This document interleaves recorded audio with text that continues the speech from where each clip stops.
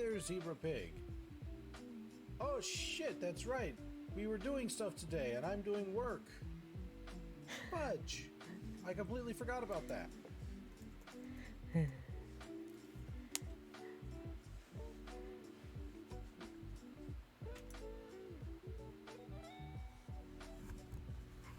Hello. I'm actually right now in the middle of doing my work for said mental health job. So give me at least a little bit of time to finish up these notes, and then we can.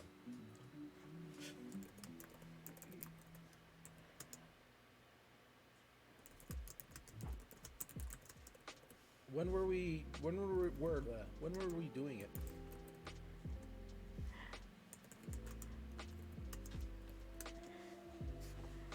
Can you hear Rygone? Can you guys? Sure thing, Yes, Zebra. Can you? Huh? We can hear Rygone. Can you hear? Oh, oops! You're not supposed to hear Rygone. Yeah, that's why I was double checking. It's like, can you hear my stream? Oh well, either it's fine that people heard him. We're getting delayed, so. Delayed, so.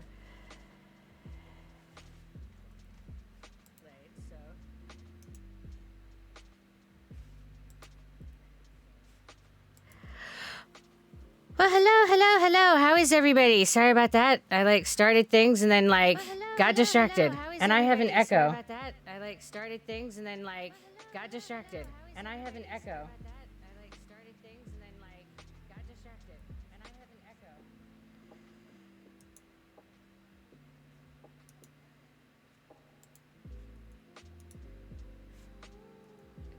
Hopefully, this here is going to correct that. No echo now? This here is going to correct that. No echo now? This here is going to correct that. No echo now? Nope.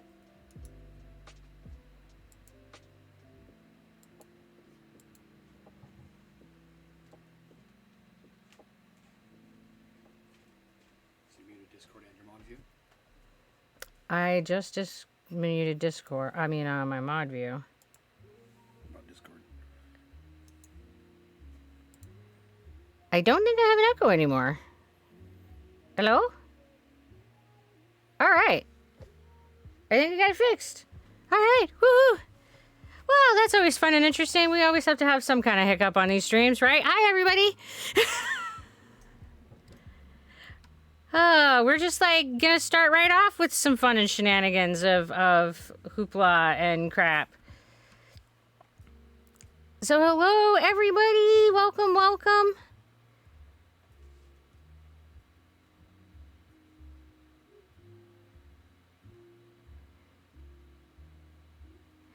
And hey, Sam, my holiday was pretty good. How about you guys? And Deez, if you have a recommendation for me to play, I would recommend putting that in my Discord channel, because I will not remember by the end of stream.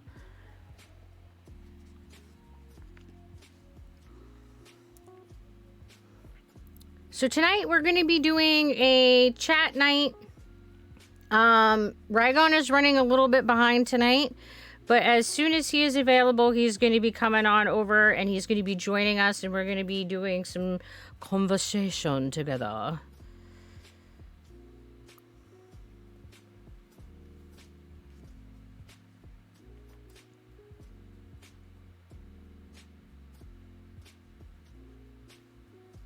That is the plan. And we've got to water the face hole. Thank you. Oh, well, let me see if I can, navigate the chaos that is my table over here. Goodness. Leave me unattended for 5 minutes and I turn tables into chaos.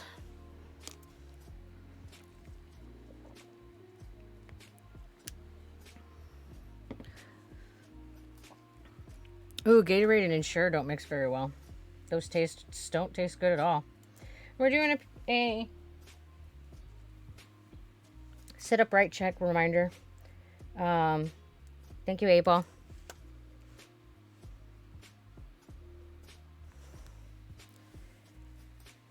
You just recently figured out that you have ADHD inattentive. Got any advice on how to remember where my things are? That one is probably the toughest one for, like, everybody, I think, that's ADHD, is remembering and finding a good organization system. The best advice I have for that is making sure that you have a home for everything and getting in the habit of putting things back in their home when you're done using them. However, this is not completely foolproof because we get distracted and we have impulsivity and we set things down, and sometimes they don't get into the place. So the other thing to keep in mind is to make the home where they're likely to end up. So keys, if you're dropping them at the door, put a hook next to the door or a little container to drop them in next to the door. If something always comes off your, like your rings or your watch, when you go to bed, put a little container on your bedside table for them, something like that. But make sure that the home for them is in a place that's close to where you're using them or taking them off. And thank you very much, Pup. We really appreciate the support. You're amazing. Thank you, thank you. And I am doing well. Thank you for asking.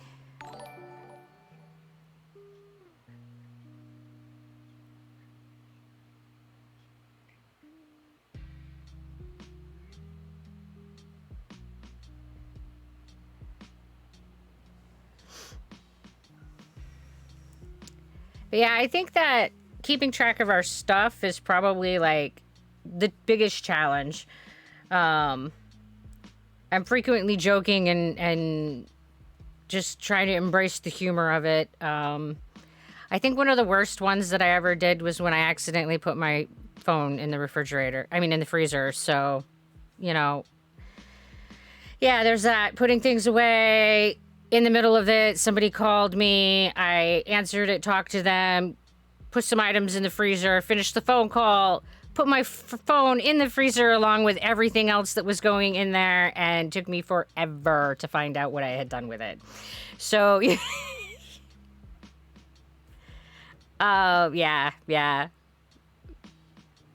You know, there are just times, like, even when you have good systems, that the distraction and stuff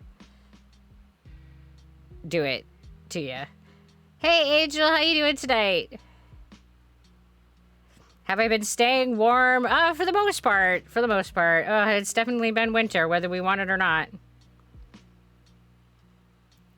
Well, thank you for coming, Jade. You don't have to stay the whole time. We definitely appreciate being here for however long you can be. My cat eats food? Oh, well. You're on the other side of the clock from us, huh? And if you need sleep, absolutely, sleep is way more important than attending a stream. You go take care of yourself and get some rest. Yeah, we've been getting, like, snow and a lot of wind and...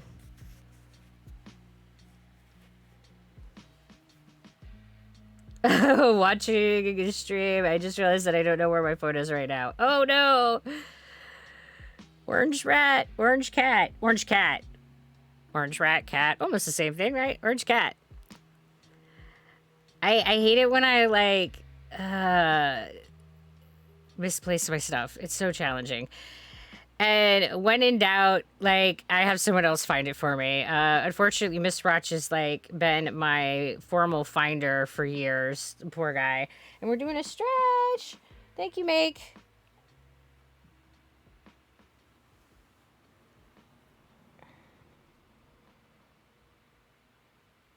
Oh, yeah, we haven't changed our P.O. box yet. I really need to do that tomorrow. I keep saying that, and then, yeah. You know, there's definitely things that come with the ADHD brain, and getting all the tasks done is definitely on that list of things that is a challenge. Had rolling blackouts. Ugh. We haven't had any blackouts, but we also have the advantage of we're on the same line as the hospital, so even if there are blackout, we don't tend to be out of power for very long.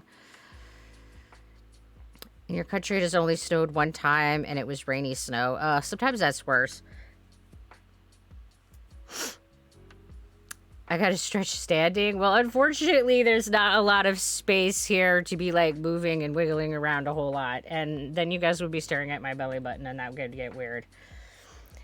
So, we're doing a water the face hole. Thank you.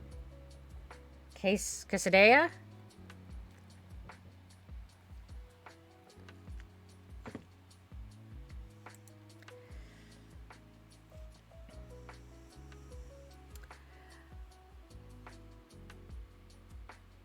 And as far as gifts, I was given money for Christmas that I have not yet spent. I will likely start perusing these after Christmas sales since stuff is cheaper at that point.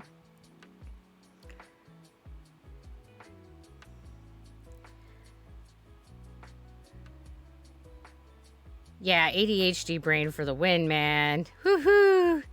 I oftentimes borrow Miss Roch's brain, like, capacity to, like, supplement and augment my brain, and we work as a really good team.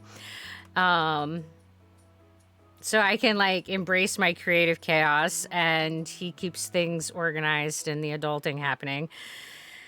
So yeah, it's definitely a good team. But yeah, the ADHD brain is real, and if you're newly diagnosed, I would say that finding a provider who specializes in ADHD can make a huge difference, and getting therapy for ADHD so that you can work towards strategies for improving your executive function is going to help as much, if not more, than medications in the long run.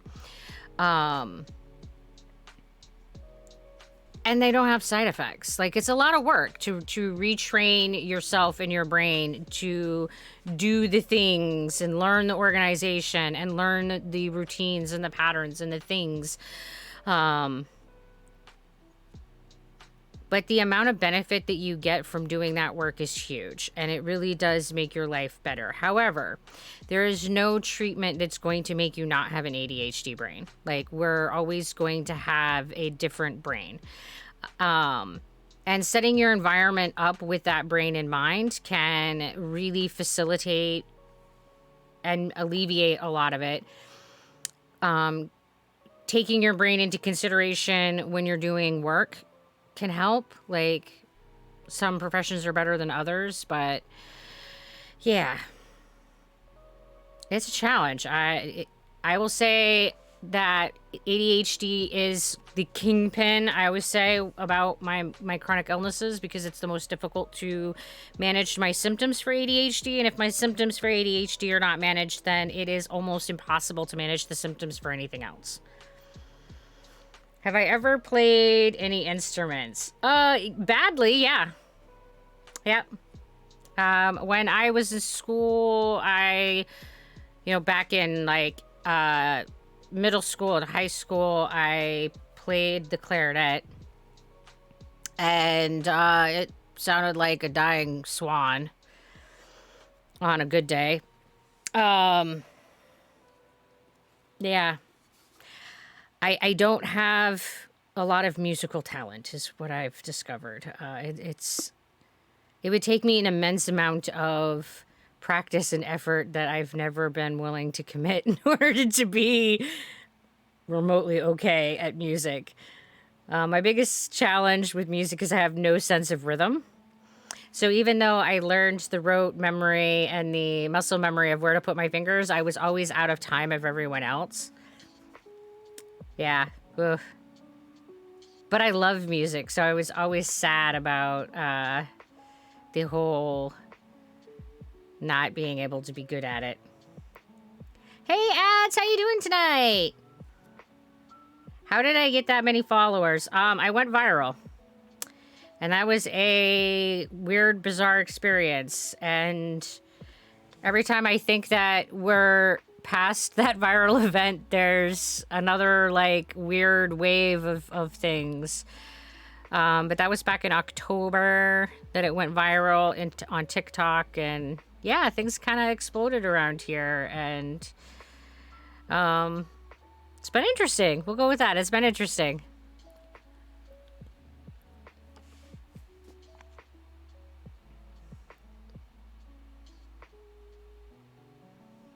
How you doing, Caterpillar Man?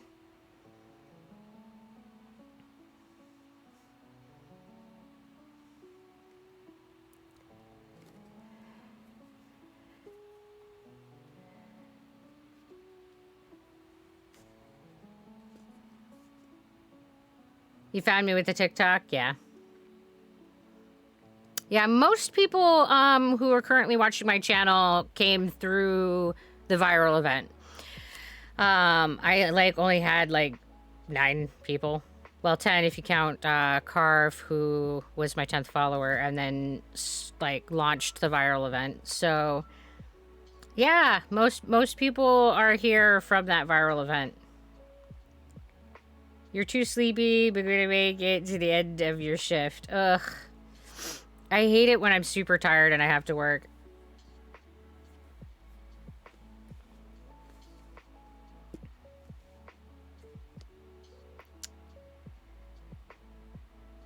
Yeah, I sang somebody happy birthday. Their primary account is on TikTok, but they also share their TikTok videos on YouTube. So after he asked if he could do a video to share my account with people because he thought my account was, you know, fun, and I was like, yeah, sure, you can share my account, and he did, and yeah, Kat, the TikTok video went to YouTube after. Yep.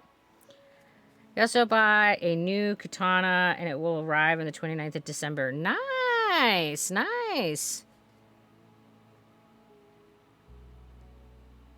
Very nice. It's always cool when you can get yourself new toys that are cool.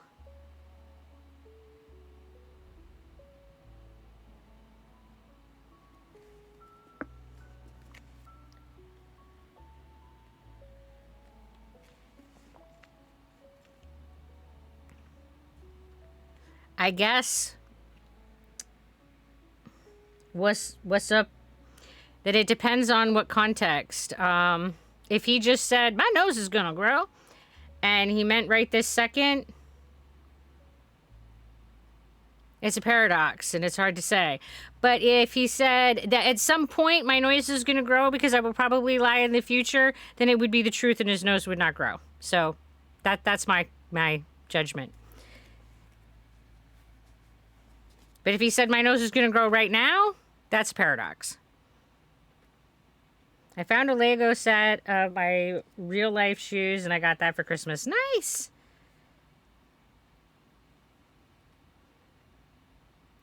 Yandex. Oh, that's where you got the sword? Russian store. Yeah, there's all kinds of cool stuff these days online. And I think that's one of the things that I love about online shopping is that there are all these stores that I wouldn't normally have that...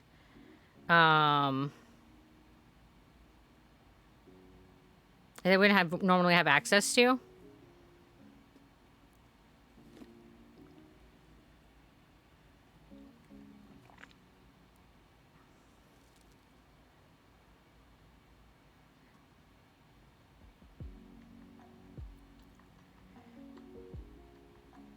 So I hope that everyone has been having a good holiday season. I hope everyone has been staying well. I know that this can be a difficult time for people who have mental health issues and or are grieving things. If you're one of those people, just know that, you know, this is a safe place and you're wanted and it's going to pass and you're going to be okay and you're going to get through. And just take it one day at a time, okay?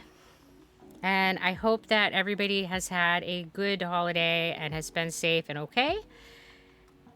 And yeah.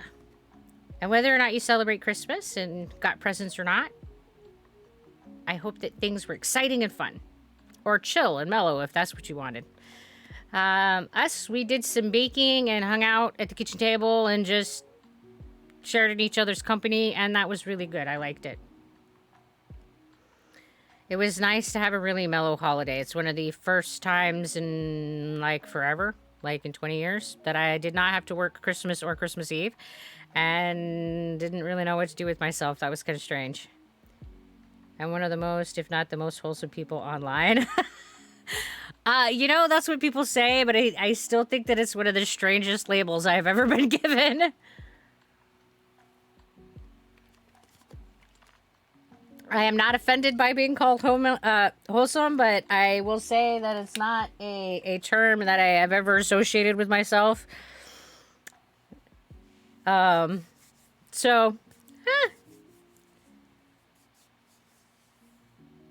We got Christmas 7 days after New Year. Oh, so you haven't celebrated your holiday yet, Caterpillar. Yeah, and that's why I just say happy holidays to everyone, because everywhere celebrates differently and they celebrate different holidays, and different people celebrate different holidays, and they celebrate the holidays on different times, and I am definitely not the person that can keep track on all those different traditions, so I just do the umbrella. Happy holidays. Because December is definitely the chunk of time where there are a lot of holidays for everybody. Hey, Seeking Source, how are you tonight? And hey, Snowman, how you doing? Alaska Petals. That is a fun name. That makes me think of like a snowflower. I'm okay. Glad it's all over, right?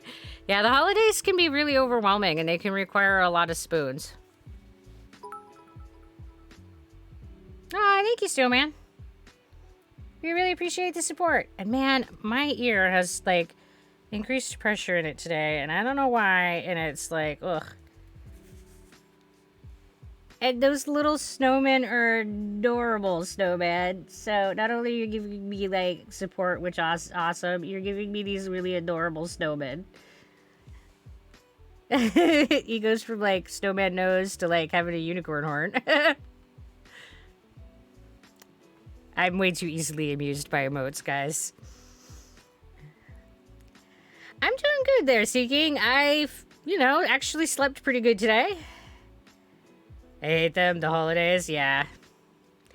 I don't hate the holidays. I hate all the expectations that come with the holidays. I hate that people expect that I'm going to have the spoons for all the things that they want me to do. I hate that people do not take no for an answer very well. I find it super frustrating, the social expectations, all of that, and the lack of understanding around it. So, yeah. I mean, I've been better about drawing boundaries for myself. But it definitely is hard when people do a lot of pushing back, and yeah. Thank you. I hope you're having a nice day. Yeah, Alaska Petals, we've been having a pretty good day. I spent the early morning doing some cooking and chatting with my family, and then I slept pretty good, and now I'm here hanging out with y'all. So yeah, it's been pretty good. Nice for the sleep. Yes, sleep, yes. I'm so happy when it happens. Your dog is sick, so it sleeps all day, but went to a vet and she will be fine. Oh, Caterpillar, I'm sorry that your puppers is sick, but I'm glad that it's not, like, serious sick. And it makes you aware of how spoiled some people's kids are as well. Yeah, I agree, Petals.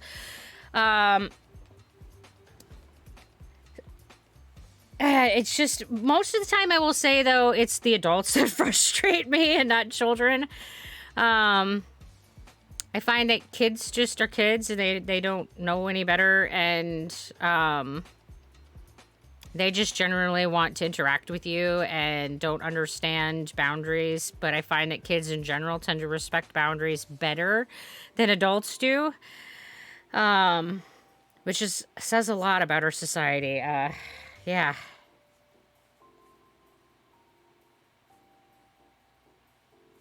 Oh, that's all right, Seeking. I understand that not everybody has the spoons and stuff for doing social events. I will say that tea time yesterday went pretty well. I was aiming for like just 2 hours, and I talked to mom and dad for about 2 hours. One of my sisters was on for maybe 45 minutes. Which was nice because she's in Canada, so I don't talk to her a whole lot. And then my brother that's out in California, he got on near the end, and then after everyone else got off, him and I talked for I don't know, like 3 hours about life, the universe, everything, nothing. Just one of our mutual ADHD moments where we just let the conversation rumble around and talked about everything, anything, nothing. Like. So that was really good. That was really nice. He's doing well. And it was good to just be able to have a, like, candid conversation with him that we could be our ADHD selves and not have to worry about being too tangential and all that with other people. What do I know about oppositional defiance disorder? Well, that's a really long list of things there, Orange Cat. Did you have a specific question about it? I have worked with people who have ODD. I have been trained specifically on behavioral modifications for it.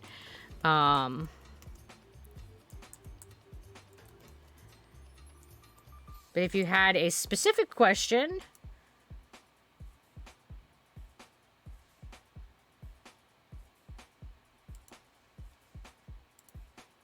because yeah, that's a huge topic. And beep beep beep.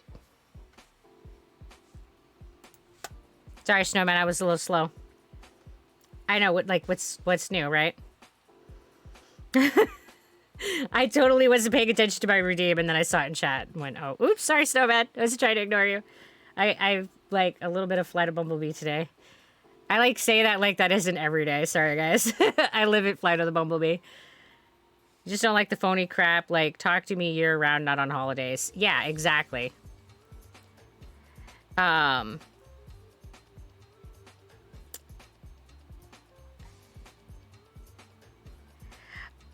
I feel like sometimes it depends on the person, like how much it annoys me that they only talk to me on the holidays. Like, I feel that my sister in Canada, it's mostly just an issue of timing,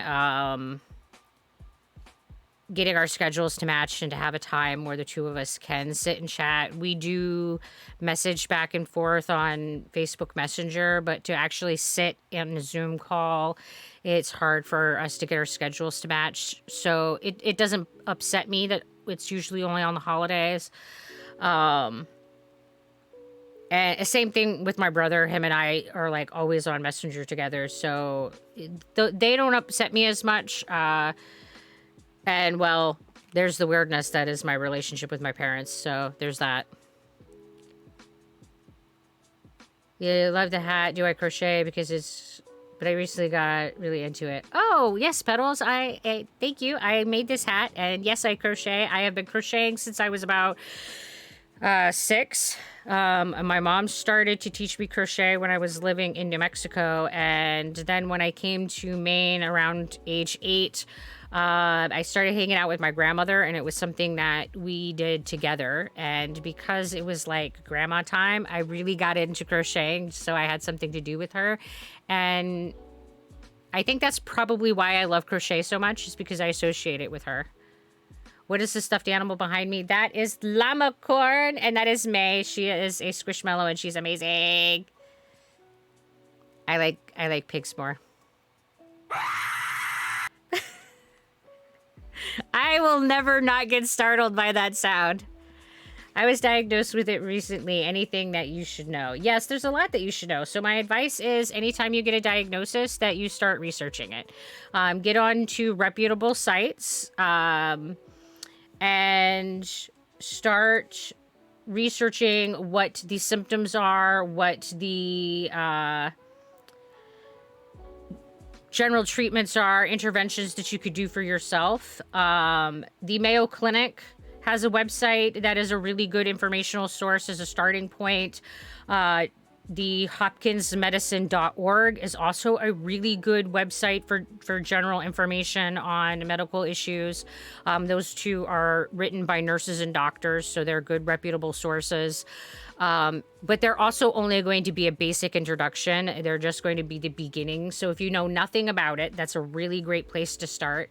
And then I would recommend that you get onto Google Scholar and just type in oppositional defiance disorder and look at the articles that are talking about like the diagnosis and the summary of the illness so that you can kind of dig into what that diagnosis is. But I think that's the place to start, is when you get a new diagnosis, is to figure out what that diagnosis is and how it fits in your life and what symptoms you have and which ones you present. I think that the most powerful thing about having that diagnosis is to be able to put your life into context. Like when I got the ADHD diagnosis and I started really looking into ADHD and I started learning how that meant and how that presented for women and adults, I was like, oh yeah, this is like my life. This is who I am. And then I was able to say, yeah, these are my struggles. And I was able to like get into a community of other people who have ADHD and start saying, hey, these are my challenges. What do you guys do? So find a support group of other individuals that have ODD and use them as a resource for their, support, so that you have people who have shared experiences, people who can give you advice and recommendations on how to manage your symptoms.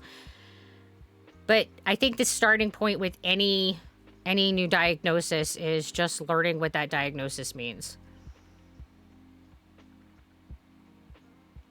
I feel like that's such a fitting hobby. It warms my heart when I hear about people making handmade things. Yeah, Petals. I think that it's too often or unfortunate something, that we've allowed a lot of the crafting stuff to go. Yeah, Anonymous likes to do the scream one, and it always startles me. Like, the other sound effects, not so much, but that particular one always jumps me. It never fails.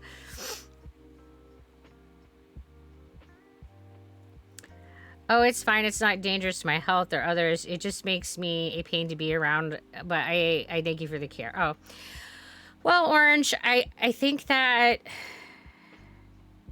again, being able to put your symptoms into perspective helps. And I think that it's unfortunate that you feel that you're difficult to be around. Sometimes I also have that feeling. I think that my disorganized, chaotic self and my ADHD brain makes me a difficult roommate. So I would also recommend having conversations with the people that you live with and finding out which symptoms are most problematic for the people that you live with as a place to like focus your efforts.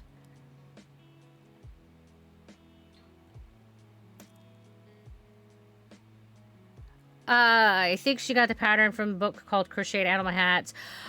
So the base hat pattern is from that book, and then I modified one of the pattern hat and just basically added a horn. And there's a horse pattern in it. I just added the horn. So yeah, it's pretty much from that book. But I was just like, who wants a horse when I can have a unicorn?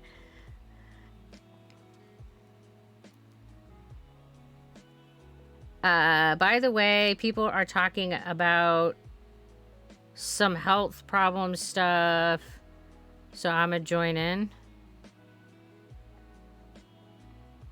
You might know that flu is everywhere right now, or at least in Asia. Right now in the United States, the flu, RSV, and COVID is what we're calling the respiratory trifecta.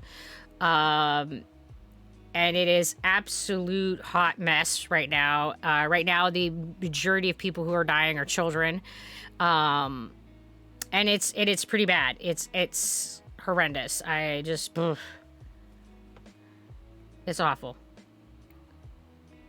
Because unfortunately, we're in a situation, at least in the United States, I can't speak to other countries because I don't know what the numbers and stuff look like there because I don't keep track, because it's hard enough to keep track of one country. So the reality is that the majority of Americans have had COVID. Like, it's some ridiculous percentage. It's like, I don't know, they're putting the mark at well over half. And COVID affects your T cells, which means that it impairs your ability to fight infections in the future. So while that change isn't permanent, like, we're able to like renew our T cells. It's like 3 to 6 months that you get a new renewal of your T cells. It makes this window of time that we're not good at fighting infection. And the problem is that because these respiratory infections are so prevalent, people are getting repeated COVID infections. They're getting repeated cold infections. They're getting, the RSV. We're even seeing cases of whooping cough. So right now in the United States, the respiratory illnesses are running rampant and it's just insane. We've had the pediatric hospitals completely full, which is just unheard of, unprecedented. And we've been having to take pediatric cases on adult units because there's too many children sick and needing hospital care to fit them all on just pediatric units. And it's just, it's been wild. It's been so scary to me. And I don't think that the public is even remotely like interested. Everybody's in denial. They want it to be 2019 again, and it's just not. It's just not. So me and my sister have the stomach flu. We kind of like have a temperature at night and a stomach ache, but it's common right now, so we don't kind of care. Just take a pill and it stops. Yeah, you just, unfortunately, gastroenteritis is one of the things that you just kind of got to ride out, keep up on your fluids, and yeah. Hey, Lily, how you doing tonight?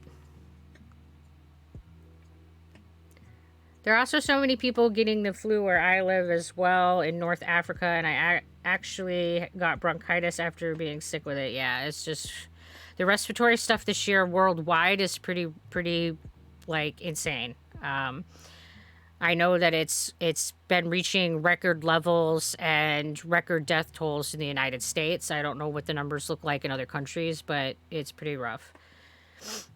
You remind me of my mom because she's very mental health forward. Well, I'm glad that you have a mom that is willing to talk about mental health, and I hope that means that she's also supportive. And I hope you like your mom, so me reminding you of her is a good thing, right? I got a bird nest chair, so now I am a bird. Caw, caw, caw. I don't know what a bird nest chair is. I'm envisioning like this round kind of basket shape. Oh, good, Orange Cat. I'm glad that you get along with your mom, because it would be super awkward if you would like, yeah, you're my mom. My mom's a bitch. that would be awkward. Be like, oh, sorry. I mean, I'm kind of assuming that if you're hanging out in my channel and I remind you of your mom, that you must get along with your mom, but I try not to make assumptions because they always get my ass in trouble.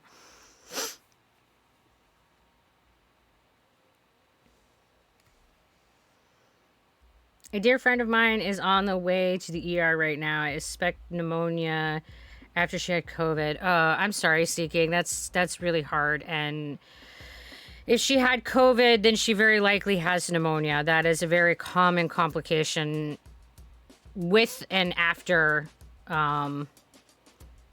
having a COVID infection. Are you a doctor or a medical professional? Yeah, Alaska Petals. I am an RN, and I've been a nurse for 20 years, and I have nursing certificates in psychiatric mental health nursing and med-surg nursing and ACLS, which is advanced life support. So, yeah. My mom is a biologist, and she was trying to make a vaccine to something one day, even though it turned out that it doesn't have a vaccine for it. But this kind of something ended. Well, it's really cool that your mom's a biologist and that she's contributing to like all of the prevention stuff. That makes her a rock star. The people who invent the prevention stuff make my life so much easier, so they are saints in my world. I would rather everybody have preventative care and never need to come see me. I would love it if healthcare was resorted to just like the oopses and accidents because we could prevent everything else. That would be amazing utopia of medicine. But we're really far away from that. Just checked your out, rattle, and very sensitive lungs, low O2. Ugh, I'm sorry, Seeking. That sounds rough. I hope they get better soon. Yeah, me too. I hope they get better. But if they're going to the hospital, it sounds like they're going to be where they need to be. It's a giant cushioned circle that just swallows you in comfort. Oh my god, that sounds amazing.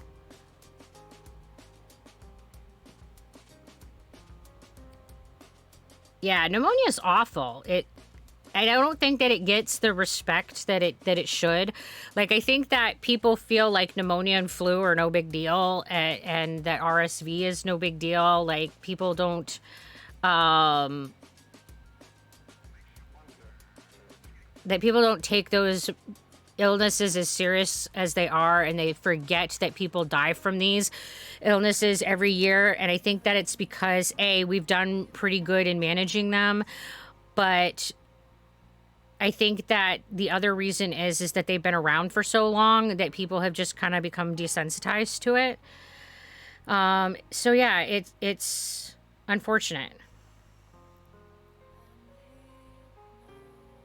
Hey, Trendy, how are you tonight?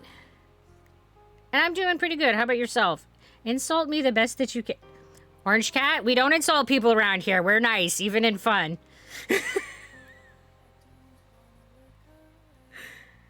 I had pneumonia after COVID too. Yeah, the steroids are awful. I mean, they're sometimes a necessary evil, but man, taking steroids is rough. Those conditions are really flirting with death. Absolutely. Especially if you have any kind of respiratory condition or cardiac condition on top of that. A couple of days can really kick your butt without proper treatment. Yeah, absolutely. Pneumonia is a silent killer. And many people die from pneumonia without ever going to the hospital because they don't think that they're as bad as they are until they just kind of plateau, and then they have that sudden drop. And the sudden drop happens too quickly. So they end up dying before they can get the care that they need. And it's very unfortunate. I tell people all the time, if you have new respiratory symptoms, you need to go see your doctor. Even if you don't think that it's serious, go see your doctor and get checked out. And if you have respiratory symptoms that are getting worse, go see your doctor. Especially now with all of this stuff really kicking people's butts. My dream is to become a therapist. What it's like pursuing the field of psychology. So what's up? Psychology is very different if you are a therapist, and I'm going to assume that you mean a licensed clinical social worker. Is very different than being a nurse in the field of psychology. So for me, I do what we call behavior management. It is not my job to sort out the diagnosis or to evaluate the why or to help people process through their trauma or process through their history to help them get to what is causing the stuff. That's what licensed clinical social workers do. And then the psychologist or psychiatrist's job is to sort the diagnosis. So as an RN, my job is what we call behavior management, and that means that it is my job to keep the milieu safe, which is the unit and the environment in which the patients are kept in. So I will be evaluating constantly, is this behavior okay? Is this behavior safe? And if it's not safe and not okay, it is my job to shut that behavior down. If the behavior is good and it's therapeutic for the environment, it's my job to promote people engaging in that behavior. So each one of these licenses has a different role in maintaining the milieu and maintaining the safety when you're on a psychiatric unit. I did the majority of my psychiatric care was on an acute psychiatric unit, which is definitely different than doing outpatient. I also worked in a long-term care facility for a few years. So I've done mostly in a facility psychiatric care, or all of it has been, but a couple years with long-term and then mostly with acute care. So what I will say about working in mental health is that you need to learn really good boundaries. When you're in mental health, you engage in a lot of topics that are really intimate with people, and they are sharing with you a lot of things about their life that's very intimate and very conversational, and like they're sharing all this stuff with you, and then they'll start asking you a lot of personal questions. And it's really not appropriate for you to be sharing your life, because the conversation should not be about you. It should be totally about your client. So it becomes really, really about having good boundaries and about how to maintain and build those boundaries in a respectful way, and how to constantly redirect the conversation back to that other person. That is the skill set that I would say that is most essential if you're going to be good and effective in mental health. So if you don't feel that you're strong in that area, I would say that's a skill set you need to start working on now. And it's a challenge. It's a lot of work to learn how to build those boundaries in a good, effective way. The other thing that I think that's really important to work on when you are looking at mental health is that we need to be aware of what our triggers are, like what our soft spots are, what our vulnerabilities are emotionally, so that we can guard ourselves from incidental triggers. There's going to be times where we have patients that remind us of an abusive person, or we're going to have a patient who is angry and lashes out and says the thing that like really triggers us and makes us angry. And we have to keep all that shit in check. So taking really good care of your own mental health and taking really good care of your own social boundaries and taking really good care of your own trauma work is really essential if you're going to be good in the mental health field. So if that's where you want to go, start doing the work on yourself so that you can be available for other people. But it's a very demanding field. It really requires you to learn a lot of self-care. There's a really high burnout rate in psychology. It's rough. I love it though. I absolutely love it. Yeah, seeking. That's what happens a lot. People try to sleep it off and then they get really worse and ugh. But they're going to where they need to be now to get the help. So I hope that everything goes out well. I bet people will become desensitized to COVID if it doesn't fully go away in a few years. Well, Alaska Petals, COVID is going to stay. Like it's not going to disappear. It's going to be like the flu. It's going to be like RSV. It's going to be like pneumonia. It's going to be something that's constantly in our environment, and people are going to be constantly infected with it. What is going to make or break how damaging COVID is how much we can get people to buy into vaccination. One of the biggest reasons that we've been able to combat the flu and pneumonia so much is because we've been able to get people to buy into the vaccination programs. And as those vaccinations have actually been declining because of vaccination hesitancy, we have seen a resurgence of the number of flu cases and pneumonia cases. So again, vaccination and prevention is the best way to get ahead of these diseases. I am an NHS nurse. Oh, well, yay! Welcome, Trendy. NHS, that's the National Health System. I'm not sure which country that is. I'm trying to remember. My mom is a psychologist, but not a therapist. Yeah, Caterpillar, not everybody who has a psychology degree does therapy, but the majority of people who do therapy are licensed clinical social workers, but you can do it as a advanced practice psychiatric mental health nurse with a master's degree. You could do it as a licensed clinical social work with a master's degree. You can do it with a psychology degree, and I think that you have to get a master's in psychology, but I won't swear to that one. I'm not positive. And you can also be a therapist if you're a psychiatrist, but that's not generally what people get a psychiatry degree for.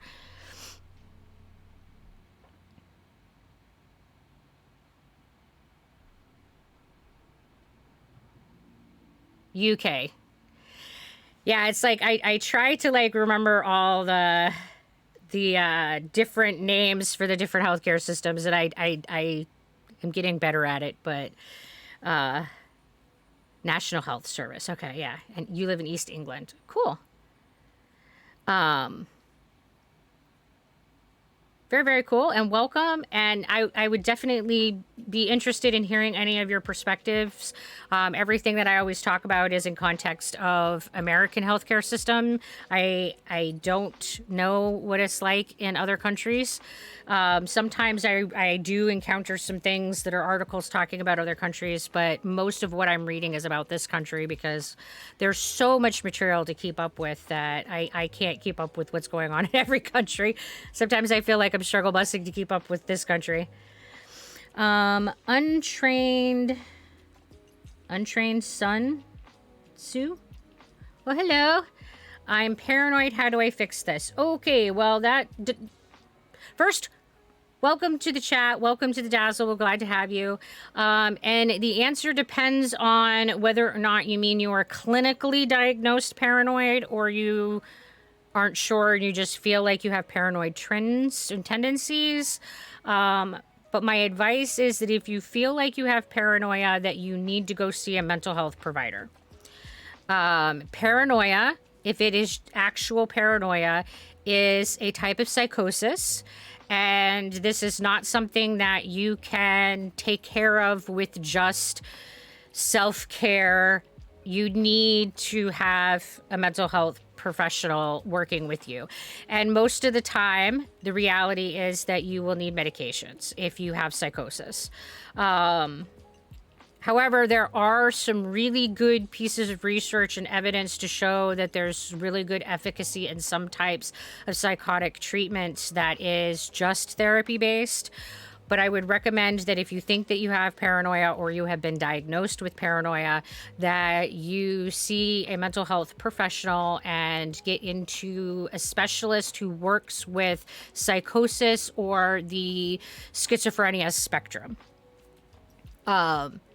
Because paranoia can be very dangerous. Hey, not maybe, Razor, how you doing? My day's going good. How about you? Zetter person. In Canada, healthcare is free. Yeah, that would be amazing. National healthcare would be amazing. I am very pro national healthcare in America. It's mind-boggling to me that we have a for-profit healthcare system. I just don't know how that's a thing. And what boggles my mind even more is that the biggest thing that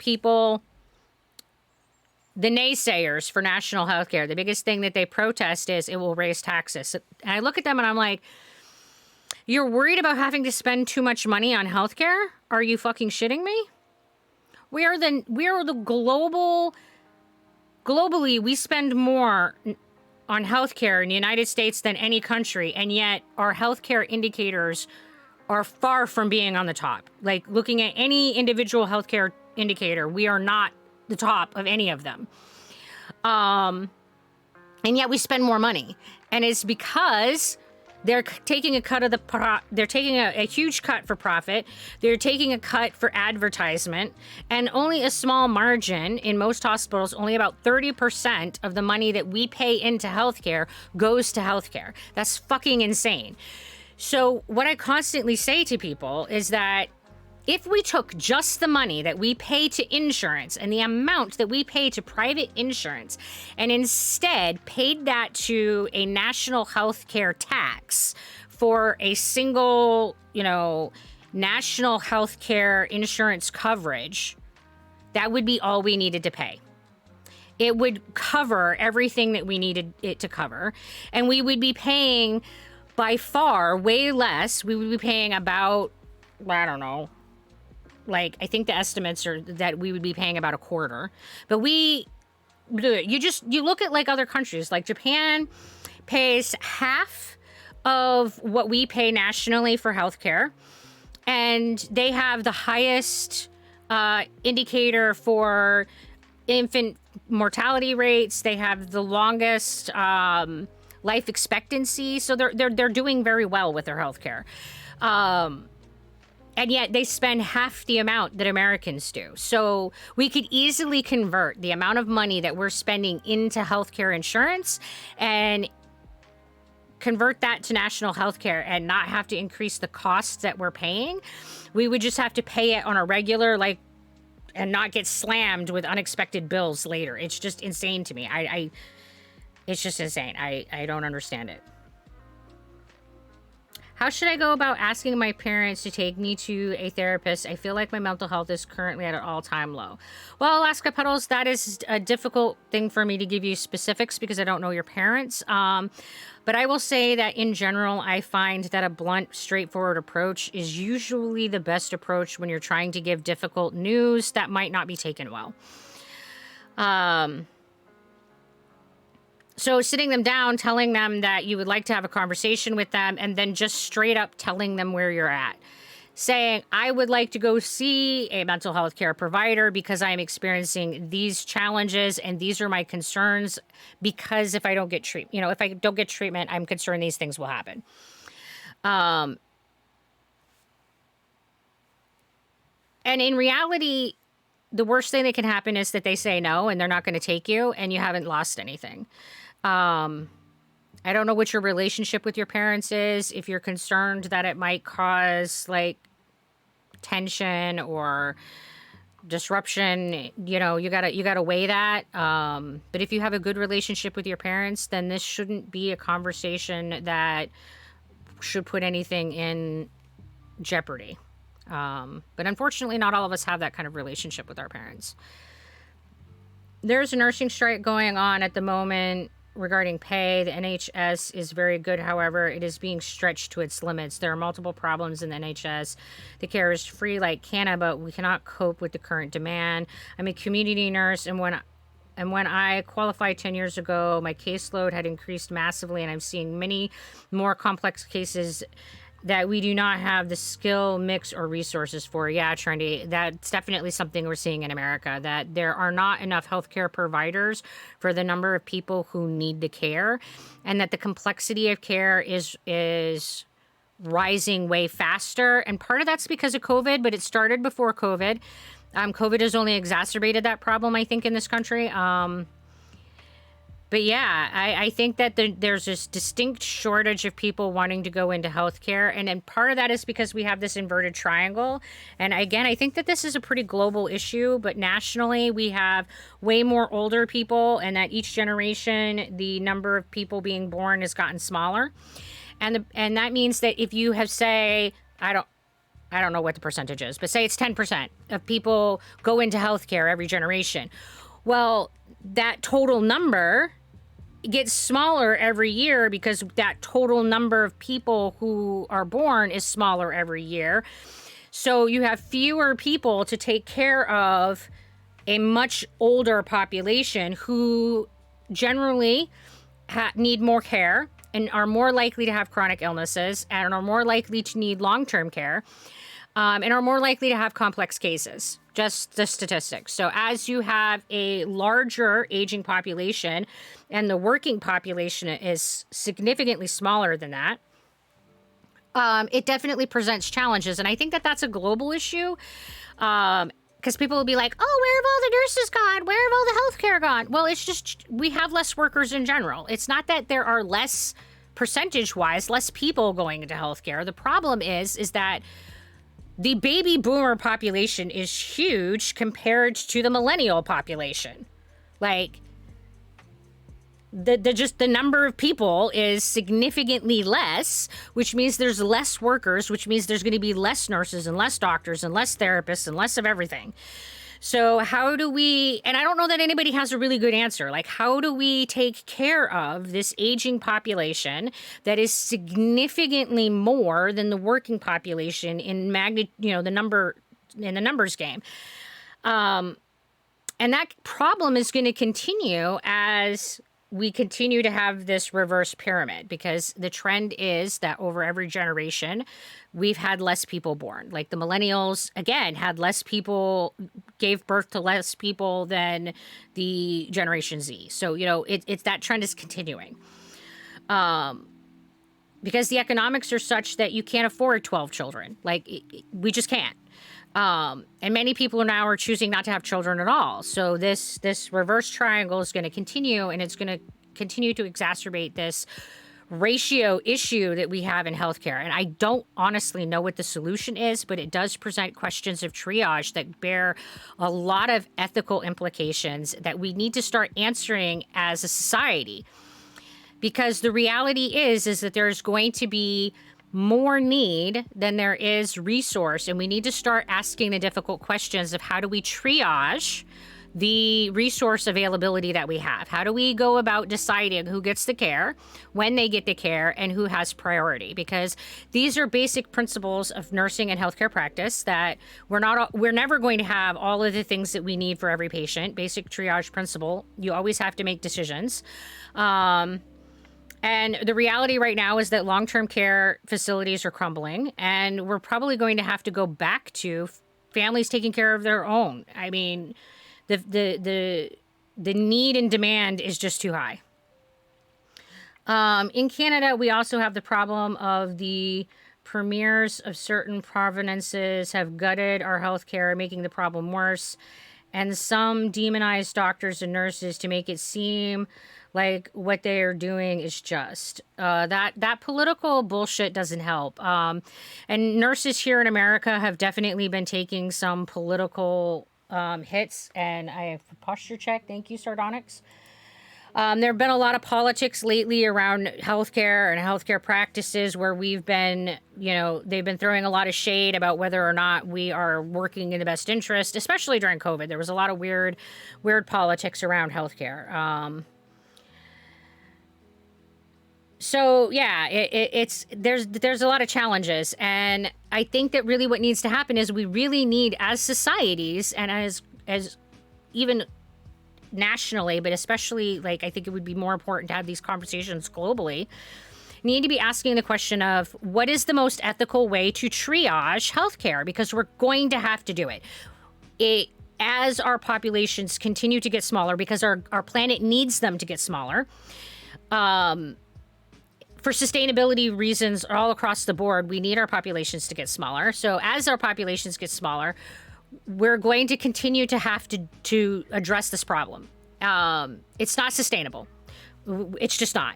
So we have to ask the difficult question of how do we decide who gets the care? Families will end up having to care for their own, target that relying on healthcare. Yeah, I agree, Trendy. I think that we need to go back to having more community-based care, and that community-based care being driven by family members. And we need to go back to a less isolated societies. I don't know what other countries are doing, but American has become very individualized, very isolated, very egocentric, very all about the self and goal-oriented, being just to the self, and we've very drifted away from being community-driven, and it's not sustainable. It is not sustainable, and our healthcare is really suffering from it.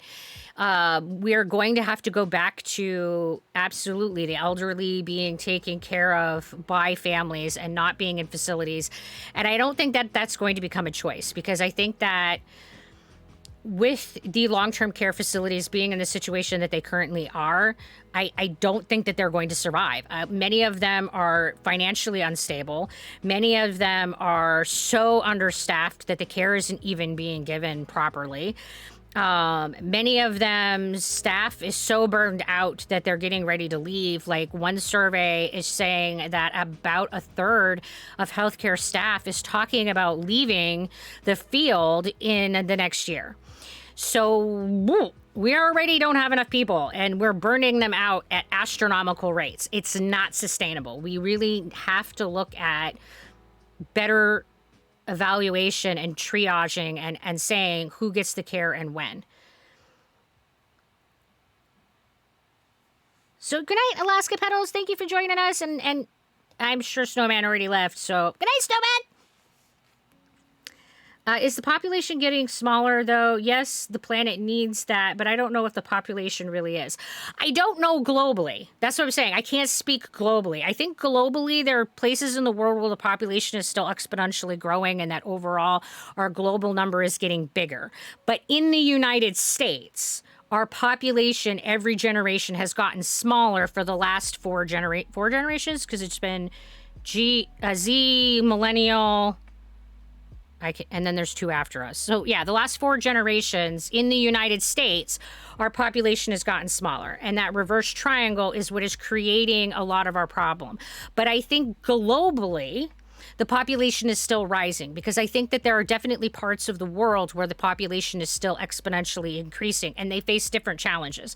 And that's why I say I can't speak to every part of the country, every part of the world, because every part of the world is facing different challenges, but healthcare is always a challenge. And how do you provide good healthcare to the people is always a challenge. But yeah, it's definitely not globally increasing. That's definitely not. I mean, I don't know what our global statistics, global population growth rate right now is about 0.84% a year, according to Google. So, I mean, yeah, we're absolutely still increasing. But if you look at the American population growth rate, we have decreased our population increase since 1965, and we're now only at a 0.1% increase. So the generations we're having less children. Every generation we're having less children. And that population growth is definitely presenting some interesting dynamics that we haven't had to face before. Globally, the population is increasing still. The growth rates are shifting towards the Middle East and Africa. Yeah, exactly. Like I said, it's a challenge, and every part of the world is different. So the places where the population is exponentially growing, you face completely different healthcare challenges than where the population is at a smaller trend. And because I live in this country, this is the country that I focus on and try to balance and pay attention to what's going on, because I can't address all of the world problems. But I do think that globally we need to have a population reduction. And if we're going to achieve that, then the challenges that is facing American healthcare system would become a global problem. Absolutely. So it's that juggle. Elon Musk says that population decline is the biggest threat to humanity. Don't know whether or not to listen to him, but still interesting. Okay, so many people in the corporate world are touting that population decline is the biggest threat to humanity. I argue that that is not true. It is true that population decline is the biggest threat to capitalism. But those are two very distinctly different things. Humanity can thrive without capitalism, but corporations like Elon Musk cannot thrive without capitalism. So Elon Musk is absolutely threatened, and his business is threatened by population decline. But I don't feel like humanity is threatened by population decline. In fact, humanity continuing to exponentially increase, we're going to, at some point, reach carrying capacity. That's just an inevitability. Like, it is a scientific fact. At some point, we're not going to be able to scientifically compensate for carrying capacity, and we're going to have things like most likely it's going to be epidemics that are going to do rapid, like, population reductions. And if we wait for a carrying capacity reduction event, it will be devastating to societies. It is not the best way to reduce our populations, but nature can't sustain a unlimited number of people. That's just basic ecology. That's just basic math. Like, there are not unlimited resources on this planet, therefore we cannot have unlimited people. Like, so it is not a threat to limit our population knowing that there are limited resources.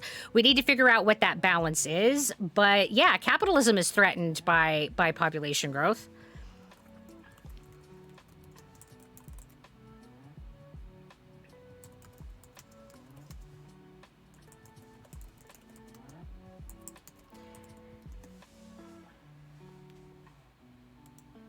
I mean, because I think that what people have to remember is that capitalism is driven by labor. And if the population declines, there will be less workers available. And if there are less workers available to do the workers will be able to demand more for their, they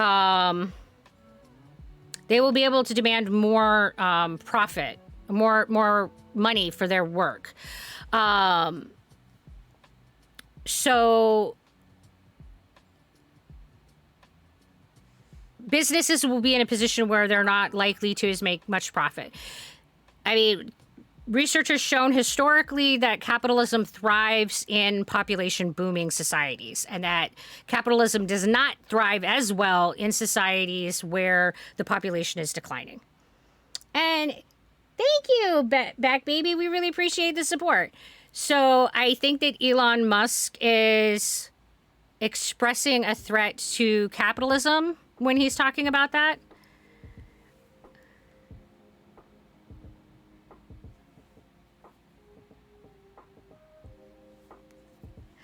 I hate to say it, actually I don't, but some of the population decline fear might be rooted in racism too.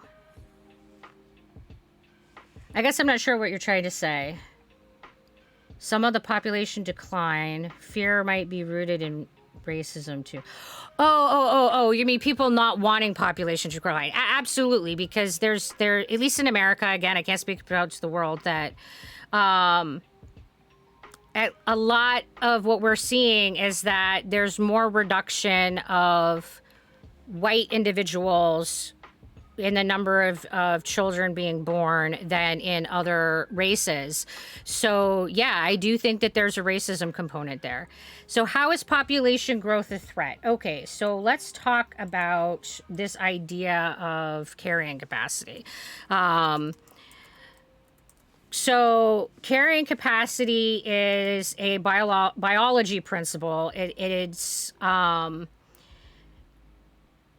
defined as a species average population size in a particular habitat that can be supported by the environmental factors that are available, like food, shelter, water, the resources that are available in the environment. And those environmental resources are finite.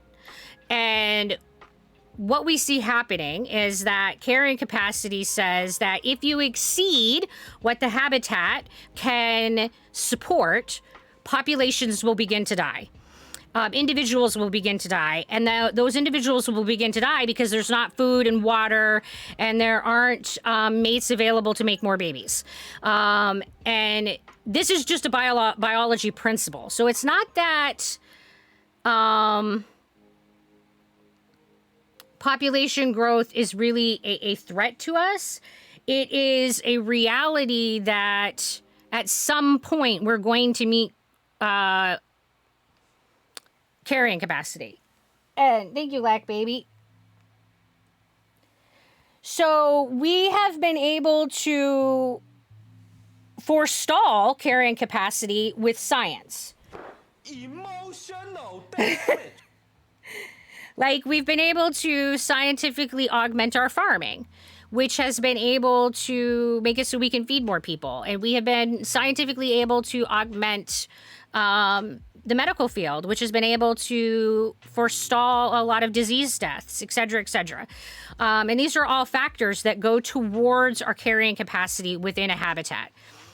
So what we're facing now in this global state of the COVID pandemic is what carrying capacity really represents to the world.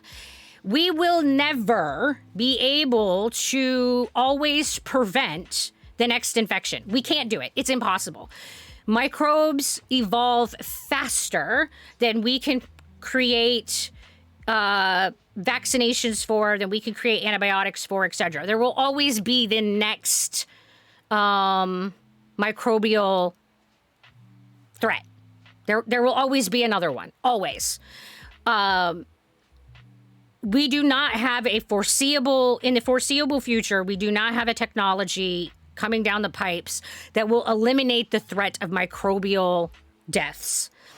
So that being said, right now, what our societies are facing is the real threat of carrying capacity restabilization via pandemic, by infection load.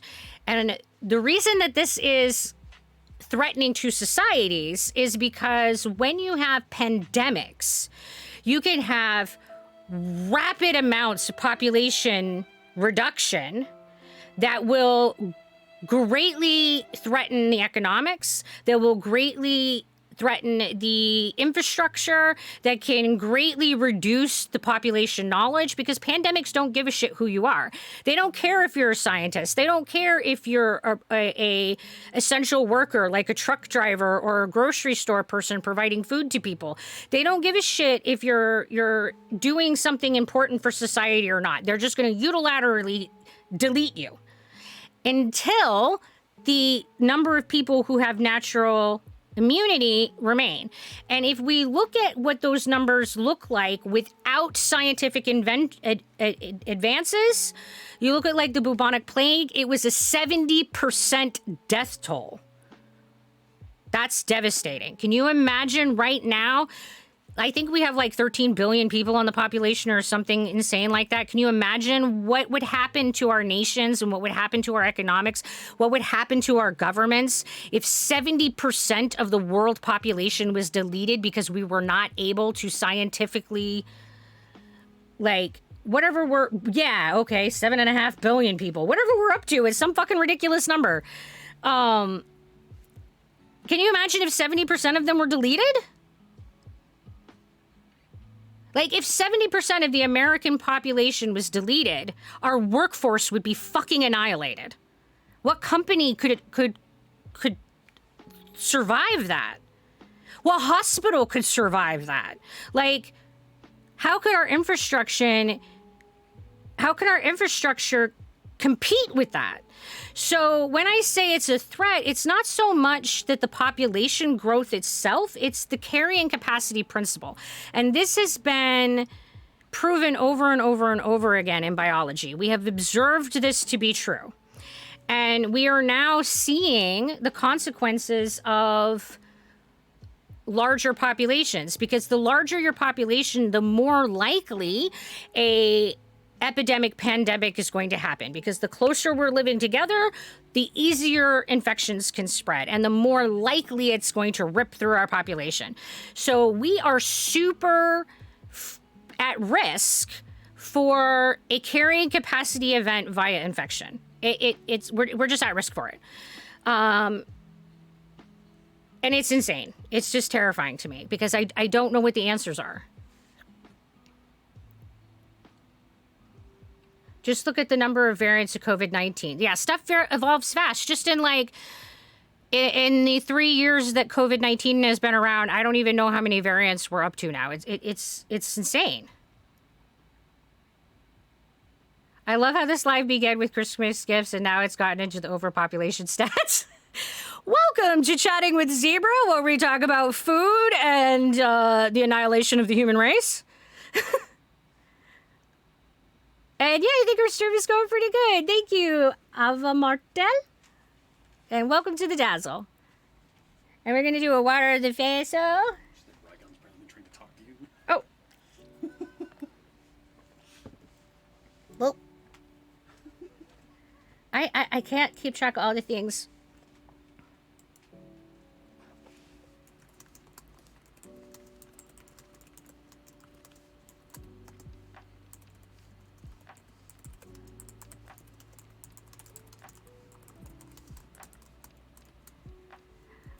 All right, so it looks like Rygone is ready to join us, so I am going to invite him onto a Discord so we can have him chat with us today. Well, hello there. All right, hi. Hey, how you doing? I am doing well. Thank you for joining us. Of course. Sorry that took a moment. Oh, you know, life happens. It's fine. I totally have done the whole healthcare world and know how work gets surprisingly more than you expect. Oh, yeah. Well, I was expecting to get them done yesterday, but, well, Christmas. Yeah, right? Yeah, I just got down to it. Was like, Zebra, I keep poking you. I'm like, oh, no, I didn't see your Discord chat. I'm like, oh, no. I got to ranting, and you know me, I get a little bit, ranty and hyper-focused. All right, everybody, so this is Rygone. He's amazing, and for those of you who don't know him, can you give yourself a little introduction, Rygone? Sure. My name is Rygone from the channel Rygone Plays. I am a mental health counselor working in an area unknown, and I've been in the mental health field for probably about around a year at this point. I hold a PCLC license, so I'm not going to say like I'm, fully an expert or anything of the sort, but I'm certainly here to give my 2 cents on my experiences. Yeah. And he's also, like, neurodivergent with us. Yes, I have ADHD. So, shiny happens a lot. So, yeah, he totally understands when I say, I squirreled! All right, so today we're going to be talking about some of our experiences in healthcare and as neurodivergents working in healthcare. And it's something that we've talked about frequently, and we were already talking about the healthcare system, and we were talking about some of the challenges that we're facing in staffing the healthcare system. So how about we start off with, what are your thoughts about how the American healthcare system is doing right now and just the general state of American healthcare? For when it comes to the state of American healthcare, I see both negatives and positives. On the positive side, I have seen a bit of a bump when it comes to mental health services, but on the downside, as I'm sure you probably have already expanded upon, we've been seeing a heavy decline when it comes to the more physical services. That bump, even with that I see within the mental health care portion, I expect that we're going to start seeing a decline if it's not supported, which, judging by history, probably won't be. Yeah, unfortunately, I think that might be true.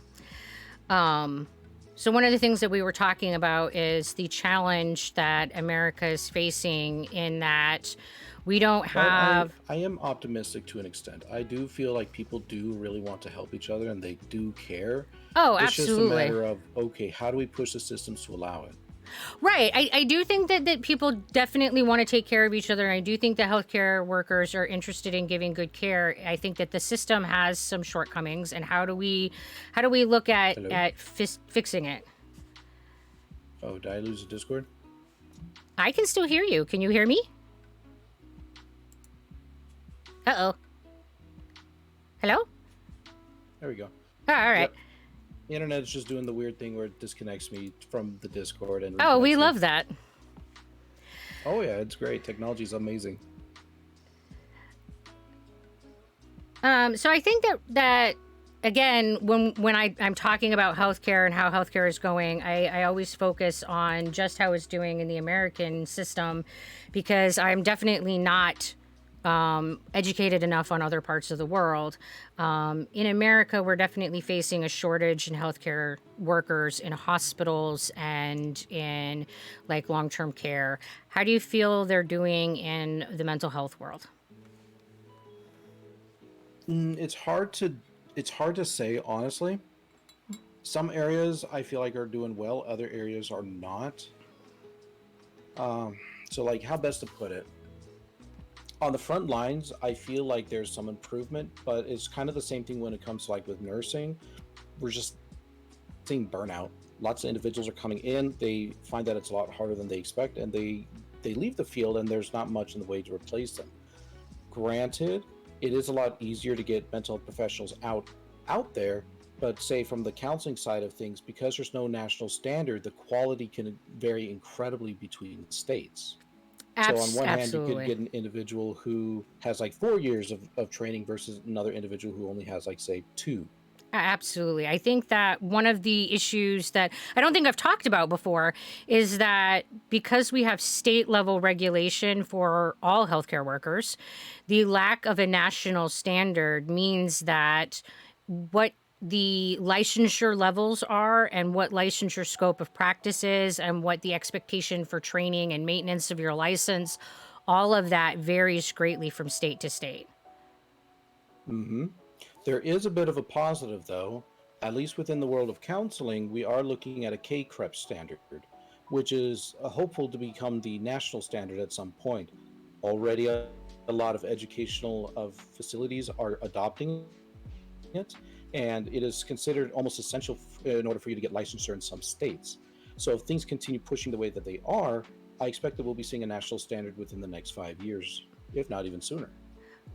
I know that there's also a push for nursing to have a nationally based license with nationally based expectations. And that's being driven by the compact license. In order to be part of the compact states, you have to make agreements as to like what the nursing education standards are going to be and what the nursing continuing education standards are going to be. And more states are joining the compact licensures state all the time. So I do think that in the future we're going to see nationalized licensure for all of healthcare, but it's going to be a slow process. I feel you. I am in New York, and some areas are not okay. Yeah, Joshua, I do think that from area to area, how different healthcare systems are doing. And I think that the more rural areas are hurting for healthcare more than the city areas. Oh, yes. And Although on the mental health side of things, we are seeing a bit of improvement there. While COVID was an incredibly detrimental effect to many industries and the people therein, for mental health, it kind of pushed us to go into telemedicine, to telehealth, which means that we've been able to reach out to more rural areas where physical presences might not be available. yeah, I think telehealth in the setting of mental health makes a lot of sense. Obviously, that doesn't solve the problem of people who have physical problems. I mean, I can't assess your stomach when I'm online. I can't do it. Of course. So, yeah, I think telehealth is an amazing opportunity in the mental health world, and I hope that we continue to expand that option. But yeah, I find that it's interesting that we're going that route, and I hope that we continue to go that route. I do too. Although I will say, even something like say telehealth, like it's got its issues, same as anything else, like protection of privacy, for example. How can you be sure that, like, if you say send a message to a client, that it's that client who's receiving it? Yeah, I mean, the technology has limitations, and you can do things to protect HIPAA with the technology, but it has its limitations. The other thing that I found in looking at telehealth jobs is that a lot of the environments that people are working in, like if I'm going to be a telehealth nurse, usually I would be working from home. And how are the people maintaining their environment? Are they making sure that the people that they live with aren't hearing what they're talking about? Are they ensuring that any records kept in their home are protected from their roommates? You know, stuff like that. Like, so there's definitely challenges that need to be addressed and faced if we're going to expand, you know, the telehealth system for sure. But I do think it's an opportunity to improve and make our system more robust. I agree. I mean, if nothing else, it's forcing the industries to adapt, Yeah. which honestly can never be a bad thing because with adaptation comes change, and with change comes hopefully better service. And we definitely need change right now because the system that we have is not currently sustainable. I mean, we got to try It's not. something. Hey, Kermit, how you doing tonight? I feel like our system as it is, I feel like our system as it is, it's just going to be one of those that it's just going to die kicking and screaming as long as it possibly can before finally we are forced, like we have to force to make a change. Yeah. Yeah, I definitely think that we're going to reach a point where we're not given a choice. That basically, if we don't make change and get ahead of this, that there is going to be a point where it collapses, and that we're going to have to start reevaluating. And what do we do if we let it collapse? Like, what does that look like? And we don't have the answers because it's never happened, you know? Take a little bit of history from, say, mental health. Mental health has never been really considered an essential service for a very long time, and we can already see just how much the detriment of non-treatment has been upon the populace as a whole. Yeah. Individuals who, for example, suicide rates, they've been very high in, say, rural states simply because the services have not been there. When it comes to the more physical medicines, I expect what the biggest problem we would see may not necessarily be the quality, it may instead be the quantity. Yeah. There just won't be enough people to service all the demand. I think that right now, that is the biggest challenge that we're going to be looking at addressing in American healthcare. So the hospital in our town actually closed down, and now you can only go there for long-term care and pregnancies. If you break your arm or have a bad illness, they'll dull the pain, put on a cast on it, and give you a little bit of medicine and make you go to another hospital that is 2 hours away. Yeah, Lily. There are a lot more hospitals that are becoming what they call critical access hospitals, and these are hospitals that will address emergency and do focus on stabilization of the patient and then transfer you to another hospital. And a lot of rural areas are going to the critical access model because they don't have the money to expand services beyond just the basic making sure you don't die services. And that's really a major access issue based on whether or not you live in a rural area versus whether or not you live in a city. And I think that these are some of the discrepancies that we need to look at, and how do we give equal healthcare access to everybody. And you're coming in late on the conversation. What are we speaking on? Well, Kermit, we are talking about the American healthcare system. We're talking about our experiences in healthcare because Rygone also works in healthcare. He is a mental health worker. And we're just talking about the state of things. Yeah, I think that's the best summary. And of course, anything you hear here is of our opinions, or at least of my opinion for myself. Yeah. So don't take anything you hear as gospel. Oh God, I'm definitely not gospel. If I think that something is a statistical fact, I'll be like, okay, this is the statistic and this is the source. But otherwise, yeah, it's my opinion. It's like how I see things and how I feel things are going. And yeah, like we don't have a crystal ball. I can't like see the future. I don't have that superpower. I'm not sure I would want it.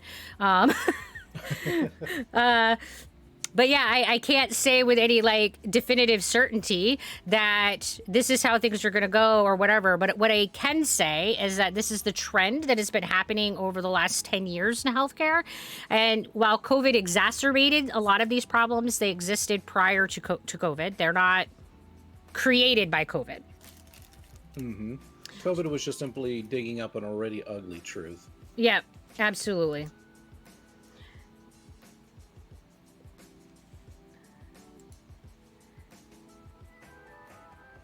All COVID did was rear its ugly head. Yeah, and it made... Yeah, Kermit, I think that that's true. And I think that we're going to see more of this. yeah, it made the problem like more apparent to people. Like a lot of healthcare workers have been saying, "Hey, things are getting bad," and COVID made it so that it was it wasn't really ignorable anymore. And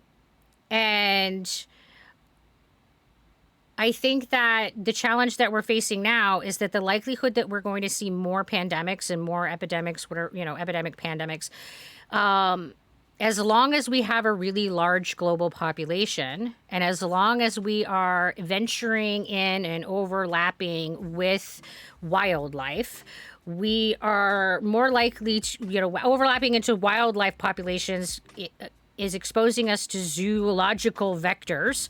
And we're more likely to have cross contamination of viral sources and bacterial sources from zoological vector sources. God, some of these words. And just the fact that as long as our population is really large and we're living really close together, that compact population makes it much more likely that a virus or bacteria can spread rapidly through a population. And viruses generally are much more problematic than bacteria. And you have a good night, Phil. Thank you very much for joining us. Yeah, that makes sense. We're what they would call out in the sticks, and our town isn't financially stable. New businesses survive 2 weeks if they're lucky. Yeah, Lily, it definitely sounds like your hospital has gone to the critical access model. And the critical access model is a security net that allows a lot of these rural areas to maintain at least emergency services, which is important. Mm-hmm.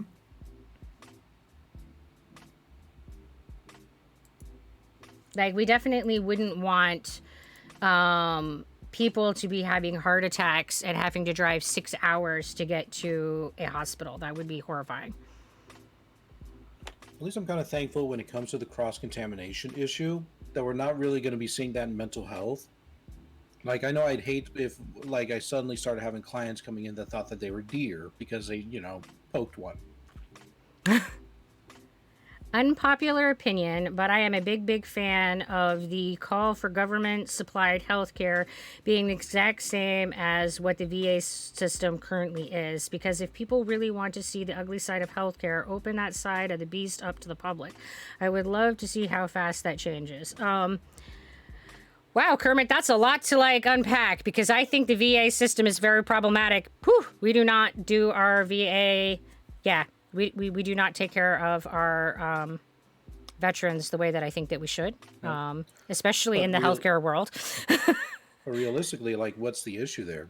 Lack of manpower, lack of funds, lack of quality care, lack of technology. Or it's just simply an overburdened system, same as we see everywhere else. It's just simply in a more concentrated population. I think it's a lot of those layers again. I am definitely a pro-national healthcare system. I think that America would do better if we got away from the for-profit system and went to a national healthcare system. So, Kermit, I don't think that your opinion is that largely unpopular. I mean, I know I'm an advocate for a universal healthcare system, but that's just simply because it makes sense on an economic and care level. One, you can receive care when you need it, and two, it's cheaper for everyone overall. Yep, exactly.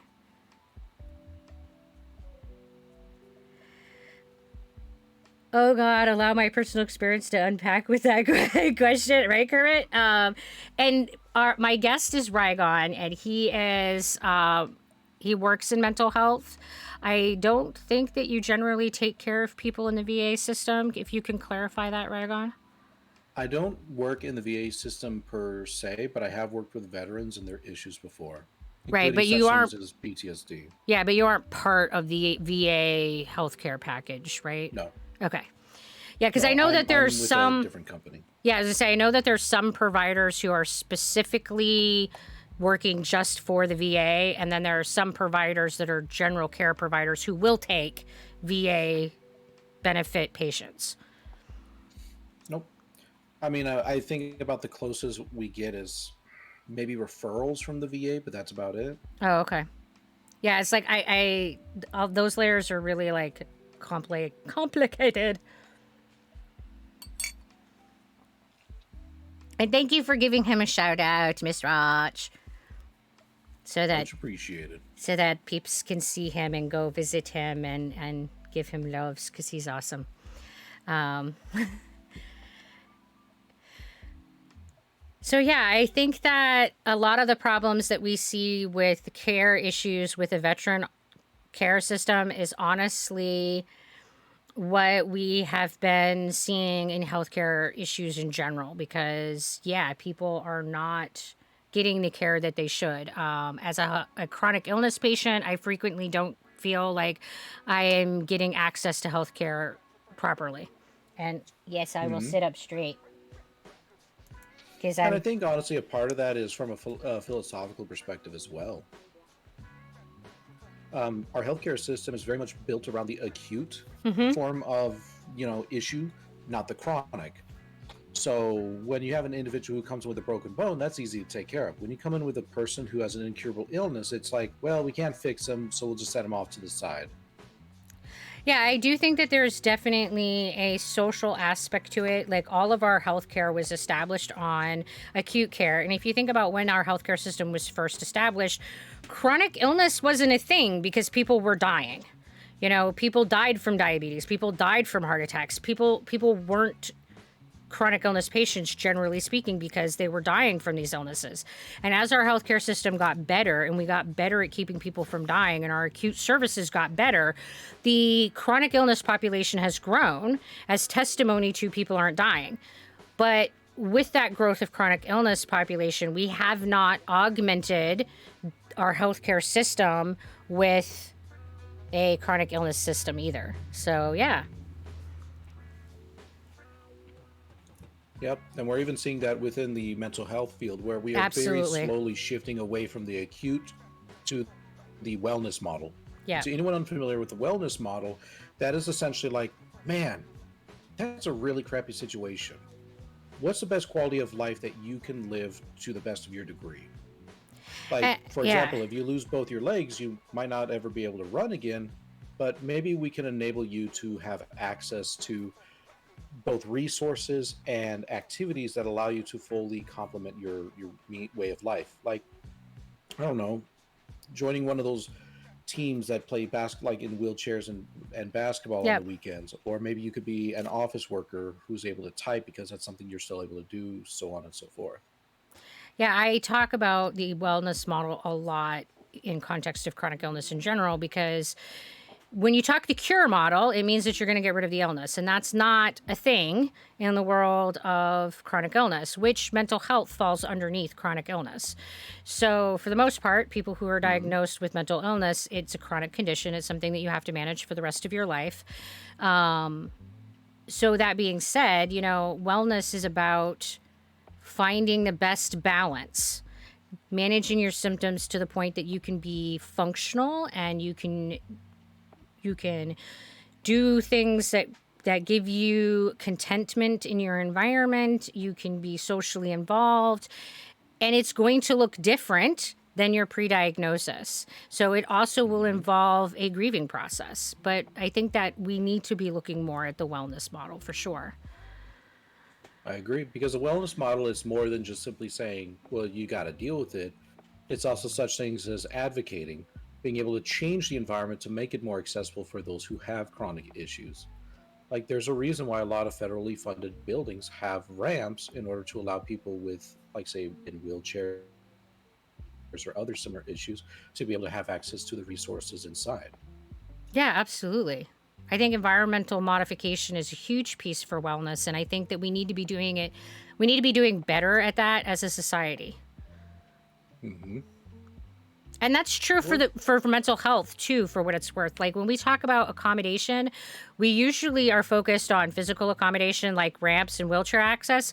But I think that it's also important to remember that accommodation in social environments is also for those people who have mental health issues. And like remembering that people with PTSD are going to need like safe spaces and maybe places where they could step aside, or even if you have autism and get overwhelmed, you know, how do we help people with mental health stuff in our public spaces? Like, we could be doing better with those accommodations too. Hmm. Currently, as in terms of a social society, for what is considered normal. And it's kind of like the busybody, the person who's able to accomplish everything on time, all the time, et cetera, et cetera. And that kind of a social model isn't really keeping in mind those individuals who just can't do that. Well, For example, I remember reading a thing a long time ago about doctor students, people who are going to become doctors. And that model for how those students are worked with is actually based off of a model of a guy who did cocaine.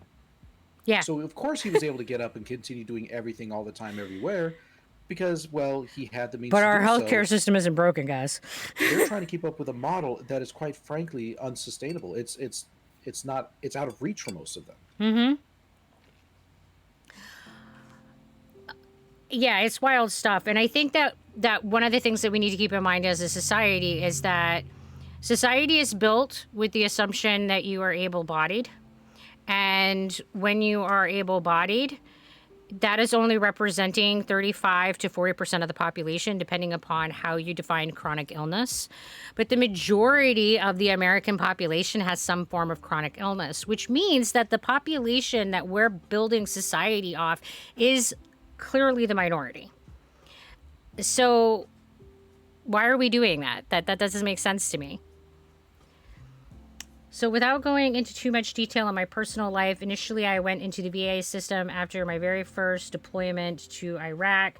My provider was very against the idea that I have any mental health issues. I kept hearing there's no way that you have PTSD. There's nothing recorded on your file showing such.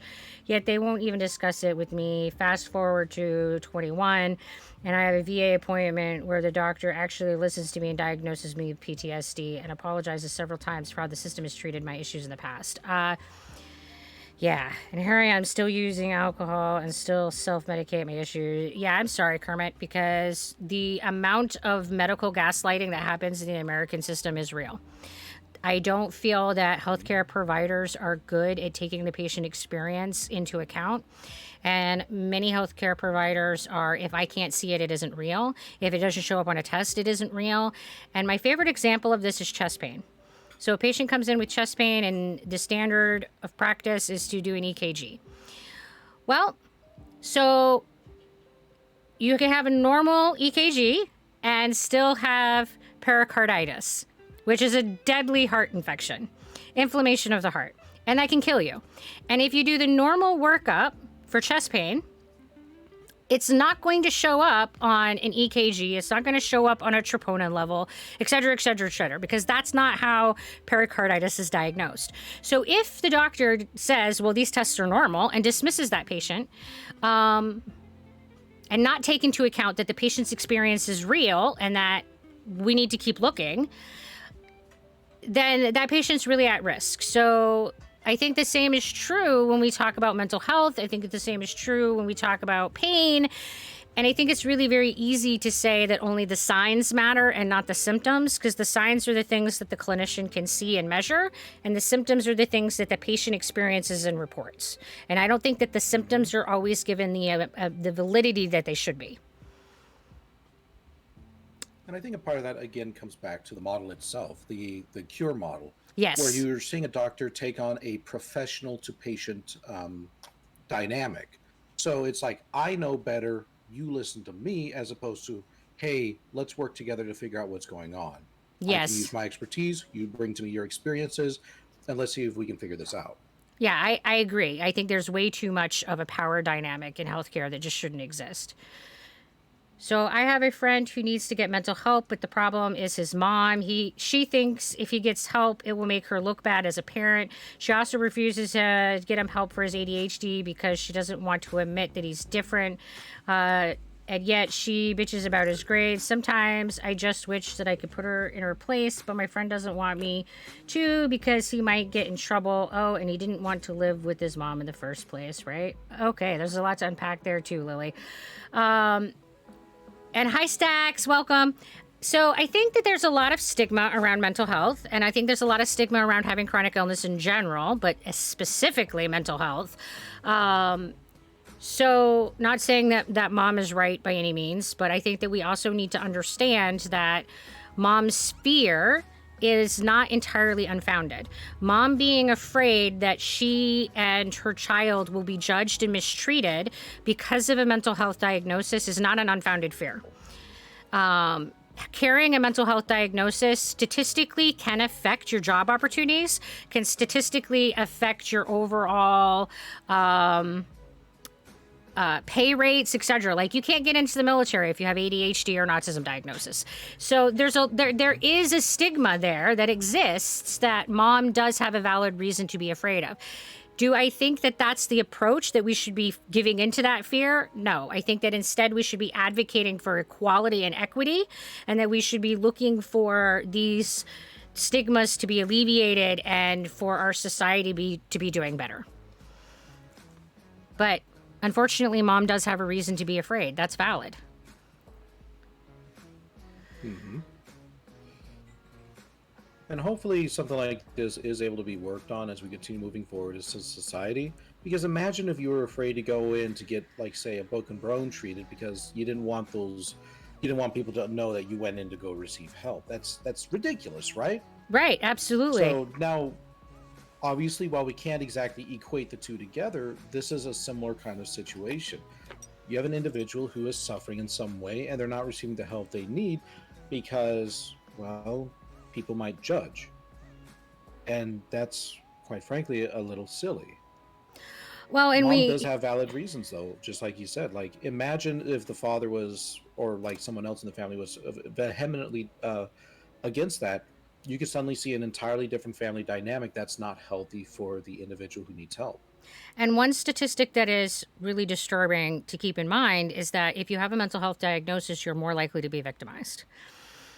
Now, we don't know what the cause and effect of this is. We don't know if that it's because of stigma, people are more likely to mistreat you, or if it's because of your mental status, you are less likely to be able to create appropriate boundaries and maintain safe relationships. Like, we don't know what the causation of this is, but we have seen a very real, relatable number of people who have mental health issues are more likely to be victimized. So again, mom has a valid fear, but I don't feel like this is the way that we should be approaching and addressing that fear.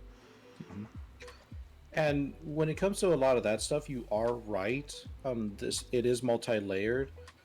But if these issues aren't addressed as well, we could easily see this individual, not be able to maintain work. And then before absolutely. You know it, they become a part of that statistics where they're, say, on the street. When we see a disproportionate number of people with mental health issues, well, becoming homeless individuals. And looking at ADHD specifically, ADHD has a high correlation to substance use disorder, it has a high correlation to criminalized behavior, has a high correlation to unemployment, it has a high correlation to risky behaviors that lead to death because of not thinking through the consequences in a state of being untreated and unmanaged. And those risks are not completely alleviated when you're treated, but the reality is that if you do not receive treatment, we as people with ADHD face a lot of risks for having very undesirable outcomes in our life. So I think that that's the conversation that needs to be had with mom. So while mom is very fearful of what could happen to her child if this diagnosis happens, what she needs to become aware of is what could happen if they don't get the diagnosis and the treatment that they need so that they can do a better risk versus benefit analysis. Because it sounds like mom is worried about her kiddo, which is reasonable and a good thing for mom to be worried about. So the approach I think that needs to be taken in this kind of situation is helping mom realize that while stigma is real and while that society backlash is real, the risks of not being treated are much more substantial and are much more detrimental to a person with ADHD than that stigma is. Mm-hmm. And speaking as someone who was diagnosed with ADHD as an adult, it is much more difficult to successfully learn executive function skill sets and reprogram like how you approach life in the universe as an adult. Our brains are less plastic as adults than they are as children. So if we can teach children how to bolster their executive function skills, they're going to be overall more successful in building that skill set than if you're trying to learn those skills like I was at 25. Like that's much, much more difficult than people who are 5 learning that skill. Like the younger our brain is, the easier we can learn new skills. And that's a simple truth. And this is actually a model that you see very frequently with, like, say, autism, where the one of the biggest treatments for autism is you got to do it young. You got to pump in as many skills as you can, and you got to enforce those skills as frequently and as often as you can in order to have the best outcomes.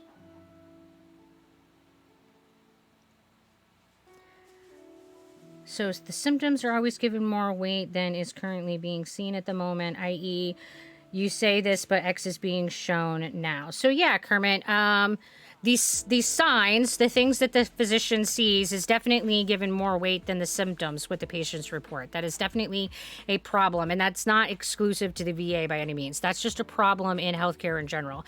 And this is why a lot of people with chronic pain struggle with getting adequate pain control, and the stigma of substance use and the complexity that is substance use disorder and drug seeking. So there's a lot of layers to why healthcare providers focus on signs instead of symptoms. And while I understand why that culture has come to be, I think that we need to work on changing it. But that requires advocacy, and that's not an easy thing to do. And that's why we're here having these chats. Well, exactly. You and I we're spreading awareness, and hopefully that helps to get a few people thinking.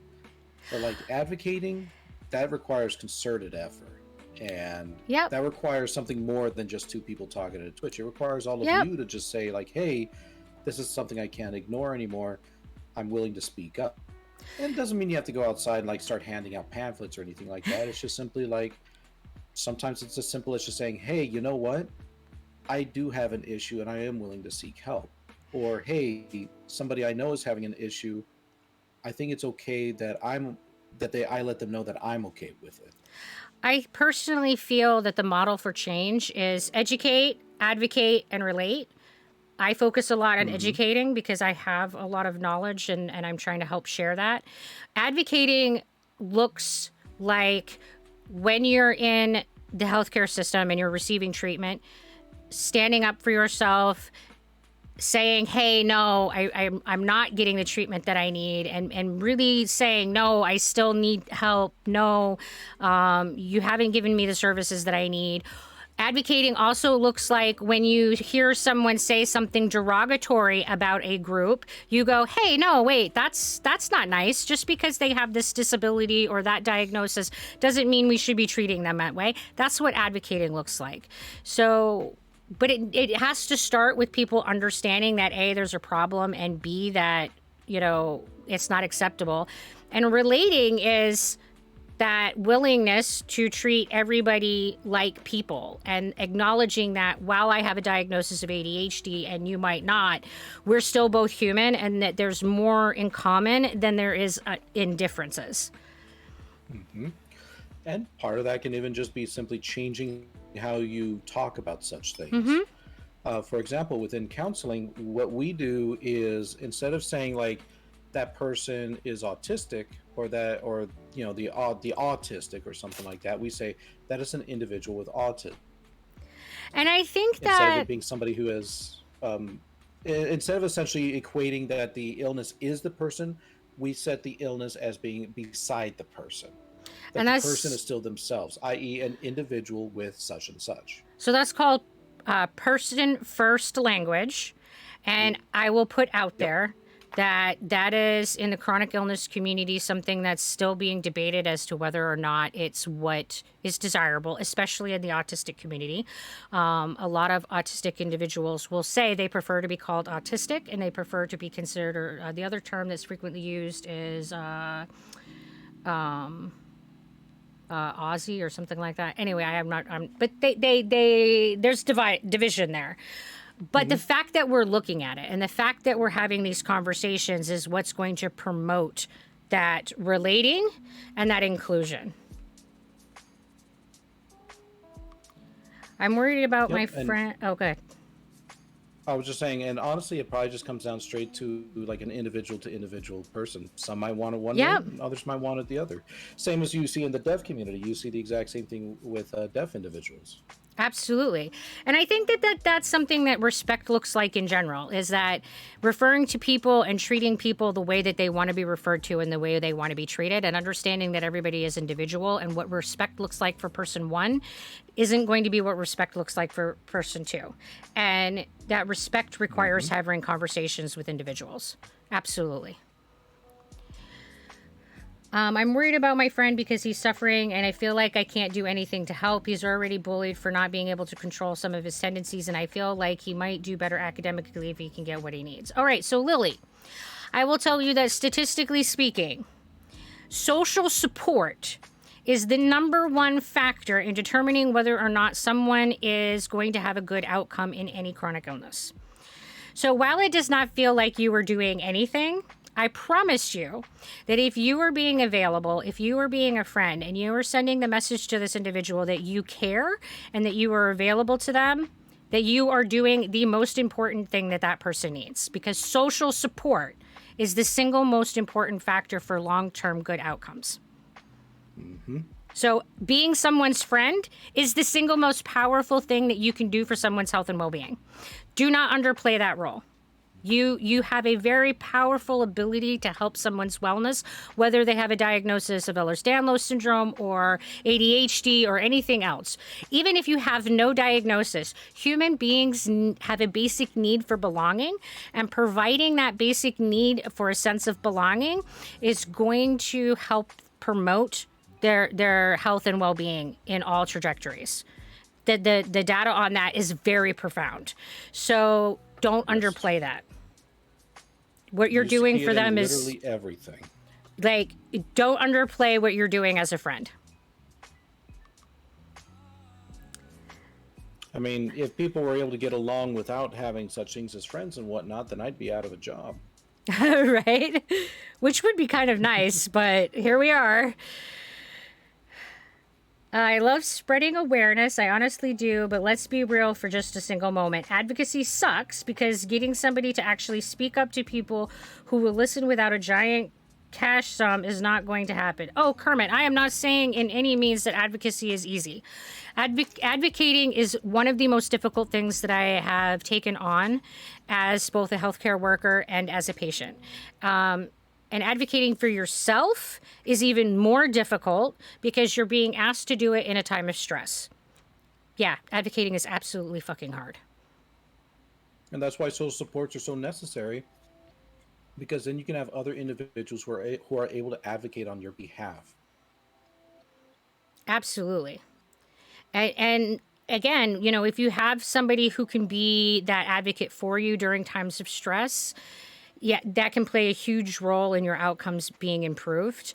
And while advocating is one of the most difficult things that I have ever done, I will say that it has also been one of the most essential things in getting the diagnosis that I have that has made the complete turnaround for me getting the healthcare that I needed. Because if I hadn't chosen to advocate for myself, I never would have been diagnosed with Ehlers-Danlos, and I never would have been educated on Ehlers-Danlos. And because of that, I would never have been able to manage it, and I would have been a shit train wreck. I mean, I'm already like having a lot of symptoms. I can't imagine what they would have been if I wasn't treating them. Mm-hmm.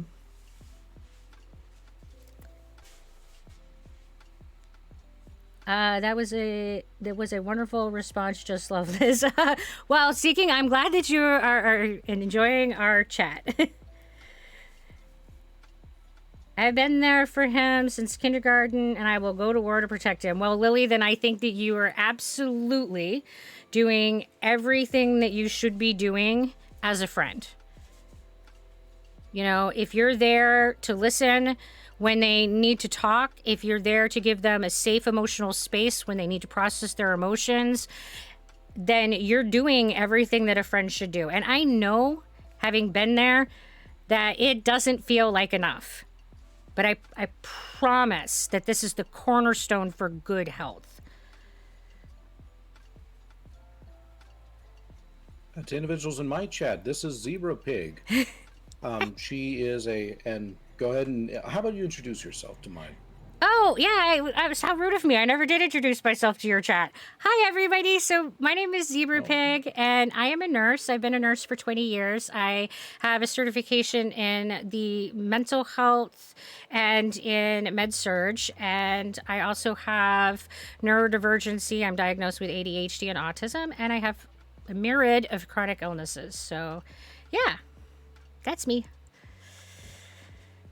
Oh, fun stuff. But because of these, I think you have an invaluable experience that you can share with everyone around you. I certainly know that you always bring a wealth of knowledge to your chat. Oh, well, thank you. Hey, Major Caleb, how are you doing? And I'm not sure what you're trying to ask me. You're saying I'm sorry, wrong time?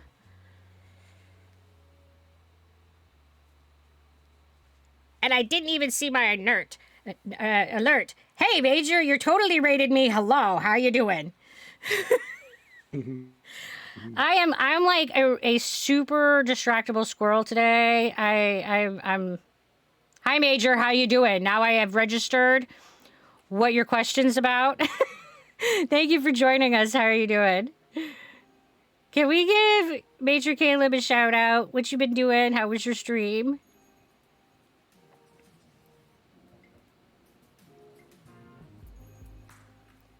Glad to hear that you are doing well.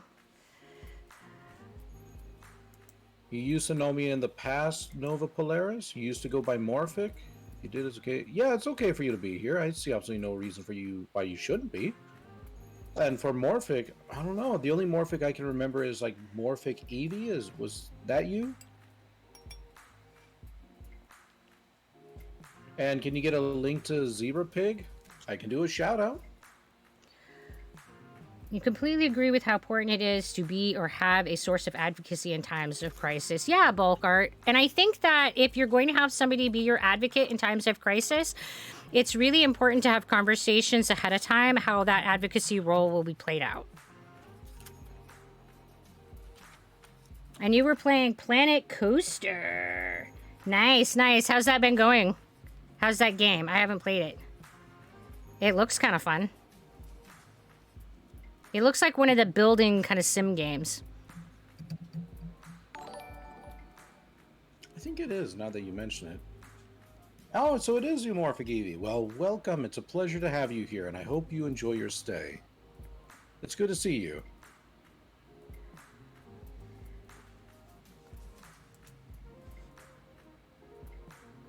And thank you for the follow. It's much appreciated.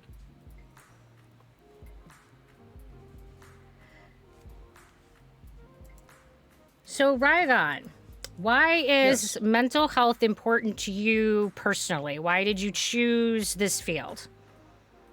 I chose this field for a variety of reasons, actually.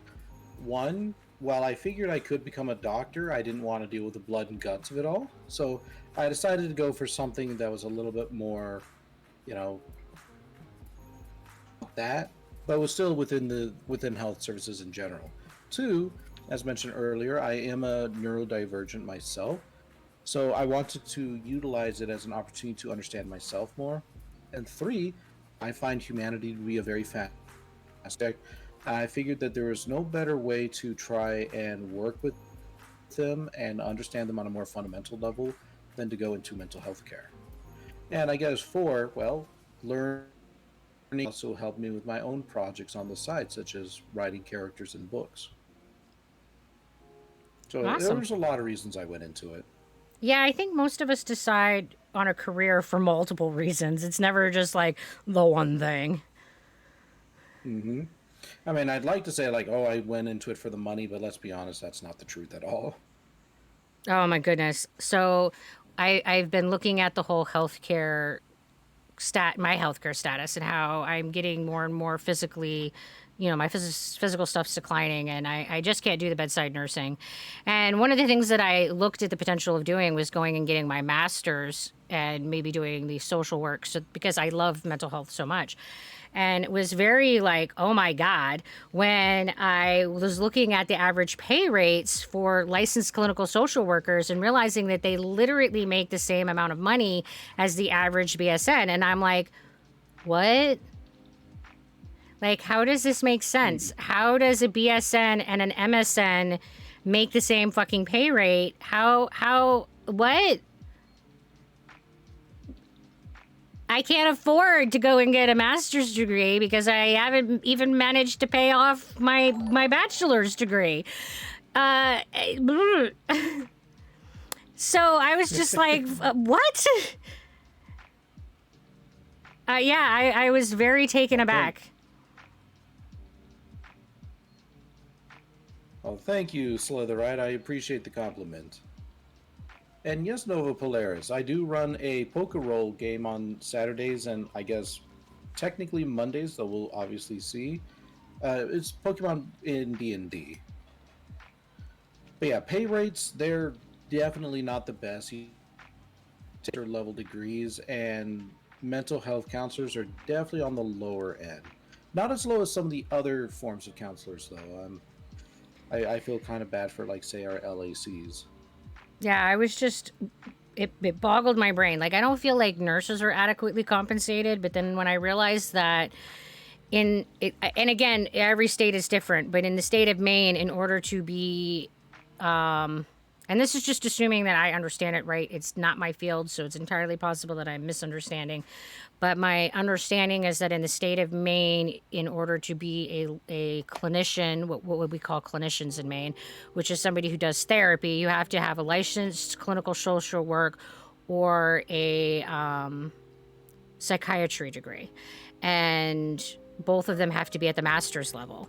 And I'm like, so you have to have a master's degree, yet the pay is like equivalent. It flabbergasted me. And then they wonder why they struggle bus to get people into the field. I mean, I've been working as a nurse for 20 years and I still have not paid off my college debt. Like people think that we make ridiculous amounts of money as nurses and clinicians and doctors and all this. And I'm just like, I've worked as a nurse for 20 years and I have not paid off my college debt. That's fucking insane. I manage ISLs that care for individuals with developmental disabilities, and it's very hard because so many of our individuals don't have any family involvement, so they are only reliant on us and public administrators as guardian. I'm sorry, Bulk Art, I'm not sure what an ISL is, but I do agree that there's not enough family involvement in almost every case. I think that in America, we've become very isolatory. We've become very egocentric. We have lost the sense of community, and we have lost that central social support. And I think that that's a good part of why we're seeing a rise of mental health and suicidality. It is because we have broken up that sense of community and belonging. Yep. You especially see this in rural communities where people can be just so isolated from each other. Like, in order to, like, say, get to your neighbors, sometimes it's a drive. You gotta actively, like, you gotta make a day's effort of it in order to get somewhere. Yeah. And because in rural areas, it's also a financial thing because gas is fucking expensive and a lot of people are struggling financially. So to be able to afford to just use the gas on a social expense is a challenge, is a difficulty, is something that a lot of people say, can I justify this expense? Mm-hmm. I understand what you mean. I have Asperger's and ADHD, though luckily my mom stands up for me and I have managed to find a doctor that listens to me. So hello, Zoark. And yeah, you know, having neurodivergency in this country definitely presents a lot of challenges. And how about you, Rygone? As someone who is ADHD, what do you feel is your biggest challenge? Socially, work, whatever. Honestly, it's twofold. One, isolation, because I deal with dysthemia, which is a low-level form of depression, Mm-hmm. anxiety, and ADHD. And, that's a nifty combination because they all like to feed off of each other.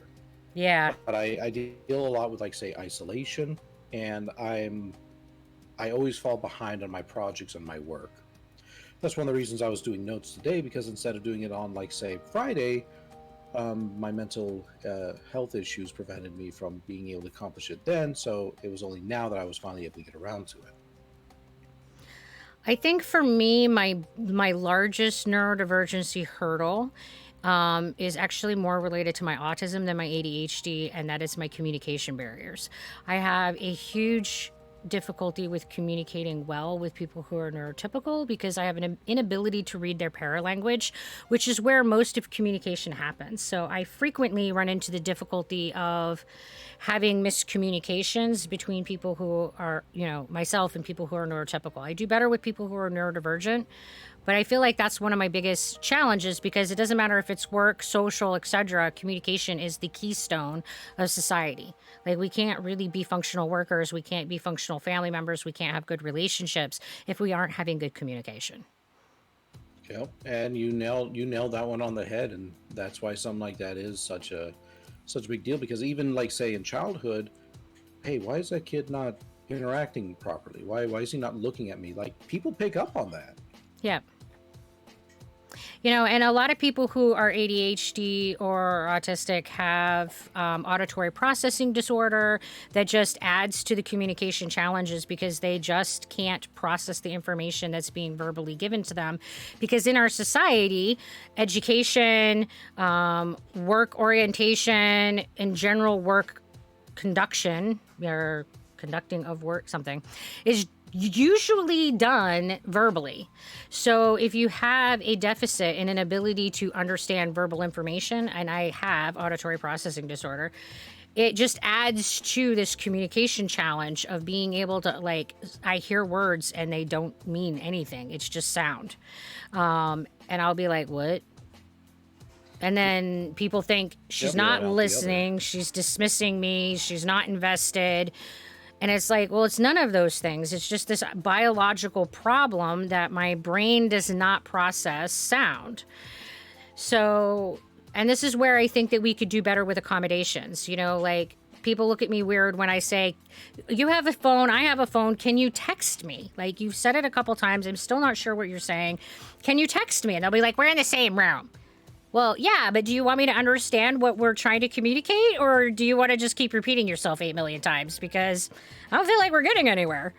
And if I read it, I'm going to absorb it better. Like, I think that we need some more flexibility in our society, which I find kind of ironic because I, as a person who is autistic, is frequently, I'm frequently told that I'm too rigid.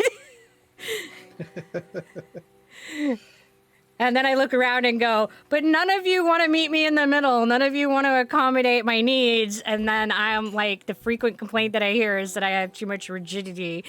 What? Yeah, so that's definitely a frustration of mine, but... Yeah, isn't it lovely when you go out into society and you get labeled as something simply because you don't meet the standard expectation? And I think that one of my anger points as somebody who is neurodivergent is the label of being lazy. I think a very quick way to make me very angry is to call me lazy. And I've been called that and labeled that a lot as an individual with ADHD. And I am a very hardworking individual. Either I don't do something or I invest myself deeply. I am really all or nothing. So if I'm going to go to work, I am going to be all in, and I'm going to give you like everything that I can give you, and I'm going to work very hard to do my job really fucking well. So I might not perform it well, I might struggle, I might not do everything to the standard, but to then judge that means that I'm being lazy is A, an assumption, B, is insulting, and is very dismissive of all of the work that I know so many of us with ADHD throw into our lives. Mm-hmm. I have the same thing happen to me, and my sister is someone with an extremely short fuse. So after 2 times of asking, she just will stop the conversation right there. It's quite annoying. Yeah, Glitch Gamer, I really find that to be very frustrating. I encounter it very often that someone will say to me, well, never mind, or, oh, it wasn't that important, or, you know, it's really annoying to have to keep repeating myself. And I'll be like, okay, so this is one conversation in your day for you.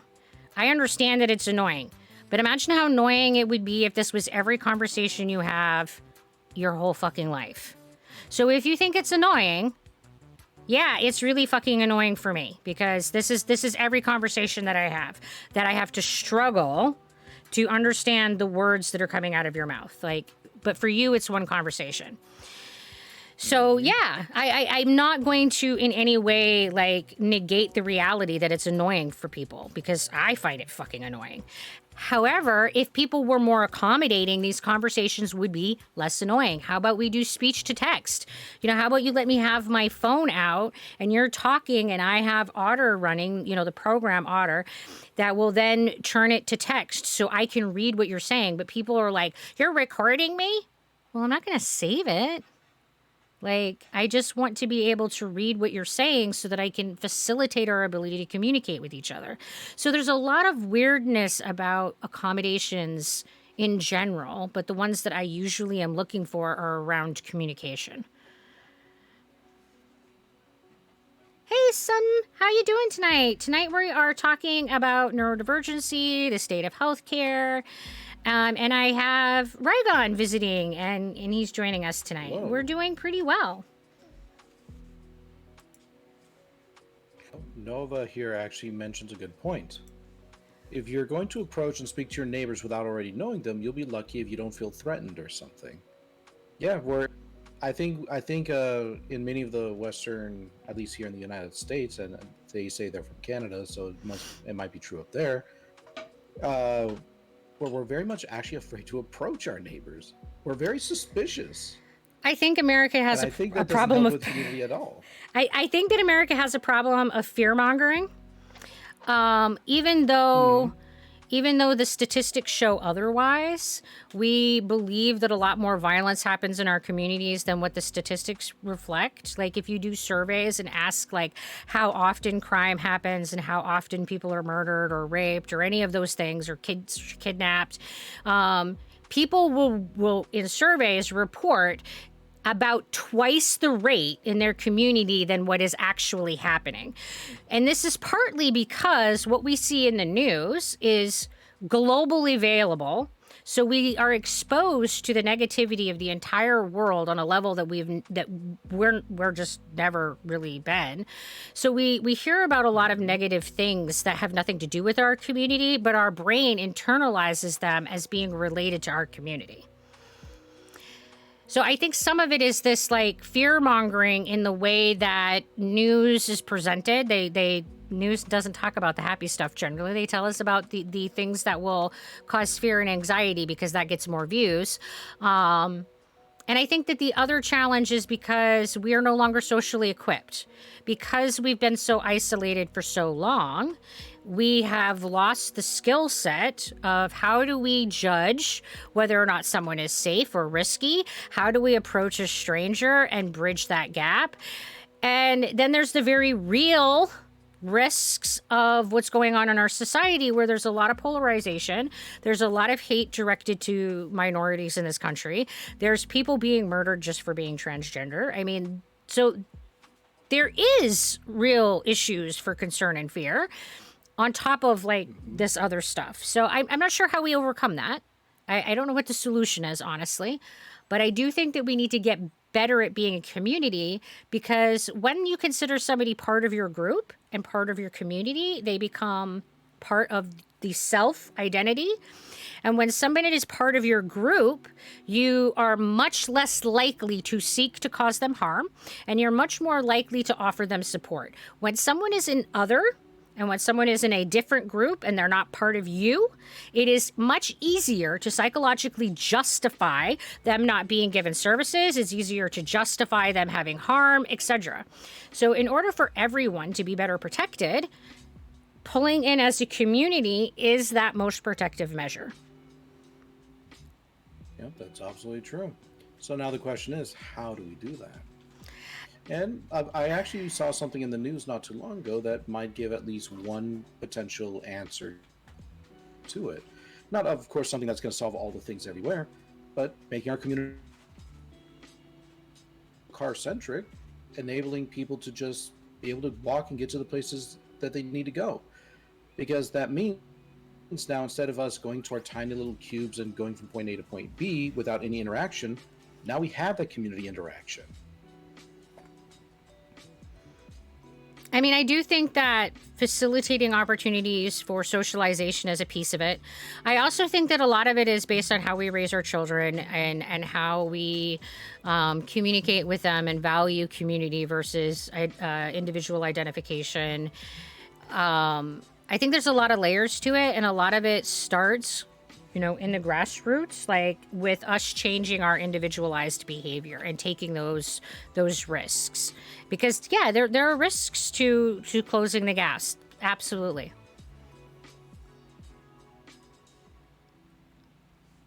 I cannot eat a specific kind of cookie because it triggers me. So whenever I go somewhere and someone gives me that cookie and I say that I am triggered, please take this back, they'll say, that's a stupid trigger. What did the cookies do to you?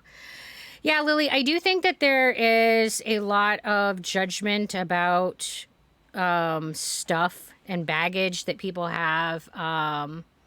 And a lot of times what I talk about with people about my boundaries is that I don't need you to understand my boundaries. I need you to respect my boundaries, because good relationships don't require that you understand all of my chronic illness issues, including my mental health issues. It just requires that you respect when I say that I have this need. And I frequently challenge people with this. Do you want me to feel safe? Because I feel safe when you respect my boundaries. So if you value me feeling safe, then whether you understand them or not, it is important for you to respect my boundaries. Mm-hmm. Although I will say on that part, this is something that I could do an insert in. When it comes to healthy boundaries, it's not so much the you, it's the I. Absolutely. Because you're always going to get individuals who will not respect your boundaries. So what do you do about that? You enforce your boundaries. Because you simply lay it out clearly. This is my boundaries. This is going to be the consequences of those boundaries are not respected, and then you enforce them when they are not respected. And that's how you are able to keep yourself from falling into the idea that everyone is like against me or something like that. And keep in mind that boundaries is not about controlling someone else's behavior, because you can never control how someone else is going to respond. You can only control what you're going to do. So when you say the consequence to that, so say if the person chooses not to respect your boundary, then we're not going to engage and I'm going to go home. Or if you're not going to respect this boundary, we're not going to hang out anymore. Like, the boundary is something that you are going to do in response to them not respecting it. You are never capable of controlling someone else's behavior. It's always about what you are going to do in response to what someone else is doing. Yep. A lot of people oftentimes misinterpret that a healthy boundary is, oh, I get somebody else to do something for me. No. It's you enforcing your boundary when they inevitably don't. And so the way that you get your boundaries respected is consistency of maintaining your boundaries, for one. And for two, the inevitable weeding out that happens. What you find is that there's going to be some people who, when you start consistently enforcing your boundaries, there's going to be a group of people that say, oh, this is important to them, and I am going to respect those boundaries, whether they understand them or not. And there's going to be a group of people that do not respect your boundaries. And those are the people that you need to just remove from your social circle. Because if a person is not interested in maintaining your boundaries, I would ask you, why would you want that person in your social life?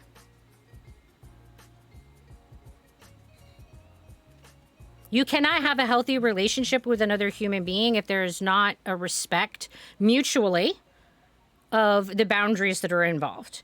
Now, this isn't to say that sometimes boundaries are going to be accidentally crossed. And it isn't to say that sometimes there will be situations in which your boundaries can be shifted or boundaries change over time. We have to also keep in mind that boundaries are an organic thing and that they change and that we don't always know we have a boundary until we encounter something. And sometimes boundaries with one person and another conflict. So there has to be compromise.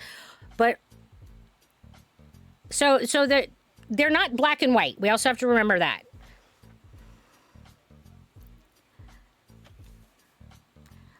So yeah, as someone with ADHD, I really understand, but I consider myself highly functioning. My only problem is really getting stuff done that I don't enjoy or am interested in doing. Yeah, Glitch Gamer, that is definitely a challenge when you have ADHD. Ooh, this is actually one I could talk about. When it comes to ADHD, you got to kind of trick your brain a little bit if you want to get it to do the things you want it to do. One of them, and this is probably you find fairly easy, is do something that your brain is interested in. Well, that's pretty easy. I really like doing this, therefore I'm going to do it. So what do you do for the things that you aren't necessarily as interested in? Well, there's a couple of ways you could work with it. The first one is to do them in a novel manner. For example, instead of doing your homework at the table, try doing it on the floor. Put yourself into a situation that allows your brain to go, huh, this is kind of interesting, and it'll kind of engage itself from there. The other one is accountability. If you want to be able to get your brain to do something, sometimes keeping yourself accountable is the way to go about it. And it could be like maybe you bring in a friend and you say to that friend, hey, if I don't get my work done, could you please say something? Or it could be like you could have a teacher and you could just say to that teacher, hey, could you please enforce a consequence for me when I don't get my work done? It doesn't necessarily have to be a bad consequence or anything like that. Sometimes it's just enough to just know that somebody else is watching for you to get your stuff done. So accountability and novelty are two really great things that you can do in order to help trick your brain into doing what you want it to do.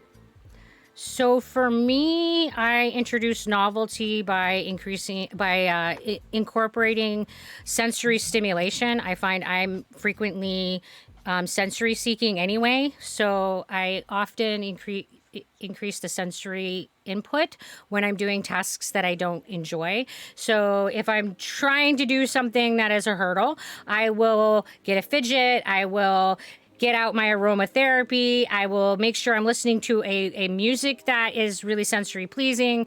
And I'll really pour on that sensory stimulation because for me, that changes it up and makes it a much more positive, desirable situation. And for the accountability piece, I find that having task buddies is super helpful and that I will schedule a time with somebody and say, I need to get this thing done. So I want you to do this with me. And what that looks like is I'm going to get on a Zoom meet with you and we're going to talk and chat while I do the dishes. And I'm going to schedule a time with you. So you're going to expect me to be on and you're going to hold me accountable and you're going to watch me do dishes while we shoot the shit and have a conversation, which also increases some of the novelty of it. So you're not focusing on how much you hate doing dishes. So that's kind of how I take some of the approach to that for other examples of how you can do that. And if you get into an ADHD community, you can ask other people, like, what are their ways of adding the novelty and the accountability to their undesirable tasks, because people have all kinds of ways of doing this, and you can try different things and see what works for you. Just don't be afraid to try shit. Like, what's the worst thing that happens? It doesn't work for you? I mean... Yeah, I mean, how's that different from how it usually is, right? Exactly.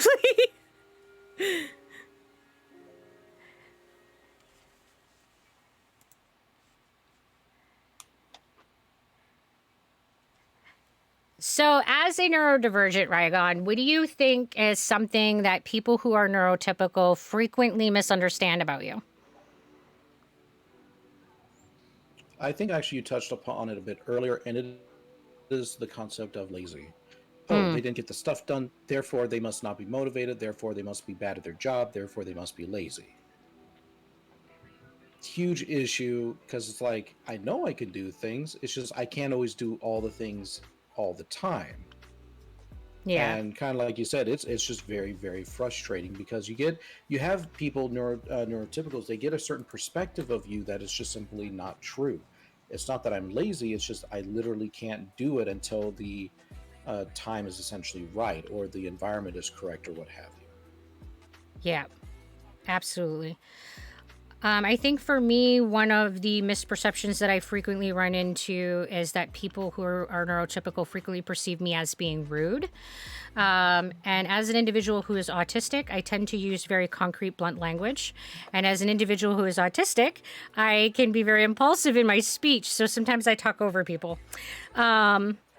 So that combination, frequently people who are neurotypical will receive my communication as being rude and abrasive, and that can be a real challenge for me because then they have a difficult time hearing the message that I'm sending because what they're receiving is, whoa, this person's rude. Like where's this coming from? Why are they being this way? Hmm. I think one that I often get is the idea that I'm full of myself or that I'm very like snobby Oh, I've because definitely heard the arrogance one. oh, I know.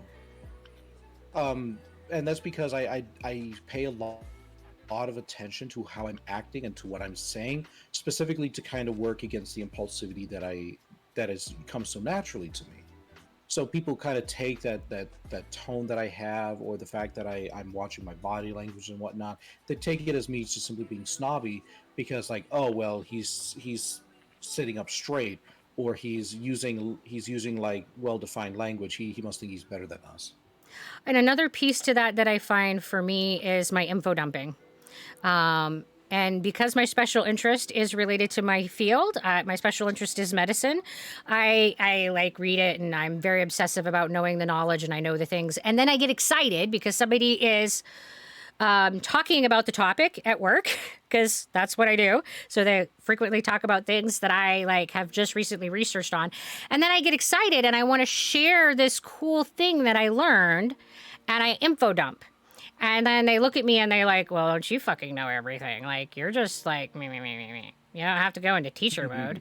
And then I'm like, oh, well, that's not what I was trying to do. I wasn't trying to say, oh, you know nothing about this. It was just, oh, this cool research I learned. And because you showed interest, I was trying to give you this other cool piece of information. And yeah, I've definitely hit the arrogance button, I guess. Yeah, that's definitely a challenge.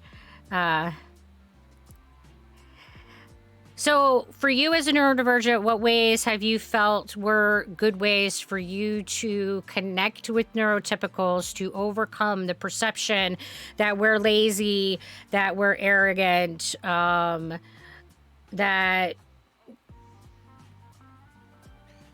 there was Honestly, part of it another one and my is brain just deleted it. uh, How do we bridge the gap is basically what I'm asking.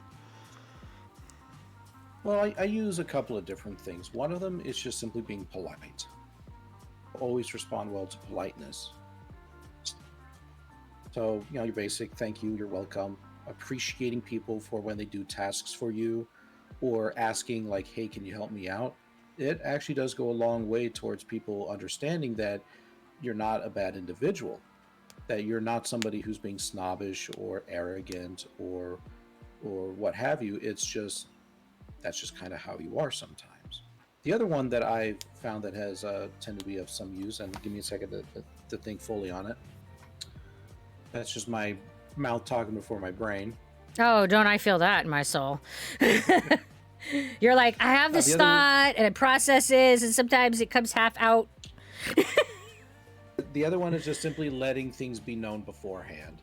I simply say, like, for example, if a task is given to me, okay, I can't guarantee it's going to be done right away. I have issues sometimes getting it done or getting stuff like this done, but I will do my best to get it to you when I can, and I'll keep you updated as I. Oh, I think we lost him. I think Uh-oh. you cut out. You said that you keep people updated ahead of time, and then you kind of cut off.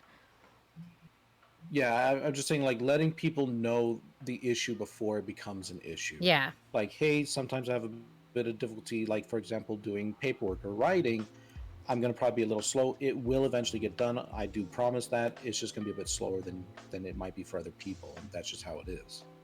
So letting people know beforehand, I find, tends to be very helpful. And of course, you're always going to get people who react negatively, but that's their problem, not mine. So yeah, I have a couple thoughts too. And the first one is that I think that with ADHD especially, we have a lot of frequency with rejection sensitivity, and we want everyone to like us. So one of the things that we have to remember is that the majority of people in the world, regardless of who you are, what your diagnoses are going to be indifferent to you. And then there's going to be a small group of people that don't like you, and there will be a small group of people who like you. And that's just how socialization works. So we have to remember that being rebuffed is very rarely about us and is usually just about their personal preference of how social engagements happen. So I think for me, especially where I have a lot of rejection sensitivity, dysphoria, I have to remind myself frequently that it's not about what I'm doing, and it's a lot about where they're at. So that's like one piece for me. I think the other piece is to remember that to be genuine, and people usually pick up on genuineness pretty well. So if you're being genuine and you're being upfront and like honest in who you are, they're more likely to believe you when you say, I tried really hard and wasn't able to XYZ. And I agree, kindness goes a lot of ways, so don't be afraid to, like, if you feel there's something that someone's done that's nice, saying thank you. If you think someone has a cool shirt on, hey, I really like your shirt today.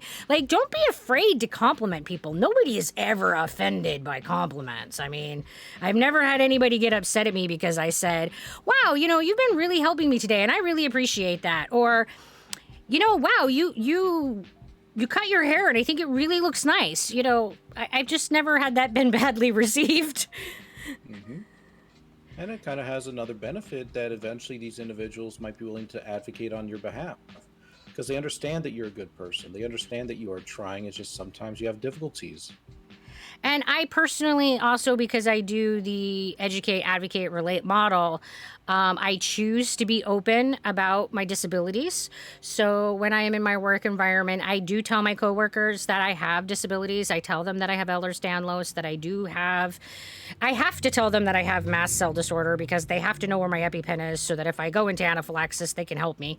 But I also tell them that I have ADHD, and I tell them that I have autism. And I understand not everybody's comfortable with that, and I'm not saying that everybody needs to do that.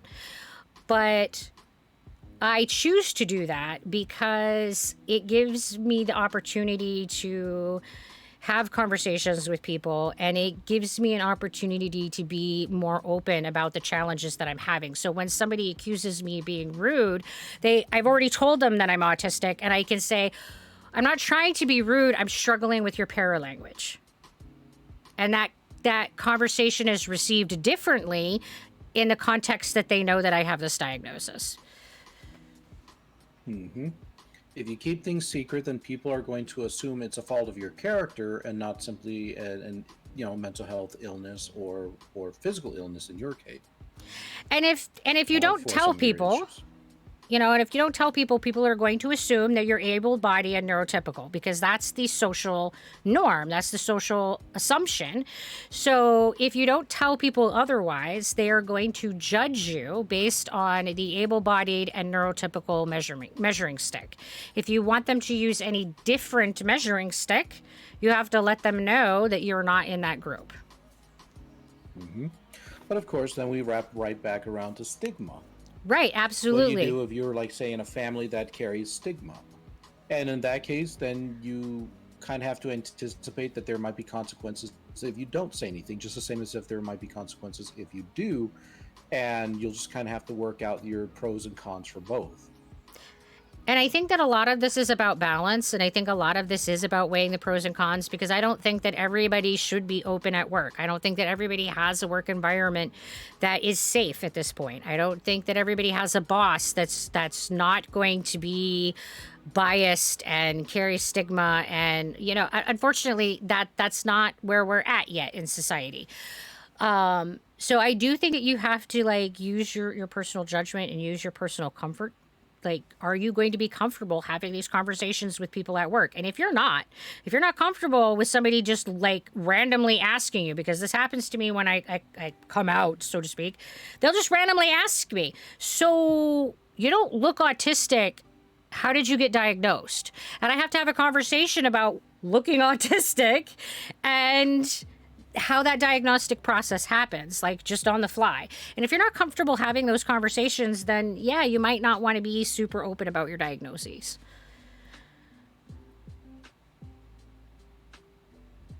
And if there's anybody who is neurodivergent in the chat, I would also super love to know, like, what are your experiences? What are your hurdles? What are the things that you do to help bridge the gap between the neurodivergent way of seeing the world and the neurotypical world?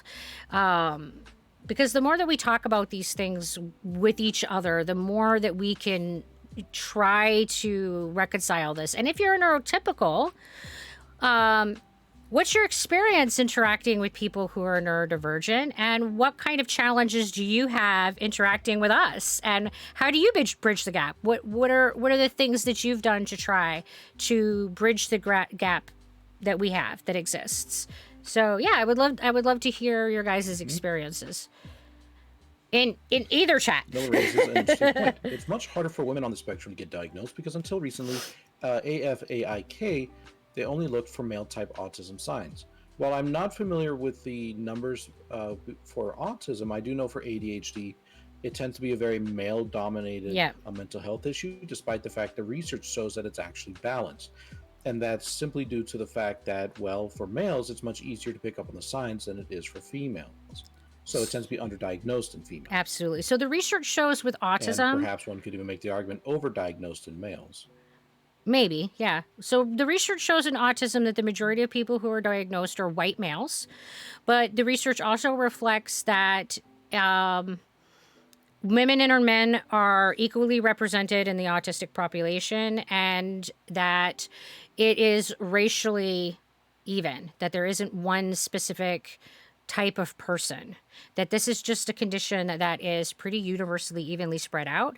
So the way that they do that research is that they like grab a chunk of people from the population. They'll just like gather up like 10,000 people, and then they will do an autistic diagnostic screen, and they will see how many people in that population and fall into that diagnosis and what their demographics are. So they just do these random collections of people, and they just keep compiling this data. And this is just cumulatively being done over time.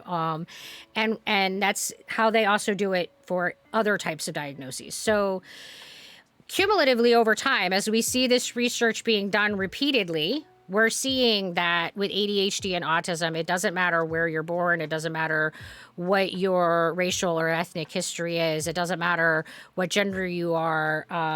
It's pretty evenly divided, but the diagnostic statistics are not reflecting that at all. Mm-hmm. So, and that again comes down to biases and stigma, and how do we get around that? What is the name of the Spanish Christmas song? Well, Buck, that is a very random question. We're all for random here. I think it's Feliz Navidad. Yeah, like Feliz Navidad, yeah. I was going to say, I'm really terrible at pronouncing Spanish ones, but...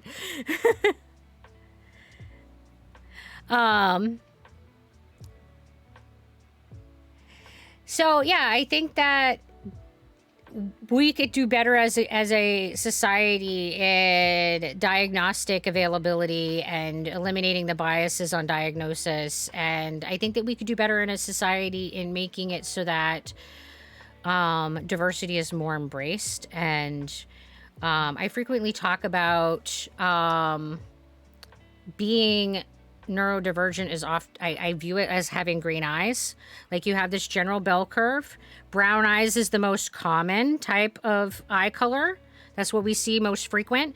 But having blue eyes or hazel eyes or even green eyes, which is the most uncommon, is not unhealthy and is not bad. It's just different. And they're more uncommon in our society, but they are not in any way, shape, or form lesser than. And I would like to see our society reach a point where we can view a lot of the diversity in our society the same way that we look at eyeballs. Like it really doesn't matter. It's just a difference. Mm-hmm. And hopefully we can get to a point where, because I think a big part of it is like on a social level, at least here in the United States, we've put a person's value dependent upon how much work, whatever work is, they can get done. If they can't perform the work, then they are less value. Yeah. Productivity. So, yeah. Yeah, productivity. So I think in order for us to truly get away from, so like through the eyeball thing that you're mentioning, I think we have to get away from the idea that a person is nothing more than just how productive they can be. And I think that a lot of this stems from the reality that America has made capitalism part of their social identity. We have made what you do for work a large part of how you value yourself, how you feel you sit in the social strata, how much you work is deemed of your worth and your value. And I think that until we address a lot of that, we're not going to address a lot of the other social issues, because the reality is that all humans share the same value, like regardless of what profession we have or how much we can work. We're just human and we have value, period. Yeah. But of course, capitalism thrives when people value working and value working more, and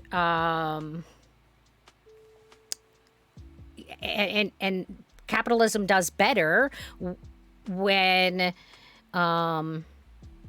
people are programmed to be mentally to be the working model, but it's not good for people. And I do think that at least the American capitalism model works better that way. Kids are taught. I can't tell you. Oh, so go ahead. I was just saying I can't tell you how many individuals I've come across that are proud of, like, I work 80 hours a week. It's like, okay, that's great. What do you do for self-care? What do you do for family? What do you do for your community? What I frequently ask people, and they're pretty taken aback by it, is, what are you going to regret in 10 years? Are you going to regret that you didn't work an 80-hour week? Or are you going to regret that you didn't spend time with your children? Are you going to regret on your deathbed that you didn't build social relationships? Or are you going to regret that you didn't spend enough hours at work? Because I have been on the deathbed for a lot of people, and I can tell you I have heard 0 times anybody express the regret of not having spent enough time at work. What I hear is people regretting not healing broken relationships, not investing enough time with their family, not seeking out relationships, not taking the risk to try to do the thing like learning to paint or learning to dance or a profession that they always wanted to try, or not cultivating that hobby that they loved. So if you look at what we really value, at the end of the day, at the end of life, it's not work. Kids are taught if they do work, they aren't needed. Are you trying to say that kids are taught that if they don't work, they don't have value? In which I agree. I'm not sure what you're trying to say, Van Halen. Okay, yes, that's what you're trying to say. Yes, and I absolutely agree that we teach kids this right in the public school system. If you look at what's rewarded in public school is that they are given this ridiculous homework assignment that has been proven that homework doesn't actually augment learning. but they're expected to take home this busy work, do it, and bring it back and prove that they can be productive. And they get rewarded for their level of productivity. So yeah, we're absolutely right from the time that kids are knee high to a grasshopper, we are teaching children that their value is in their ability to produce quantity of work and less in their quality of work, their quality of character, and their quality of morality. Hello, great Noah. You found me on YouTube Shorts. Well, thank you for coming and visiting, and welcome to the Dazzle. And hi, Excess Cod.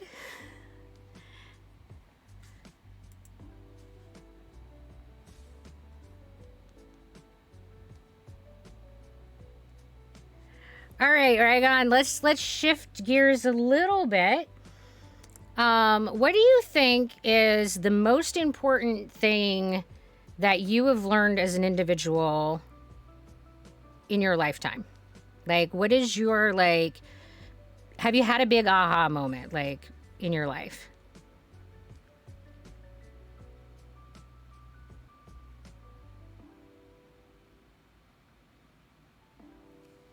Oh, did we lose Rygone again? His Discord has been misbehaving.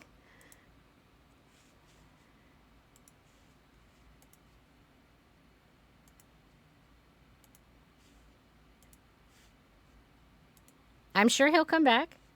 So I'm going to answer the question. I think that for me, the biggest thing that I have learned in life, my big aha moment was that what other people feel and think about how I am living my life does not matter. That I am not capable of making everyone around me happy. I am not capable of making everyone feel proud of me.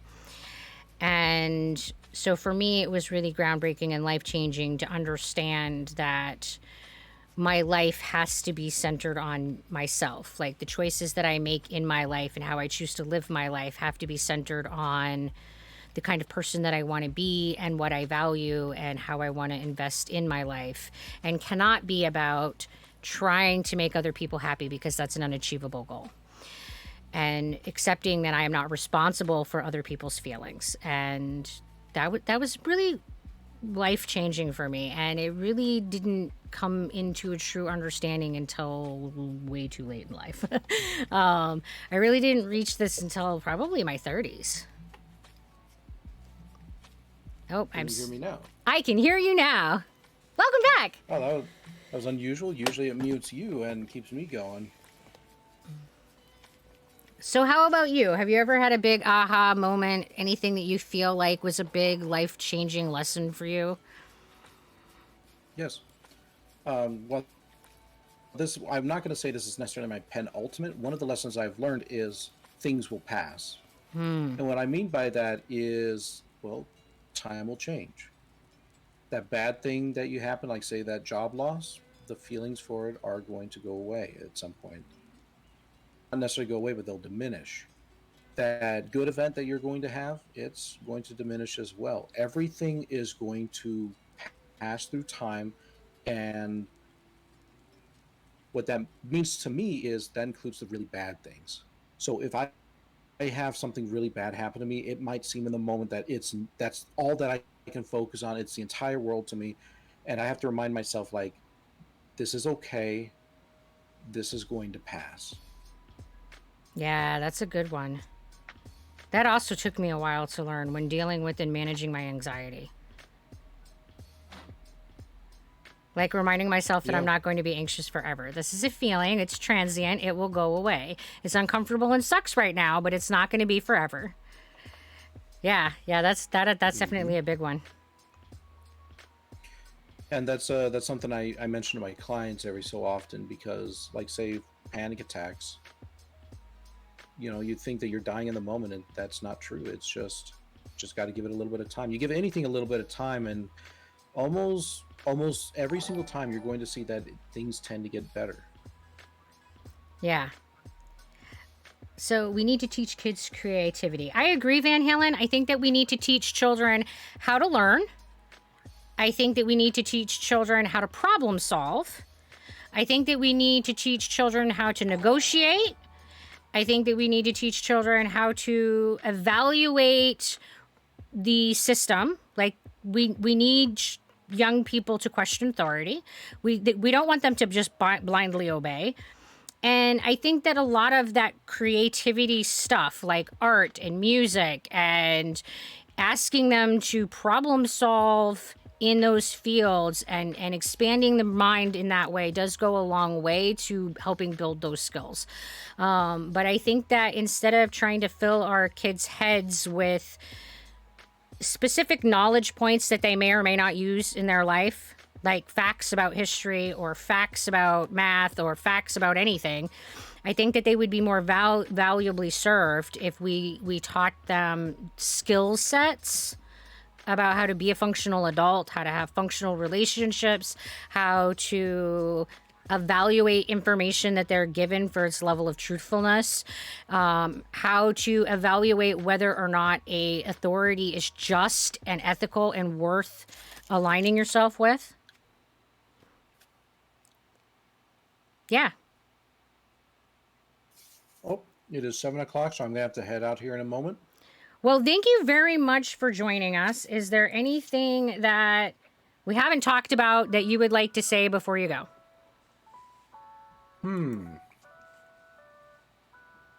I think if there's one thing that I could say is, and this goes for everyone, don't be afraid to say something.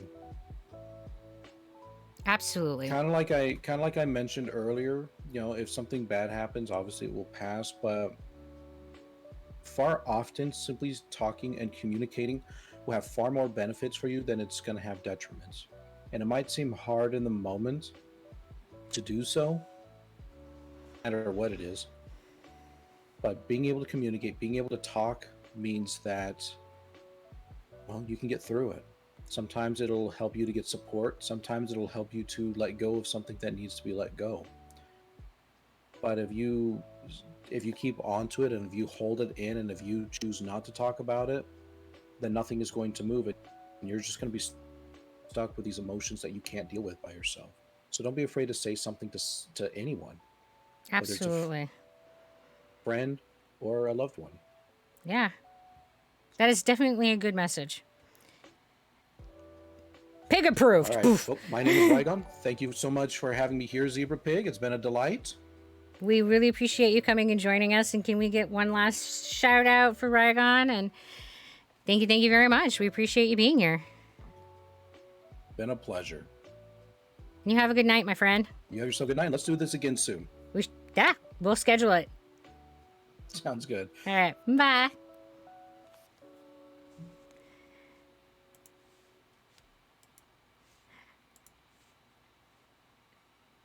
How did my Christmas go? I had a quiet, very relaxed Christmas, and it was really what I needed. Right now, I've been going through a lot of stuff that has been dealing with a lot of trauma-related things related to nursing and dealing with a lot of emotional stuff. And so having this quietness was really good for me. And welcome, Viridescent Light. We really appreciate you coming and joining us. Hoorah! How was your stream? What were you doing? Miss Raj, can you work your magic and give us a shout out for them? Because I can never remember how it works.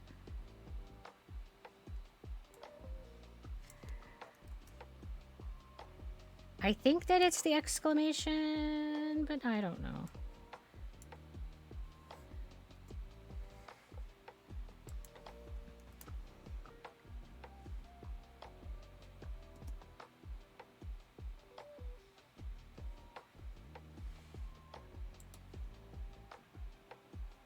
Thank you, Miss Ratch.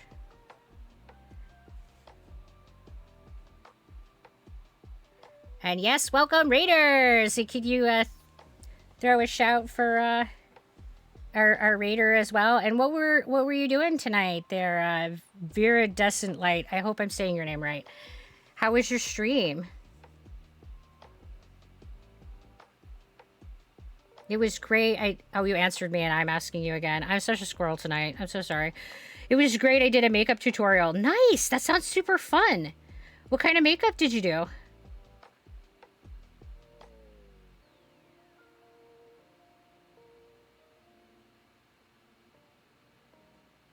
I don't do like daily makeup, but I really like theatrical makeup and like Halloween. I love doing that kind of makeup. I'm not super good at it, but it's super fun. My stream went really well. I played through the purple eyeshadow. Nice. Played with. I can't talk. My mouth is broken, guys. Is anybody surprised? Very nice. Very nice. Well, today we have been talking about healthcare. We've been talking about neurodivergency. We've been talking about, well, I don't know, a little bit of everything.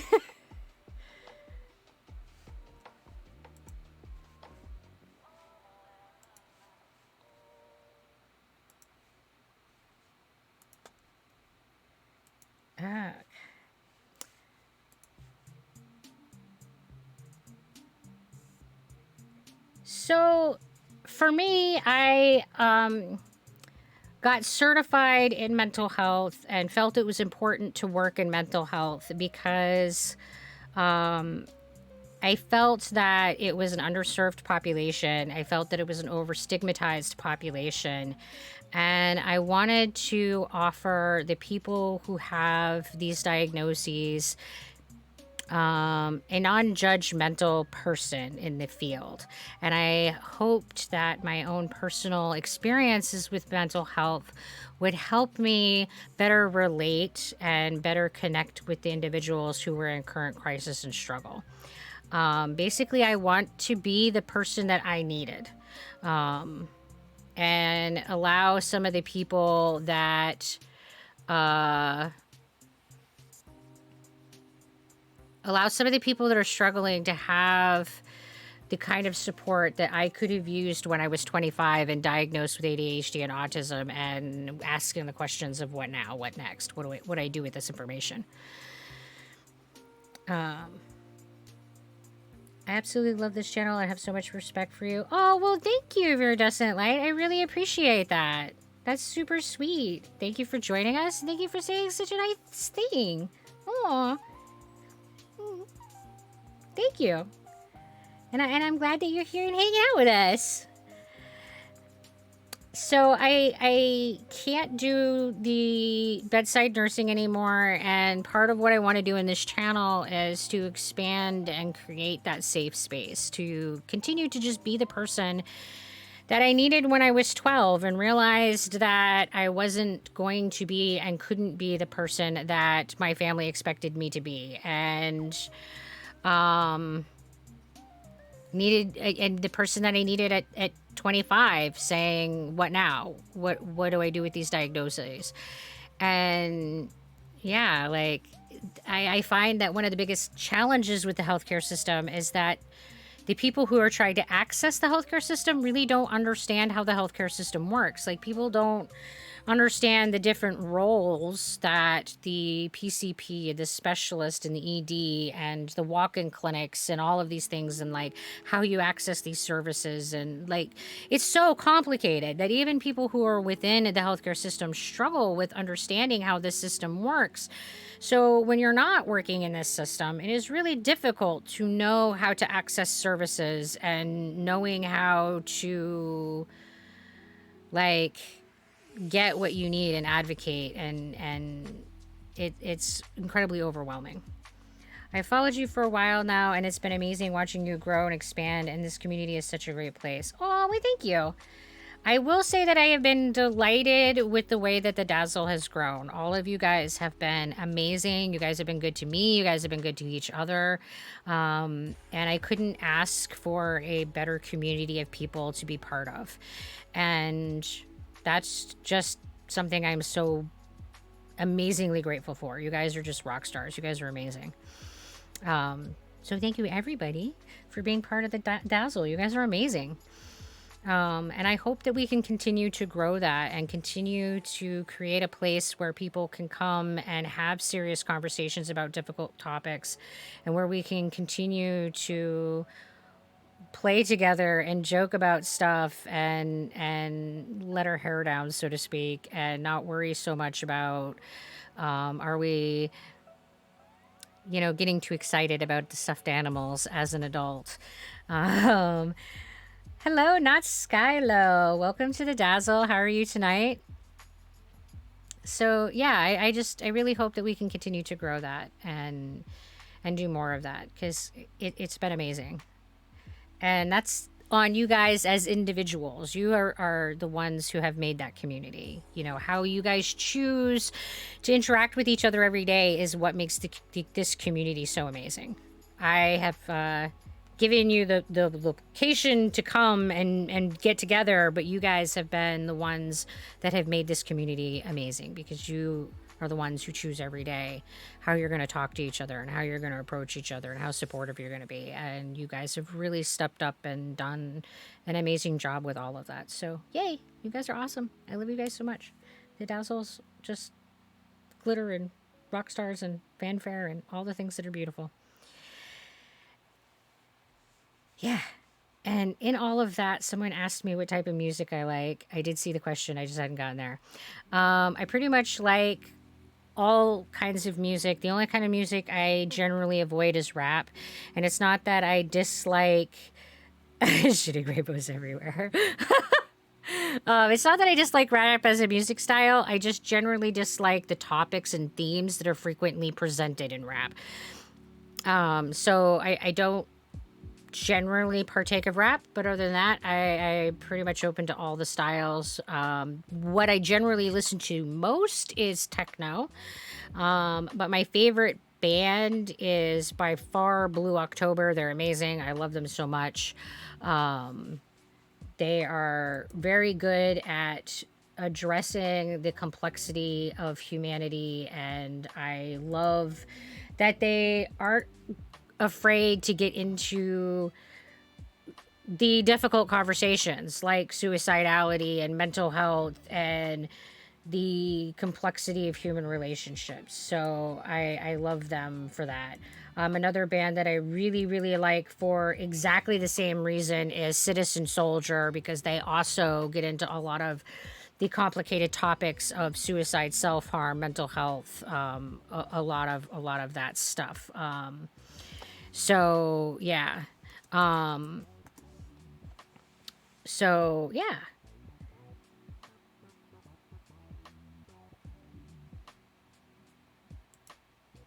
What about Van Halen? What do I think of Van Halen? Like, one of the all-time most talented guitarists ever. um, I I will say that historically speaking, he is definitely one of the most influential musicians in his, as he like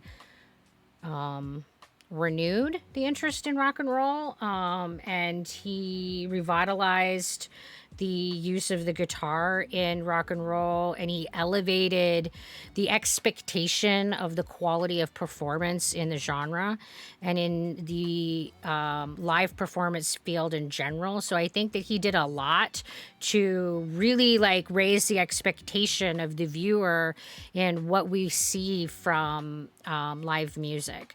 So I have an immense amount of respect for him as a professional performer, and his ability to really like demand a lot of himself and perform at just an absolutely incredible level that was not expected of him at the time. And to just be like, but this is what I'm capable of, so I'm going to bring it. And I just admire people who say, no, it's not required and I can do less to get by, but I can bring more. So I'm just going to bring it all. And I think that when you look at the videos of him performing, it's really clear that there's that passion and that love and that drive. And I get so excited when I see people doing something that they have that fire. And even if somebody's talking about something that I'm not really particularly interested in, if they're talking about something that they get excited about and they have that fire and passion, it's like, yes, info dump, tell me all the things. I want to see that in you. I want to see people excited and passionate about life and the things that they're doing in life. And he was definitely a person that had that, and it was amazing. And hello, Abraham, how are you? So yes, I think that the short answer was yes. I am a fan of Van Halen. I think would have been the short answer. Sorry, I totally like blah, blah, blah, about him. Hello, Reverse. How are you tonight? Oh, thank you. Yeah, I just recently got them done, and they're little snowmen this time. I think that you can see them now. Little snowmen. I got your respect now. I was pretty sure based on your name that you are also a fan of Van Halen.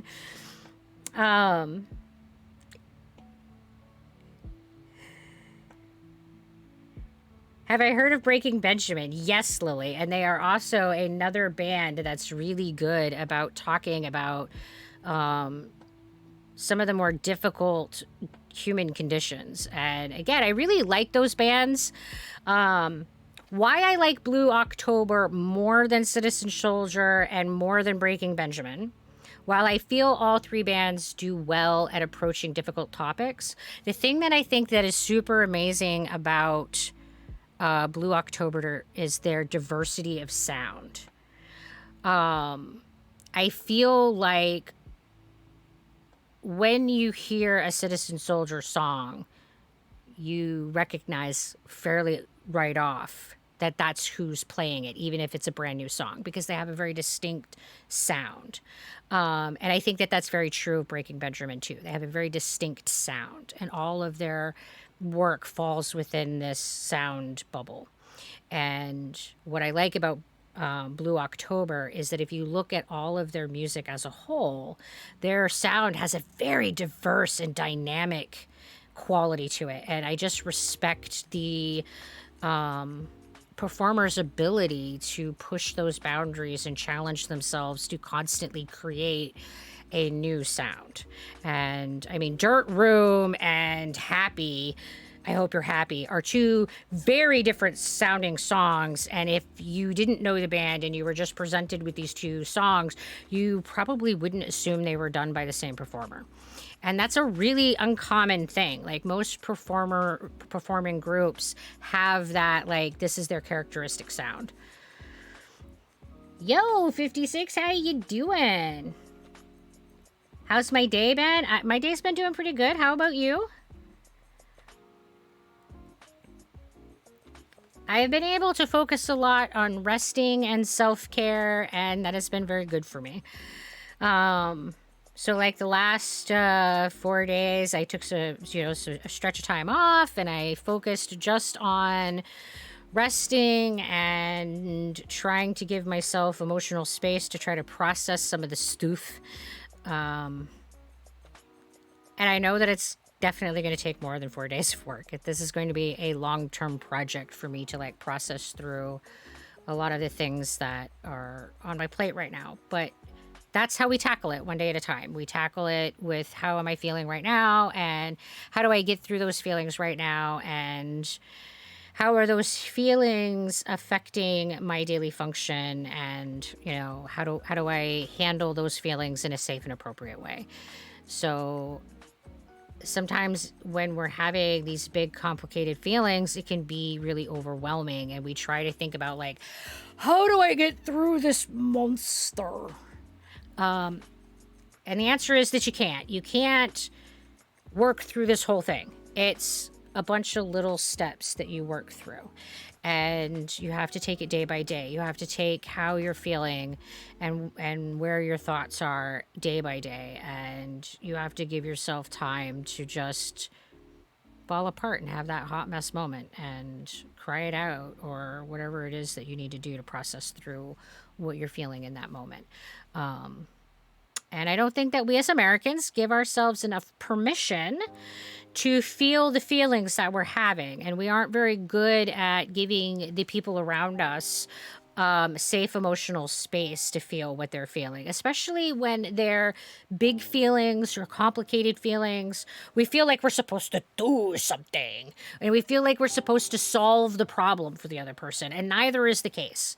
When you're emotionally supporting someone, literally all that is required is to be present and to accept what they're feeling in a non-judgmental way.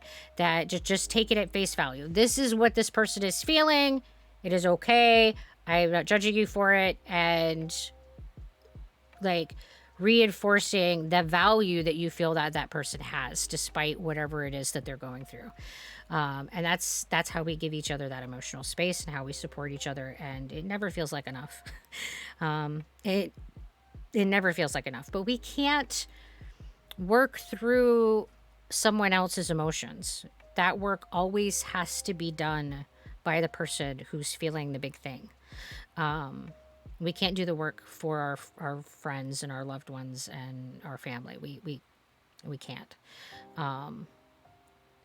But, you know, I said previously in the stream, and I can't say it enough times, that those social connections are the single most important determining factor in the quality of life outcomes that anybody has, regardless of what chronic illness they have. Whether it is a physical illness, mental illness, it doesn't matter. The better emotionally supported and socially supported a person is, statistically speaking, the better outcomes that person is going to experience. So when you feel like you are not doing enough by just being there and telling your person, I love you, I care about you, you matter, I want to tell you that you are doing the fundamentally most important thing that you can be doing for that person. So do not be afraid to tell the people that you care about them.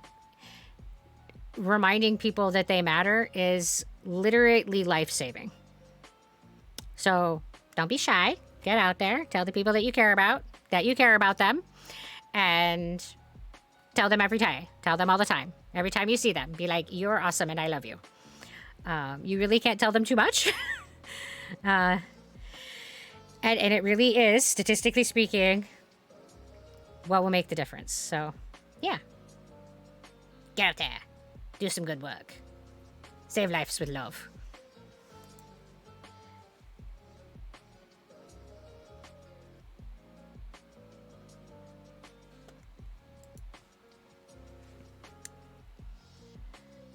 Oh, so what do we want to talk about now? I'm sure I can just like keep rambling on about mental health, or we can totally change subjects.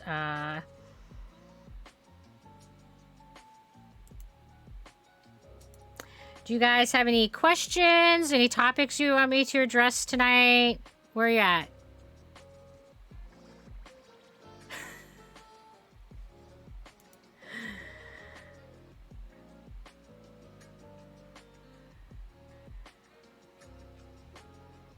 Is South Park good or bad? I have not watched a whole lot of South Park. But South Park is social satire. And in that context, I think that social satire is good. I think that we always need to be asking the question of what are we doing as society? Why are we doing it? Is it healthy? Does it make sense? And when we look at it in the most extreme and ridiculous contexts, like we're looking at in the context of shows like South Park, it can help us better understand whether or not what we're doing is something that's valuable. So I think that what South Park is doing in its evaluation of society is good. However, there are times that I think that they are crossing the line from social satire into bullying of individuals. And there are times that when they're looking at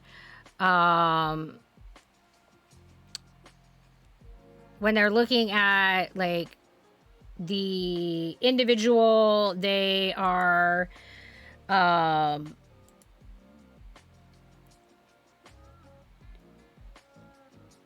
they oftentimes get cruel and mean and nasty, and they don't necessarily need to do that in order to have a functional satire criticism of society. So I think that South Park rides a line, and I sometimes think that they misfire. So I have mixed feelings about South Park as a whole. I don't object to their show style, but I do think that they need to be careful when they're looking at individuals, especially like the way that they have handled individual celebrities historically has not always been with kindness. You just finished every parts and service mini game of ANF VR. It was terrifying, and Foxy was so hard. FNAF. Friday nights at Freddy's. Sorry, abbreviations make my brain pause. So you just finished the game? Nice. Is it a game that you would recommend? Doritos. I myself have never played Friday Night at Freddy's. I have seen other people play the various different games. Five Nights at Freddy's. I'll get it in a minute. I can't talk, guys. I have never played the game. I have watched other streamers play it, and I don't know. I just kind of look at it and go, I'm not really sure here. It doesn't like, I don't look at it and go, well, that looks dumb. I just also look at it and go, I'm not sure that it would necessarily be a game that I would enjoy. It's a fun game. So Bumblebee, you like the game. You should play Poppy Playtime. I have yet to play it myself. Yeah, like I said, I've seen people play them, but I definitely don't own any of the games. Yeah, totally. It's terrifying, and the VR is pretty good. Well, I don't own VR, so I would never play anything in VR because, well, I don't have the equipment to do that. And I don't know if I can ever play in VR because I have incredibly bad motion sickness and vertigo. So I don't know if it's something that my brain can do. And yeah, Rygone had to go. He wasn't going to be here for the whole stream, but he did visit.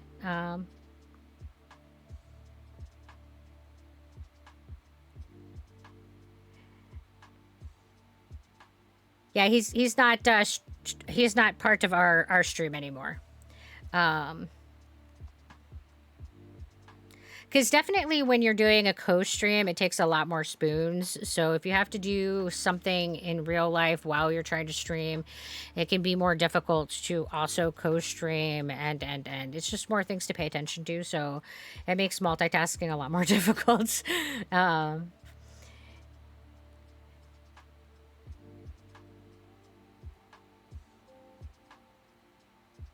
Did I have a good holiday if you celebrate it? Yes, my holiday was good. I spent the holiday just resting and being with my family. We did some cooking, and we just hung out and enjoyed each other's company. It was very low-key, low energy, which is exactly what I needed this year, and it was very refreshing. I have definitely been suffering from a lot of overstimulation lately. And I haven't really recovered from all of the nursing stuff that is like a whole swamp of overstimulation. So the low-key, chill, relaxed time with family was exactly what I needed. So that part was very good.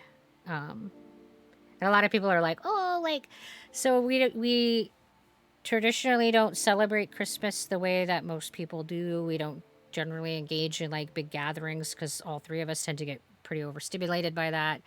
And we don't do like big gift exchanges. We try not to get wrapped up into the commercialization of the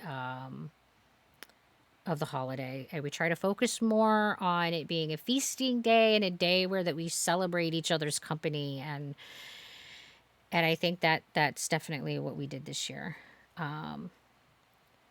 So, have I ever skateboarded? You got a skateboard and you're waiting until the summer to learn it, but I am terrified. Yes.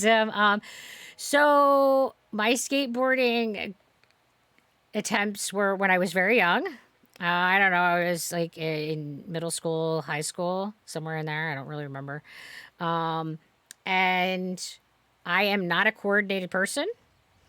Um, so my trying to skateboard really amounted to me repeatedly falling off and repeatedly falling down, and it didn't last very long. So yeah, there's that. um, So yeah, I found out very quickly that I was not meant to be a skateboarder because I don't have good balance, and I discovered very quickly that skateboarding is a skills. One of the major skill sets for skateboarding is balance, and I'm one who can literally fall down trying to walk because of my balance issues. So skateboarding did not turn out to be for me. Can I show you something on Spotify? So Van Halen, we don't share links in the stream because there's too many potential problems with that. If you do want to share your Spotify, you can go to the Discord, and there's a channel for music. If you want to share, there's a whole bunch of other channels too, but that would probably be the best place to share Spotify stuff. And I do look at every single post on my Discord. Depending upon how prolific y'all are being, it may take me a while to get through said posts, but I do look at every post. Have I played Subnautica? I have not. I have not played Subnautica. I get it's one that I've watched other people stream, but I haven't played it myself.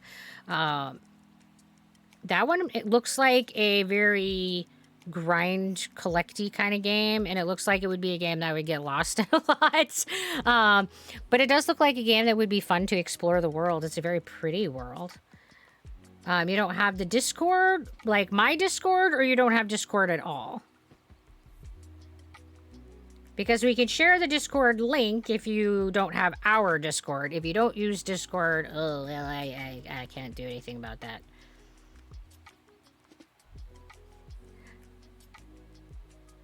I love it, but I also wish that it had a multiplayer option. Yeah, I think that's the biggest thing that I have heard people talk about in context to that game who have played it, is that there isn't a multiplayer option, and they wish that there was.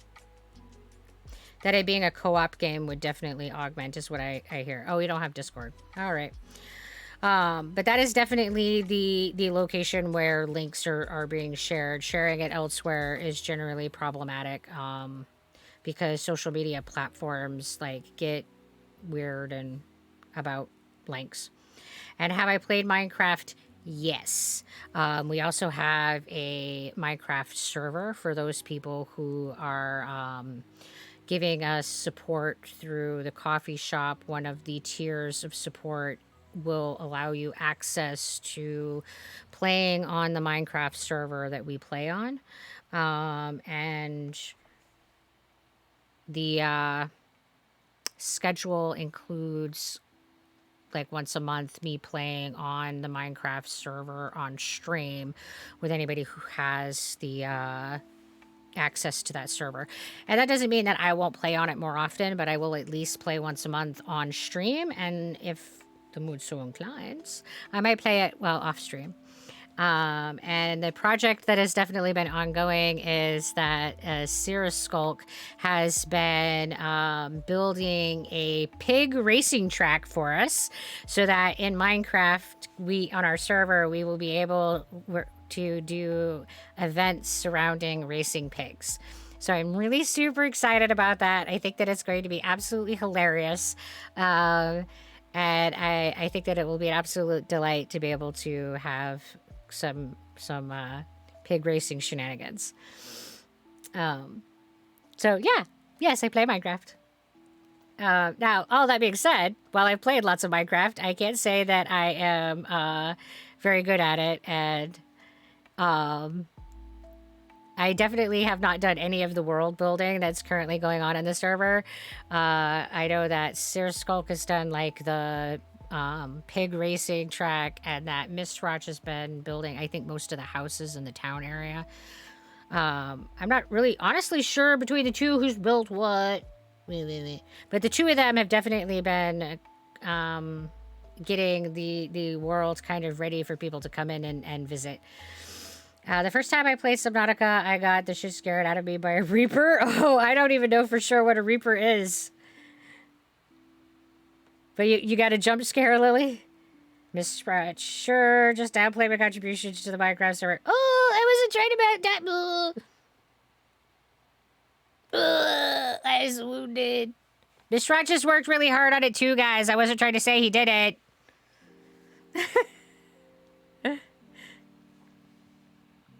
Oh, well, that's okay. I'm not too good either, right?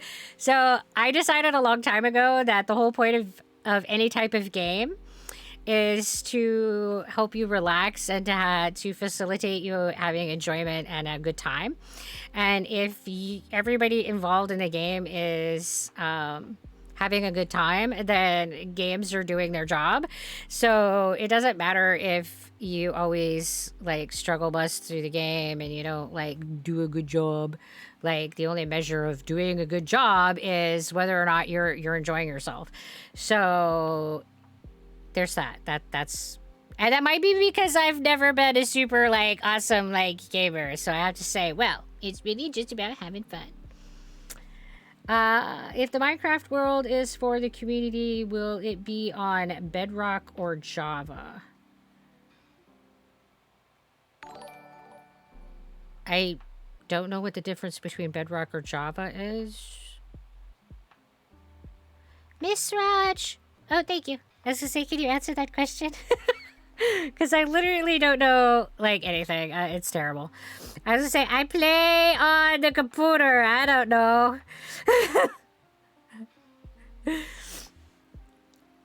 I don't know. There's so many versions of Minecraft that it's like, I don't know.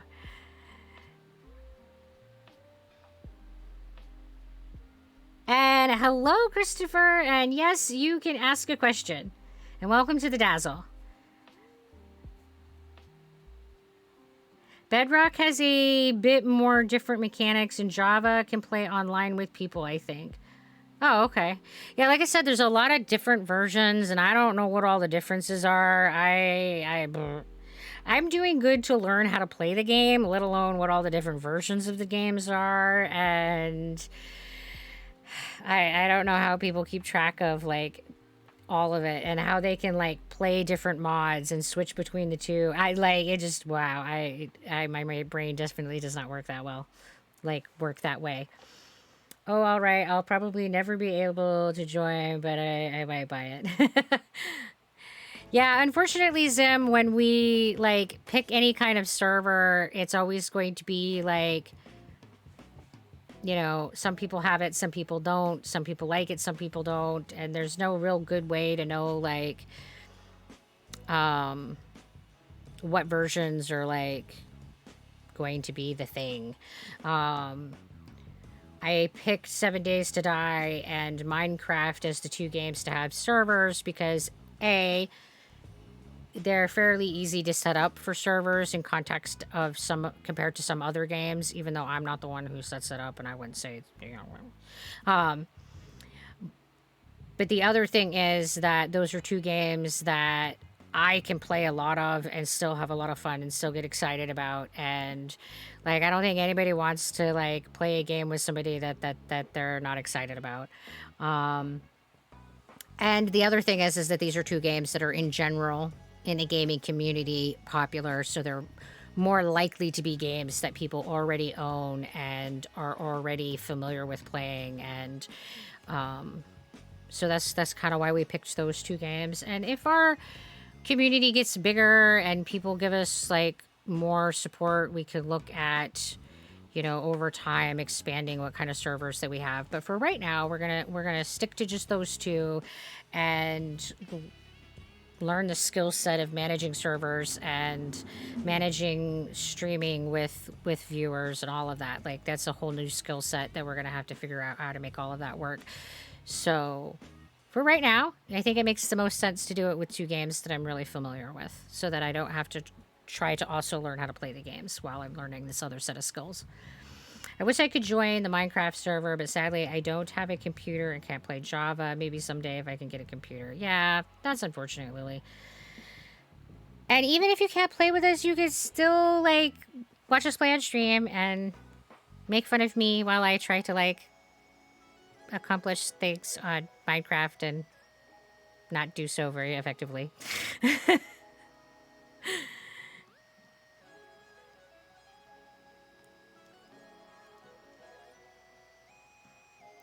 Oh, Zim wants to see Zed. Oh, I don't know what his hoodie's doing, man. Let's get you dressed properly. Sheesh.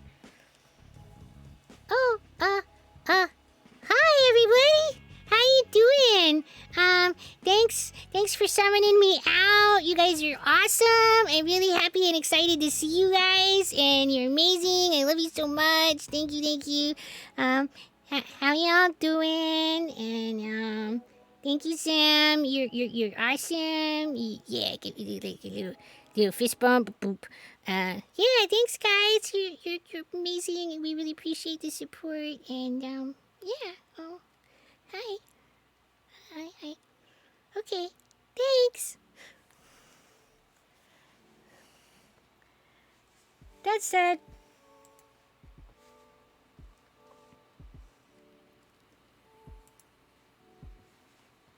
Because, our pigs, right? So is anybody surprised that I'm excited about pig racing, right? Pigs are my favorite animal. I have a collection of stuffed pigs, and now in Minecraft, I'm talking about doing pig racing. Any surprises? Noticing a theme here? Hello, Charlie. How are you? Welcome to the Dazzle. And we're watering the face hole. Thank you. Relax a lot. Thanks. I'm doing watering the face hole.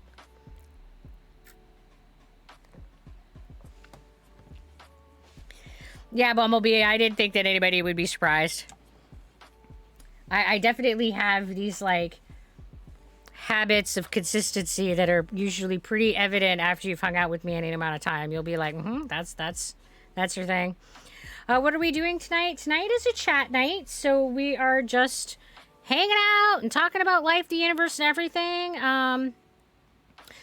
We have spent a lot of time talking about healthcare, neurodivergency, and mental health, and we had Rygone come and visit and hang out on the stream and join us in those topics for a while, and now we are just chilling and hanging out. Can I guess your favorite animal? I would think that it might be the insect, the bumblebee. Well, I'm sorry to hear that things are not going well, Charlie. I hope that you have people in your life to give you emotional support and social support during this, like, difficult time. You made a clip of Zed. Aw, I'm sure that Zed loves that. And just know that whatever's going on, it doesn't last forever. You're gonna get through it. And take it one day at a time. You got shot because you are a cop. Well, I hope that you're getting the medical care that you need. And I would say that you should probably consider getting some mental health support from a professional. Those are the kinds of events that can absolutely cause trauma responses and can be difficult to work through alone. Definitely rally your social support around you and, get the resources that you need to take good care of yourself. I'm sorry that happened to you. That's terrible. I wish that would happen to nobody ever. I wish guns didn't exist. I wish that tools to hurt each other in general did not exist, but here we are. Hey, Zebra, hope you have a great night, but I got to go. Love you. Oh, well, thank you, Rax. I hope that you also have a lovely night. Thank you for coming and hanging out with us. And your brother died in the military. Whoa, that is a whole bunch of all kinds of, like, stuff. I would definitely say that you have a lot on your plate, and it is now definitely a good time to rally your support systems. And again, strongly consider the having the professional mental health support, because that's a lot of stuff to process, a lot of big feels and a lot of grieving and a lot of taking it one day at a time and giving yourself emotional space and permission to feel what you're feeling. And I'm sorry that you're experiencing those things, and I hope that with some time that you can begin to reestablish your wellness and work through the feelings that you're having about all of that. But it's going to take time, which is probably, I think, the hardest part. I don't know about anybody else, but my ADHD brain is very much about immediacy. I want things like yesterday. So when I tackle big problems like that, and especially the emotional work problems, I struggle to be patient with myself. So, yeah. Have I ever played Pokemon? Probably, but if so, I feel that Pokemon would be a cool game to play on stream. So as always, I recommend putting game recommendations in my Discord because I won't remember at the end of the stream. But no, I've never played any Pokemon. I've never really felt super drawn to the Pokemon world. It looks a lot like a collector game, and maybe the games are not like as much like the show. I don't know. I'm not entirely opposed to trying one out. I don't currently own any, so I don't know what kind of platforms and stuff they're available, on. So without really looking at it, I would have to say I don't know if playing Pokemon would be an option or not. Right now, I'm not at a position where I can buy a lot of new games, so we are not doing a whole lot of new stuff right at the moment. You're 35? Yeah.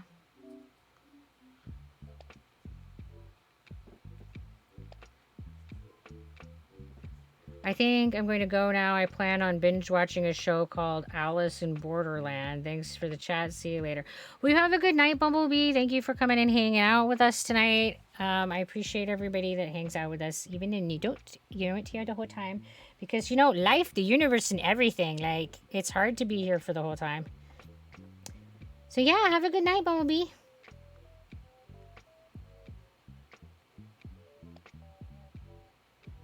Oh, you've watched the show? It sounds familiar, but I don't think that I have watched it.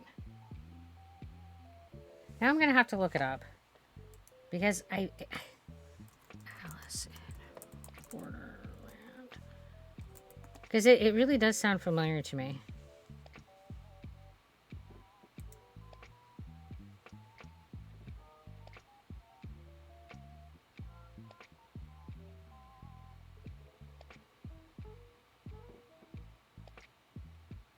Oh, dude, I did watch the first season of this.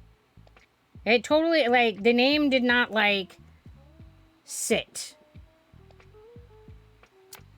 I'm like, that sounds familiar. And then I was just kind of like, But yeah, I'm, like, totally just looking at it now. And I'm like, oh, yeah, I remember this show. And I'm totally not going to talk about it because there's no real good way to talk about this show without giving, like, spoilers about what's going on. But I did really like the show. And it totally left me wanting more. You need to go to your brother. You need to go? Your brother's house? Oh. Well, I would definitely say go take care of that.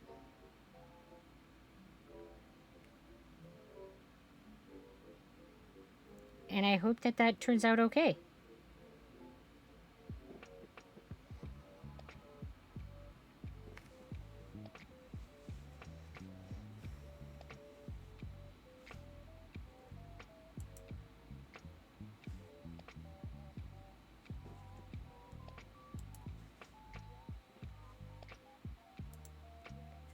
Yeah, that happens to me pretty often. I'll be like, oh, this video game or this book or whatever, the name sounds familiar, but then I can't like pull up what it was. So I'll have to like look it up and like look at the images of it, and then I'll be like, oh yes, yes, I remember. And that one was like pretty good.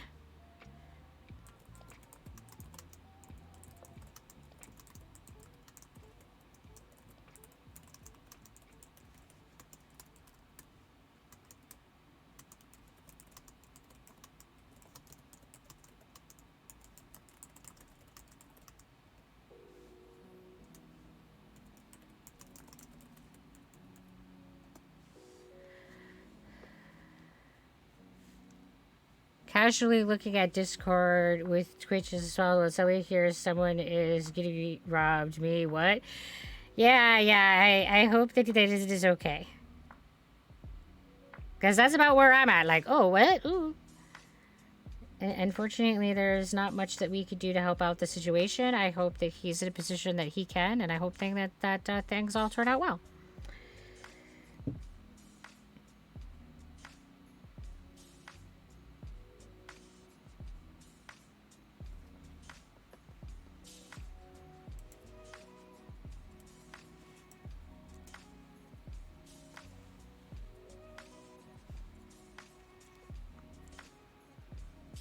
So I hope that everybody's holidays have gone well and that, you know, y'all have had good holiday adventures. I think that we're past all of everybody's holidays until like New Year. I think that's like the next thing is New Year, New Year's Eve, depending upon how you celebrate, would be New Year's Eve and New Year's, I think.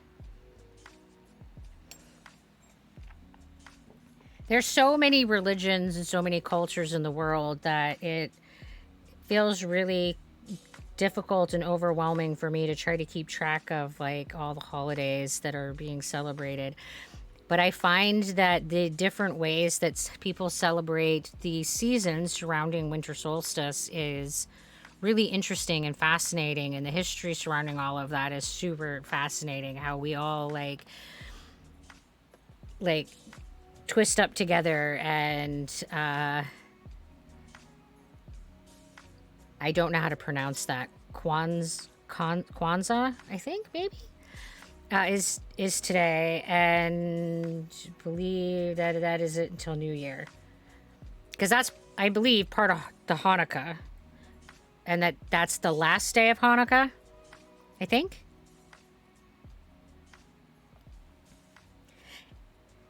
No? Oh. See, I tell you, I have a hard time keeping track of all of this stuff. And I try so hard to like learn all of these things, and there's just so much cultural difference, and there's so many holidays, and it's like I don't. Oof. Okay, I'm looking up this holiday so that I can have a better understanding. It's an annual celebration of African American culture from December 26th to January 1st, culminating in a communal festival called Karamu, usually on the 6th day. It was created by activist Mala. Oh, I am not going to say that name correctly. Based on the African harvest festival traditions from various parts of West and Southeast Africa. It was first celebrated in 1966. A 2015 survey found that about 2% of those polled planned to celebrate the holiday, and which is about 6 million people in the United States.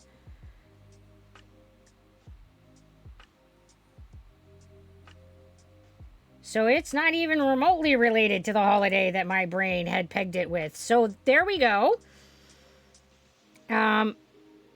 I have learned something today. I really am trying to get better about being aware of the various holiday traditions and cultural observances that are going on in the communities. I I think that it is important that we recognize that other people have different cultures and values, and that other people celebrate different holidays than we do. I am Wiccan, and my holiday for this season is the winter solstice, and that is on the 21st. But usually what you hear about is just Christmas, and I think that it's unfortunate because it is definitely ignoring the diversity of humanity. Sometimes I have the weirdest questions that just pop up in my brain. Oh?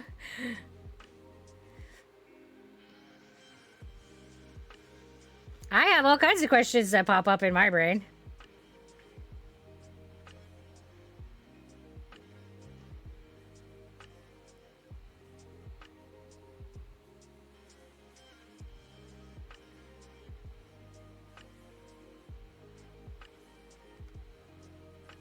You know, I'm looking at the way that they celebrate it, and I think that why I associated it with Hanukkah is because they have the candles. I think my brain just visually assumed, because Hanukkah also has the, I don't know what that's called.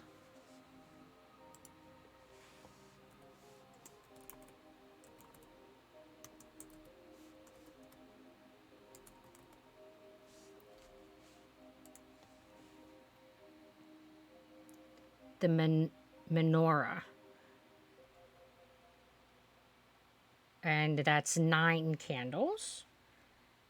And the...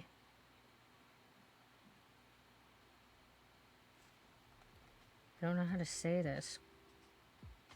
Kwanzaa, I think, has 7 candles. Interesting.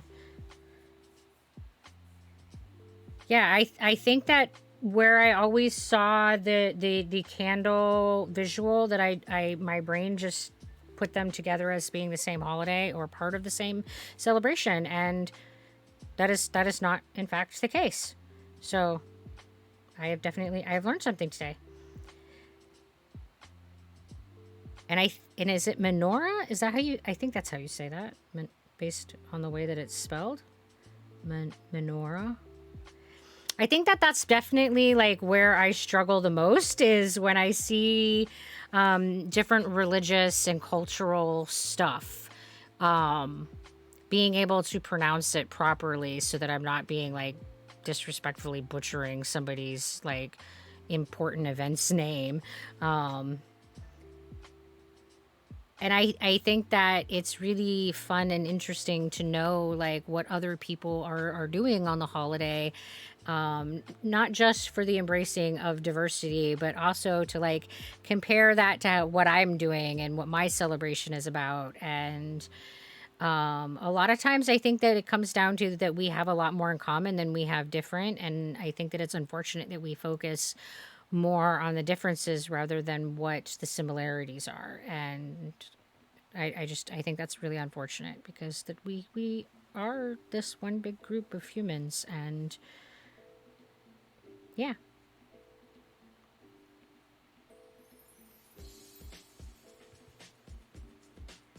But there are a lot of holidays in December.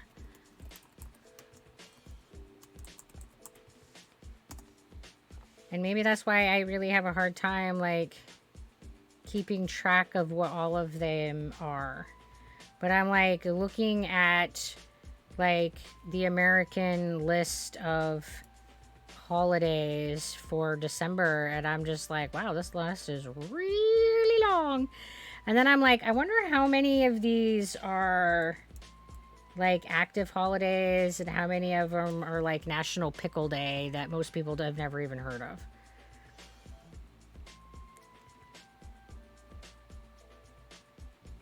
But like most days in December have like multiple things. Like apparently December 1st is National Cookie Cutter Day. I wonder how many people actually celebrate that. And it's also National Package Protection Day, National Peppermint Bark Day. The things that I just didn't know.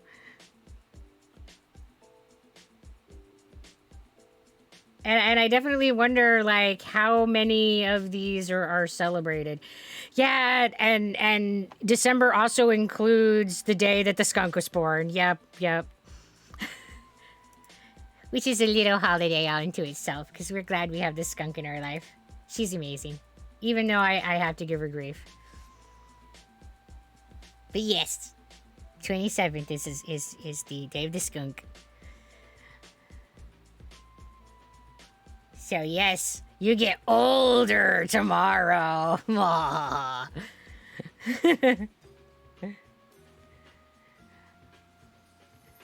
I think for me, my birthday has become a day of self-reflection and a day that I celebrate surviving another year. Like,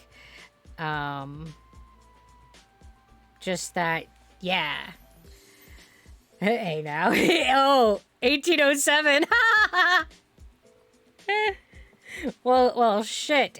If she's that old, I am older than her. So, isn't that true? It definitely feels some days like I am 100. Your hip, yeah. For me, it's mostly in my feet. Like, there's days that I walk around and I'm just like, I feel like I have the feet of an ancient mummy. Like, what is holding these fuckers together? Anything? I think maybe sometimes it's just my socks. Yeah, yeah.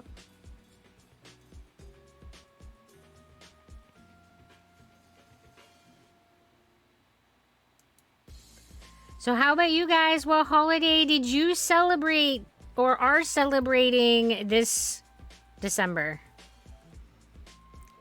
I feel like it's a spin of the wheel pain each AM wherever it lands. Like, Russian roulette, what's going to hurt today? Brrr. I mean, I think there's definitely some of that in my life, but I think that, yeah, my feet are pretty solid, consistent winner. Whew. And then, like, not knowing can be such a challenge because, like, how do you plan your day and adjust for things when you don't know what's going to be the challenge for the day and what's going to be aching for the day, and have some hat head. I don't know what's happening with my hat head, but there we go. So you found a compilation of gamers also getting jump scared by the Reaper. Could I share it in Discord? Oh, absolutely. I bet that would be hilarious. I mean, I absolutely love when people share stuff with me within the community. It's just that Twitch isn't the best place to share links. Just came by to wish you a Merry Christmas and a Happy New Year. Well, thank you, Sandwich. We really appreciate that. And welcome to the Dazzle. And I hope that you are also having a great holiday.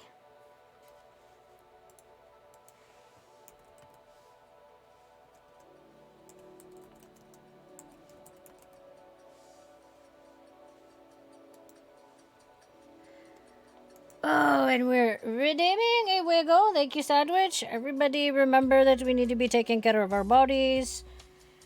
And that even though we're all sitting here being social, chatting together, that movement is good. Bodies in motion are healthy bodies. Sometimes I think that that's a huge challenge, balancing movement, because movement makes me hurt. Boy.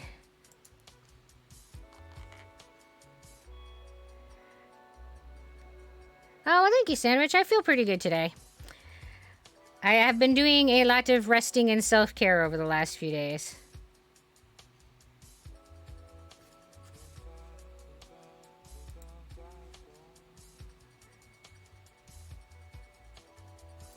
That's because I totally misread it as thinking that they were flagged as a first-time chatter. Even though my brain said, I think that's name familiar. And what's really the box around them flagging them is as a subscriber. Because I'm a Dorcas squirrel.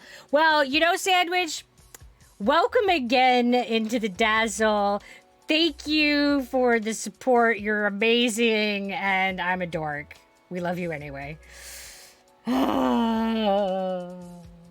I love you despite being a dork, something, I don't know. Razzle dazzle, right?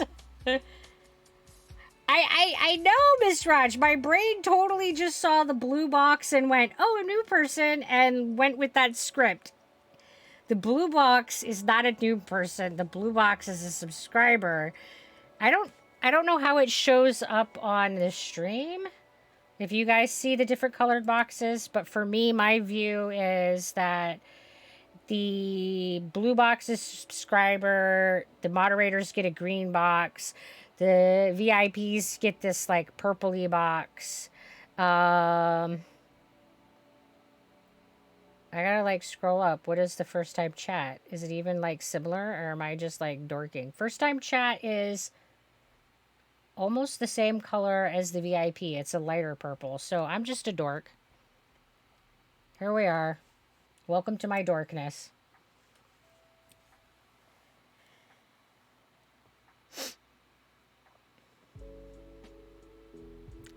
So what are you guys celebrating for this season? I am Wiccan. I celebrate the winter solstice, which is known as Yule. I don't know how many people are like familiar with all of that whole stuff. So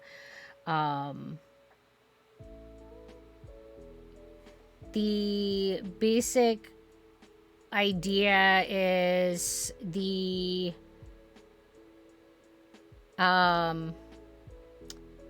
it's the longest night of the year, and it is the time that we look at reminding ourselves that darkness doesn't exist without light, that we remind ourselves that the light's coming back, and that this is a time that we're evaluating the mortality. So you will see a lot of celebration traditions that involve the internal spiral, which is a representation of how all things continue and their cycles. And it's traditionally done with pine boughs and candles for the light. And yeah, it's a time where we try to reinstill hope, and we try to look at and face our mortality. Because traditionally, if you look at like the time when these holidays came out to being, this was a time of year when people were had the highest mortality rates. Winter was very deadly. And I feel that very poignantly this year, where we have had so many respiratory infections killing people, that the traditions of Yule and evaluating mortality and reminding ourselves of the beauty of life, even in its temporary nature, it's been a good thing. In our home, also, we recognize a little holiday around the Christmas time where we focus on family and usually have a little feast and just celebrate by being together. So the Yule stuff is just me by myself being contemplative. Yeah, so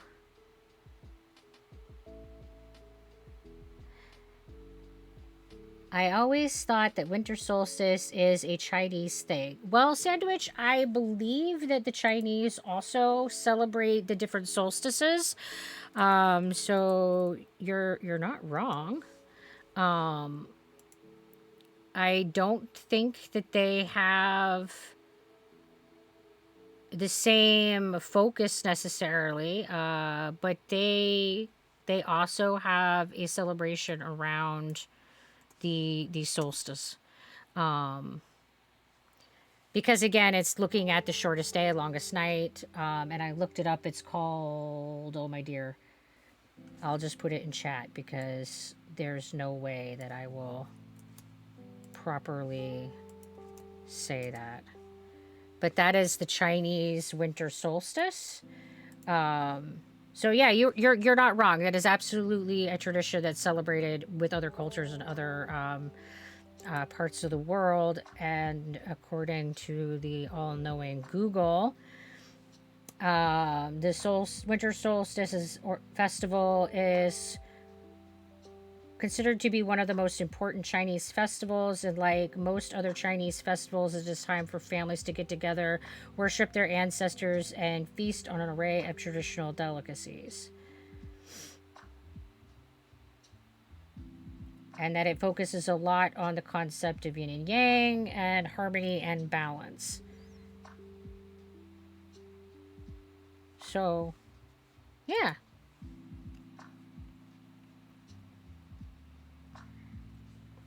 Hello! Yep. Welcome to the Dazzle. We appreciate you coming and hanging out with us. By the way, Google and Twitch are being dumb, and I gifted some subs, but it's not showing, so LMK later if it comes in, maybe in a few hours. LMK? Oh, let me know. Gotcha. I'm telling you, man, abbreviations take me a minute. Oh, there they are! There they are! They have arrived with a delay. And thank you so much. We super appreciate the support. You are a rock star. And that's not just...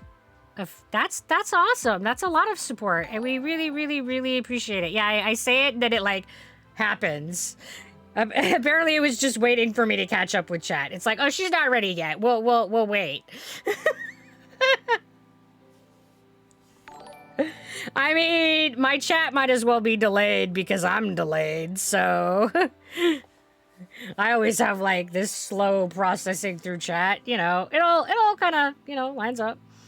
But thank you very much. That's an amazing amount of support, and we really super appreciate it.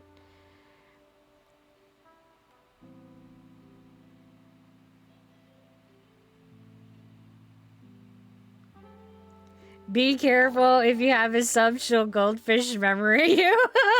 Oh, you are never immune to me goldfish memorying you anything. I'm telling you, my memory is so weird and fickle, and like it'll hold on to things like a vice that is related to like my special interests, and then like other things like people will ask me how old I am, and I won't remember. I'll get my age wrong. Like, what? Like, people will be like, oh, how old are you? And I'll be like, oh, I'm 43. And Mr. Archer Sir Skulk will be like, no, you're 41. And I'll go, yeah, 41. My special interest is definitely medicine and the whole human body function and how all of that works. I am absolutely obsessed with knowing everything about the human body, and can spend way insane amounts of hours reading research and like on how the just things function in anatomy, and totally live that life. And hi, True Art, how are you? Welcome to the Dazzle. We appreciate you joining us. Oh, nice. Your wife is an anesthesiologist. Nice. That is an amazing profession. They are like, they're sorcerers. They're sorcerers. I don't know how anesthesiologists do the amazing things that they do. They just like hold people in this like super stasis and then like wave their hands and magically the person comes back. And people do not give anesthesiologists enough credit for how amazing they are in the field of pain control. Like a lot of times anesthesiologists are the people who are doing the tap blocks and the pain control for a lot of really extensive surgeries and wound care. And they're wizards. I don't know how they do and know all the things they do. It's amazing. Got done streaming 8 hours, got tired, and friends went offline, so decided to lay down and watch some streamers. Nice!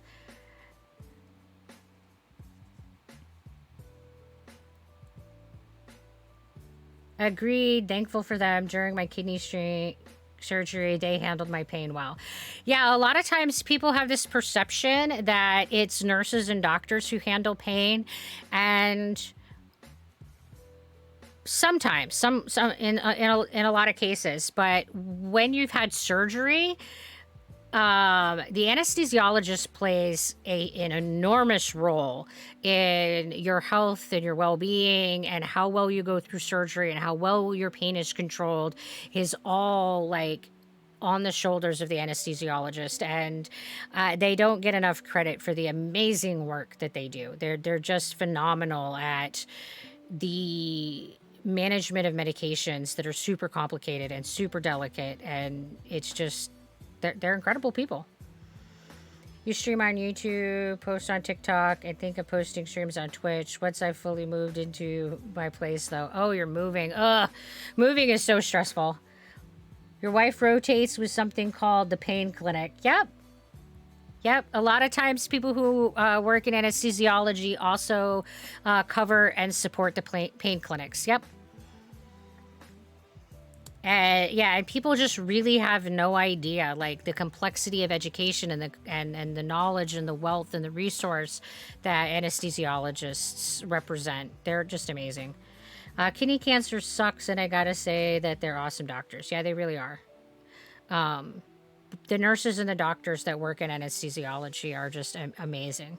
And most of the time when I'm working in med-surg, if I'm having a difficult time managing my patient's pain, the people that I reach out to are the anesthesiology nurses and doctors, because they're the people who are this amazing resource for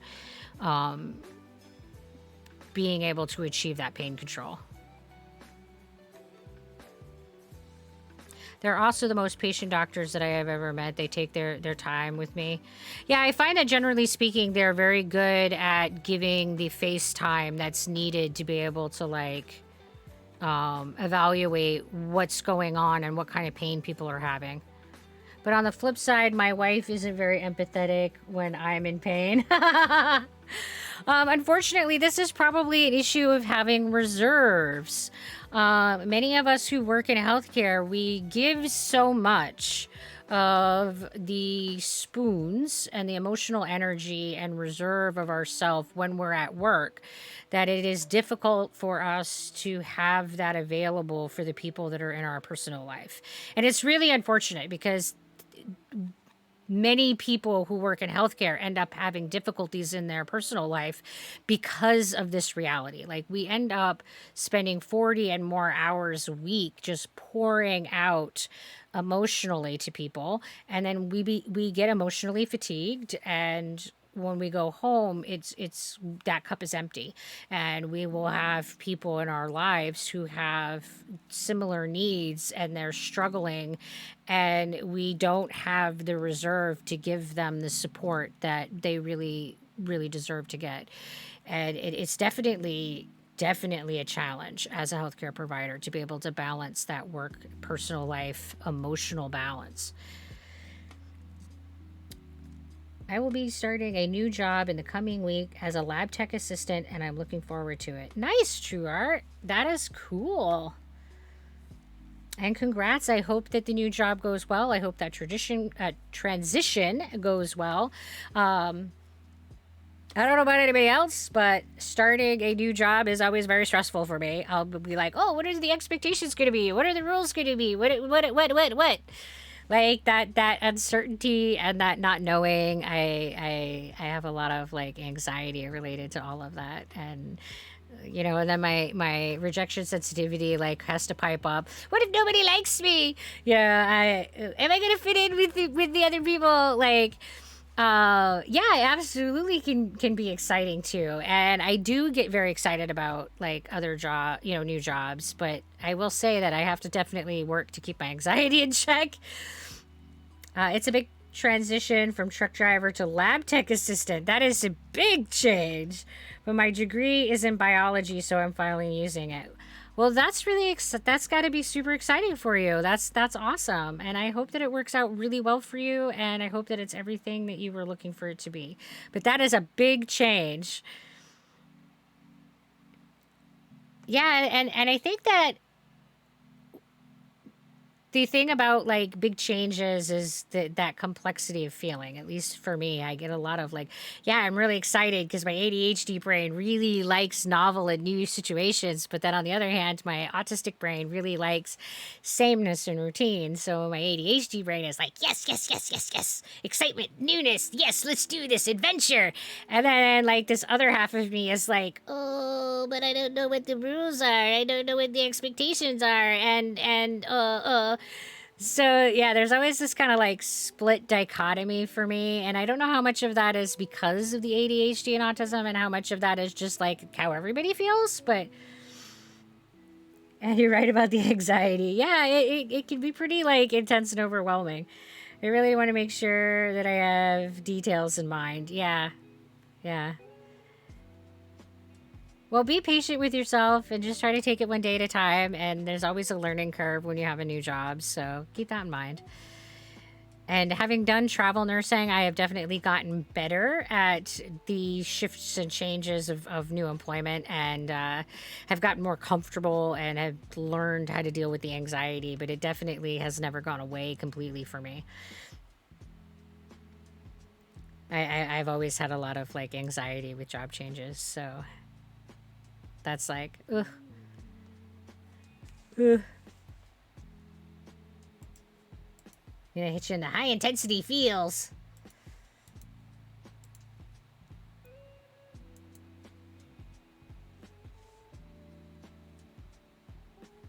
So what kind of lab are you going to be working in, True Art?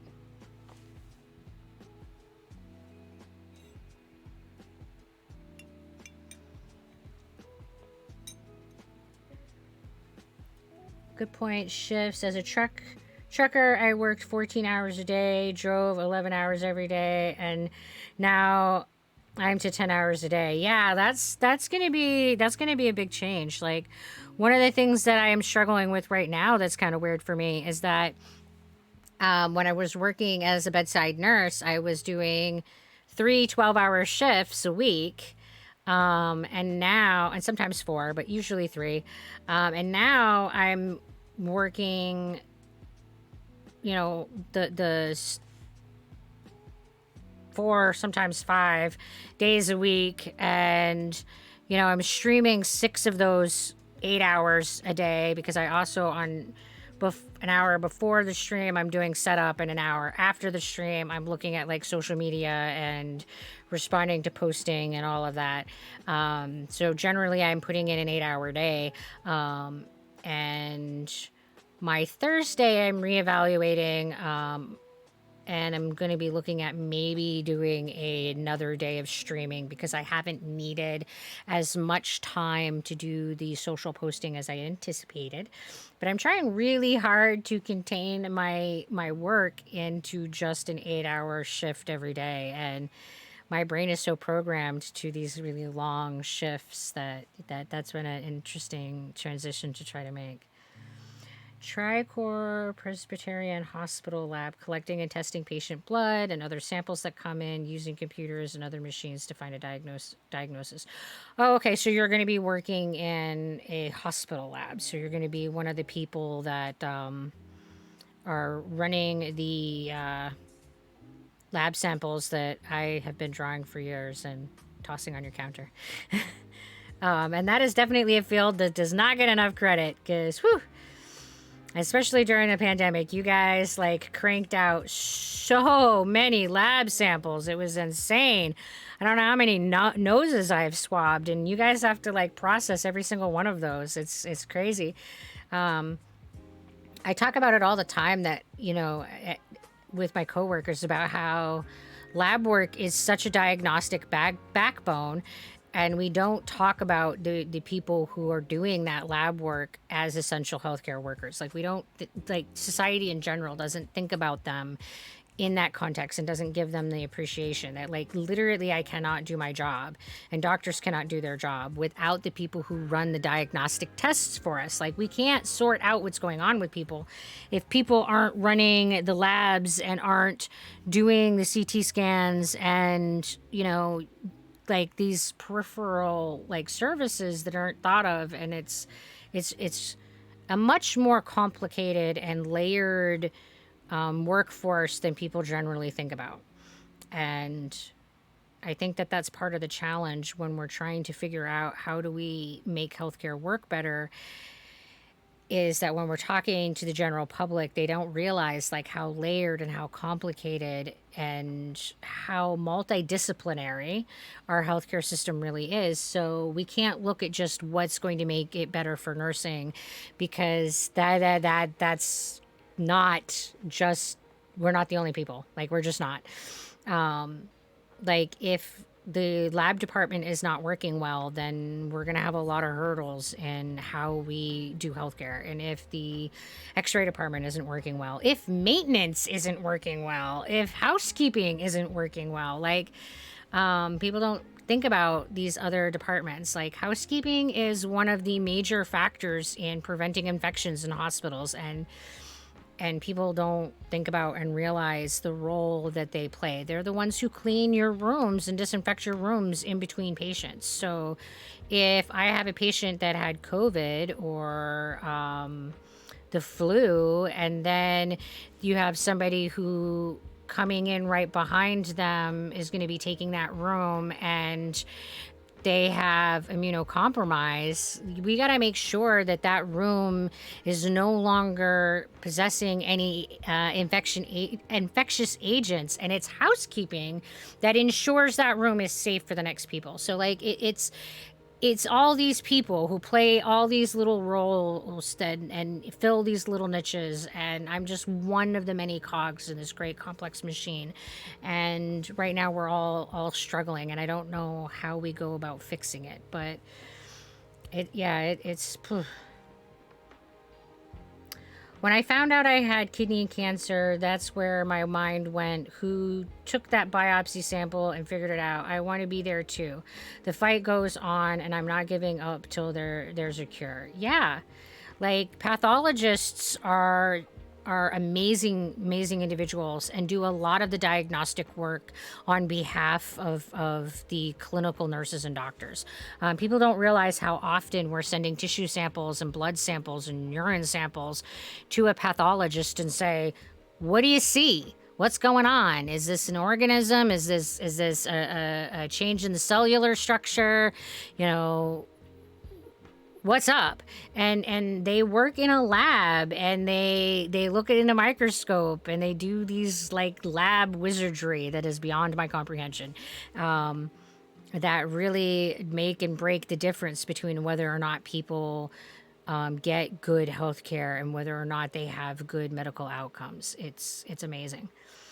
And hey, Stone of Sky, how are you tonight? Welcome to the Dazzle. Thank you. I'm glad that you're enjoying your stay here. How are you doing tonight? And hello, Dancing Grafter. How are you? Welcome to the Dazzle. What scares me is during the interview, they showed me the many, many machines they use. Yeah, I mean, I constantly feel that way as a nurse. Like, everywhere I go, they have different machines, and you have to learn how to operate all of these machines. And it's like, yeah,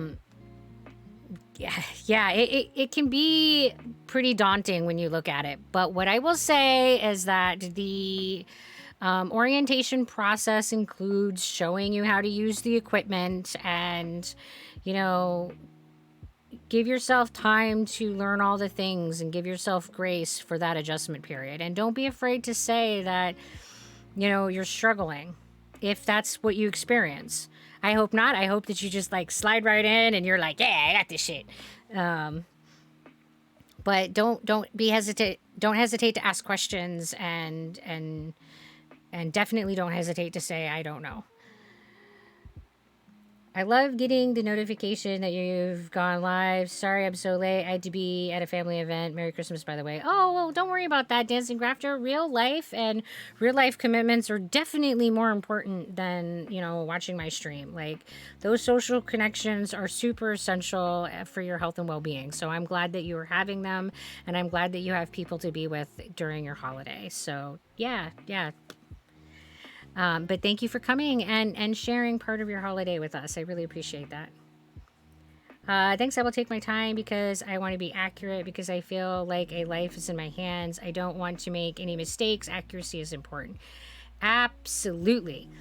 I talk about that a lot to new nurses, that speed comes with time and practice, and I'm sure that this is true in a lab as well. And I tell new nurses to focus on being correct.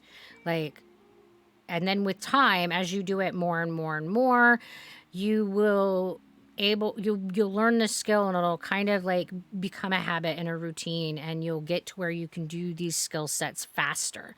But it is much, much more important to be correct and accurate in the tasks that you're doing than it is to be quick in them. Absolutely. So I think that that's a fabulous like perspective to have accuracy being the primary focus as you're taking on the new role.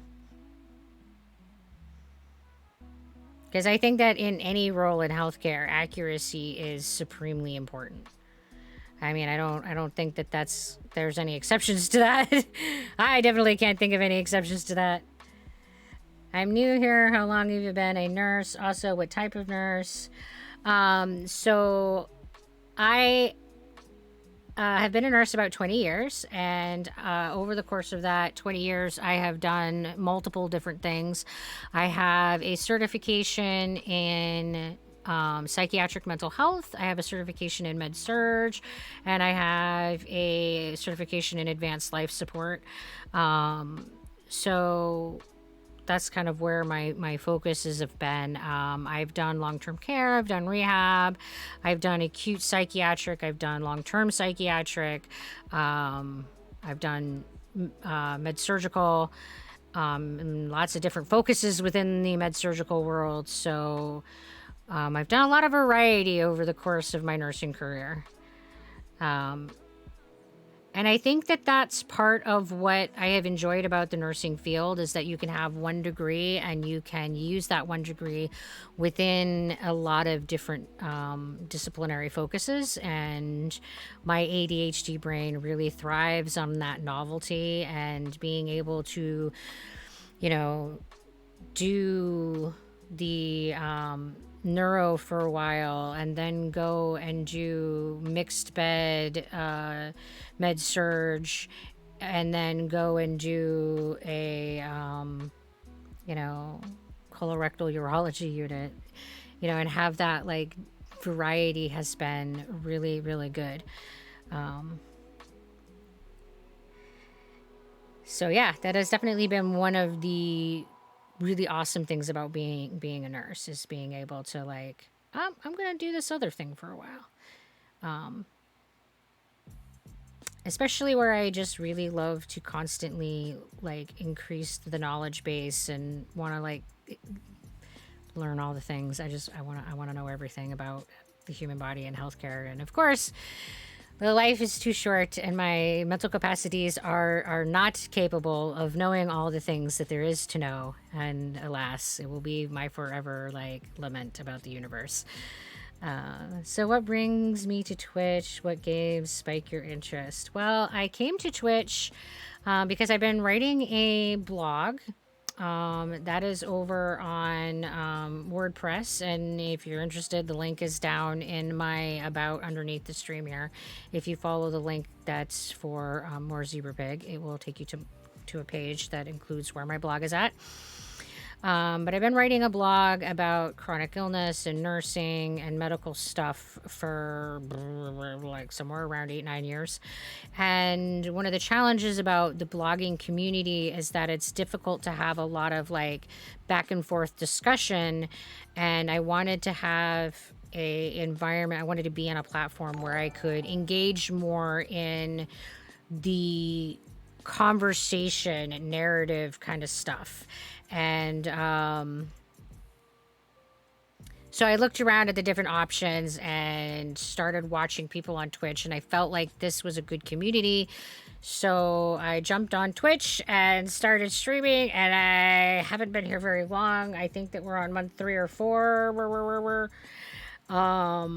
So I'm very new to streaming. And as far as what games, my favorite genre of game is the survival crafting game, but I am a variety gamer.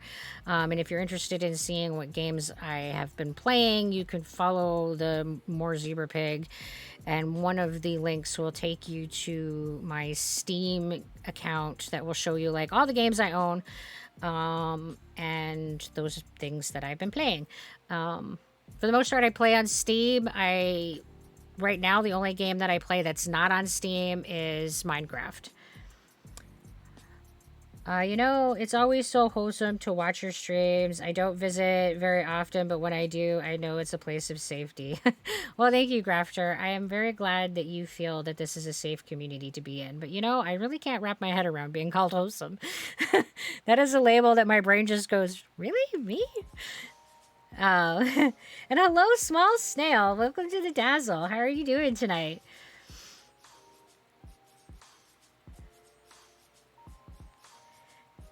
So right now I'm doing one chat stream a week. Normally that's on Sundays. This week, given the holiday, I decided to do it tonight instead.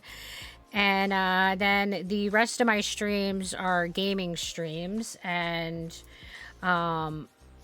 I generally have been doing it so that every day I'm playing different games. So Tuesday this week, we're going to be playing Don't Starve together. And that is going to be a game that will be open for the people that are supporting me on the coffee shop to join and play along with me. On Wednesdays, I am playing Elder Scroll Online.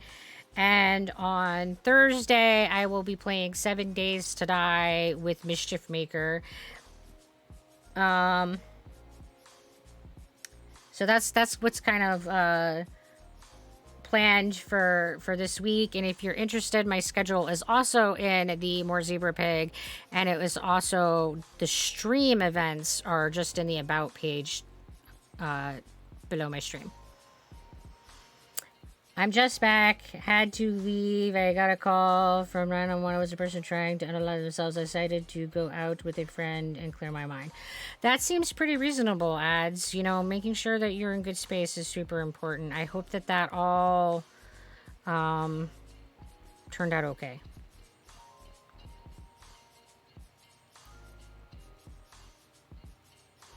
But definitely when you have to deal with those kinds of situations, taking some time to do some self-care afterwards is a very important part of that. And I think that a lot of times healthcare providers forget to debrief and forget to engage in self-care after we have engaged in intense moments, when we have codes and when we deal with suicidality and when we have someone pass away and when we have to give a really poor prognosis or a really rough diagnosis. It's really important that we have those moments where we debrief and we engage in a little bit of self-care. And I think that that's really undervalued and understated in the American workforce for sure. So I'm glad that you did that for yourself, ads. It's really super important. And I'm also glad that you are taking care of other people. You're a rock star. Absolutely be there for them, but remember, can't be there for them if you're not taking care of yourself as well. Absolutely true, Art. We have to make sure that we keep our cup filled in order to be able to have something in it to pour into other people's cups. We have to take care of ourselves. Absolutely important. I hate getting 911 calls. You do get part of the intensity and you don't get an ending because you don't really know what happened next or how it ended. And yeah, ads not having closure can be really difficult. That is definitely something that we see frequently in nursing. It's definitely something that you see frequently in emergency medicine, in the ED and ambulance care.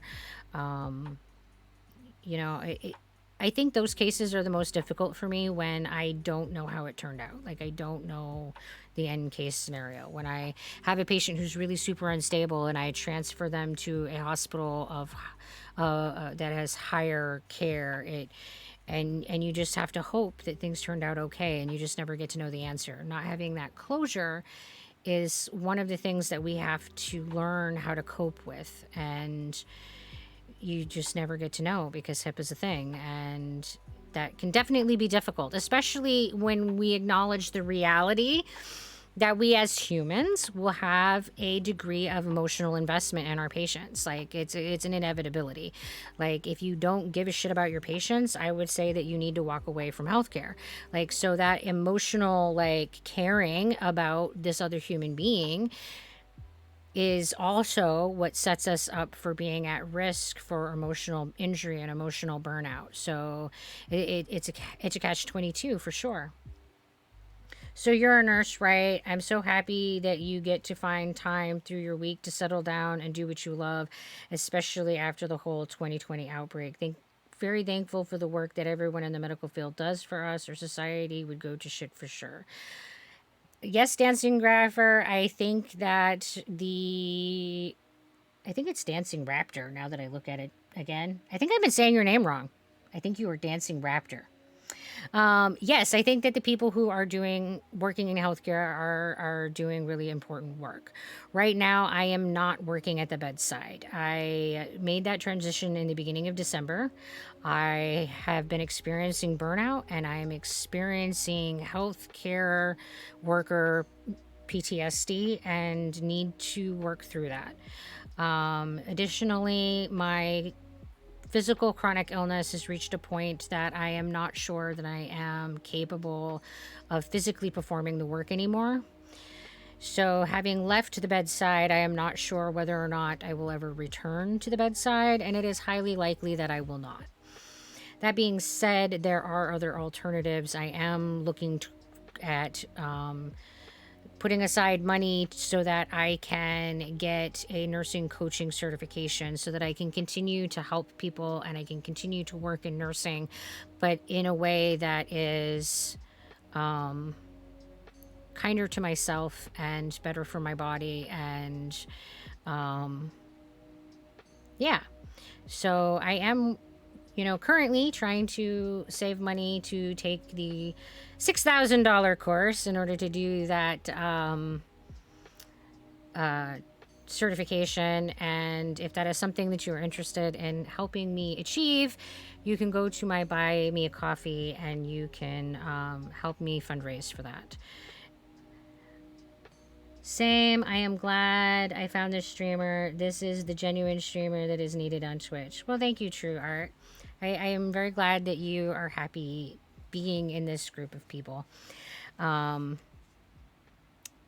definitely try to be genuine and real about things. I try to look at the full complexity of situations. And one of the things that I really focus on combating is the toxic positivity culture. While I think that it is important to aim for wellness and look for contentment, I think that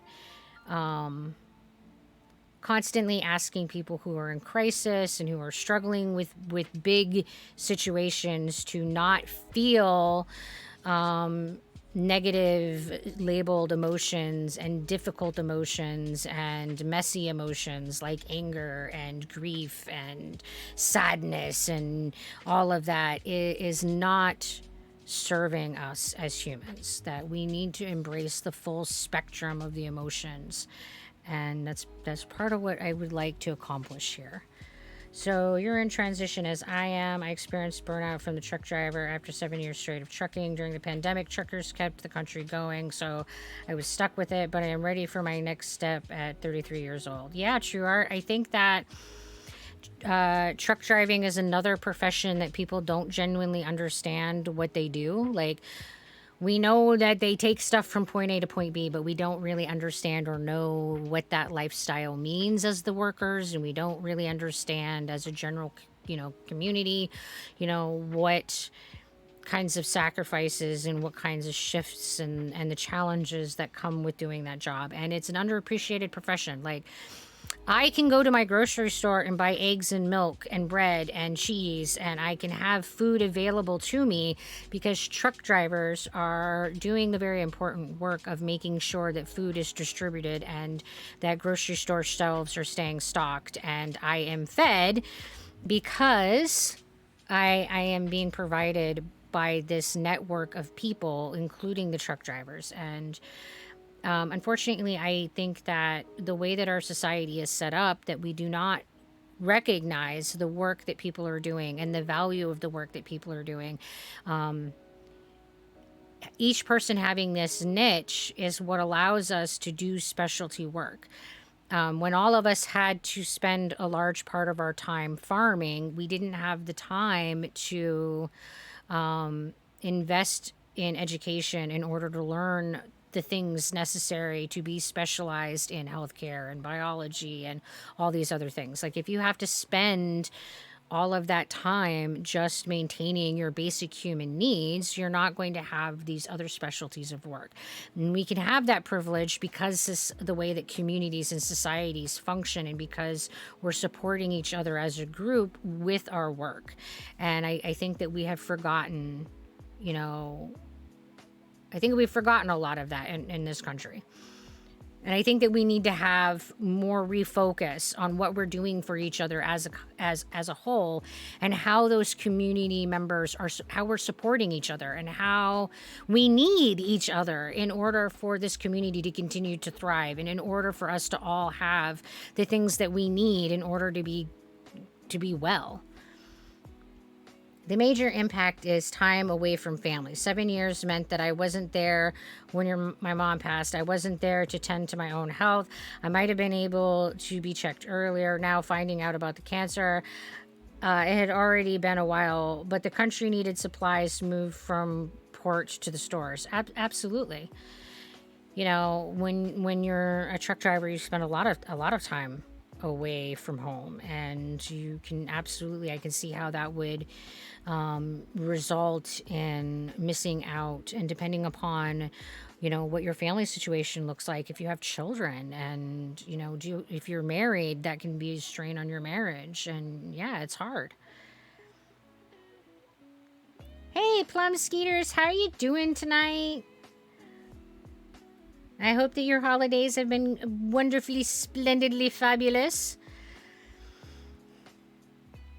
And I think that the way that our society has been fragmented, and the way that we have been kind of enculturated to be very egocentric, and to be very focused on ourself and individualism, and we have forgotten the importance of the community as a whole, and the reality that we need the community in order to maintain what it is that we're doing as an individual. The reason that I can afford to, spend my time researching healthcare topics and writing blogs and doing streaming is because there are other people, raising crops and animals, and making sure that those goods are available to me, and making sure that I have clothing that I can buy and wear. And that, is how we function as a community. And if we had to go back to everybody providing these things for themselves, the community services are very difficult to provide.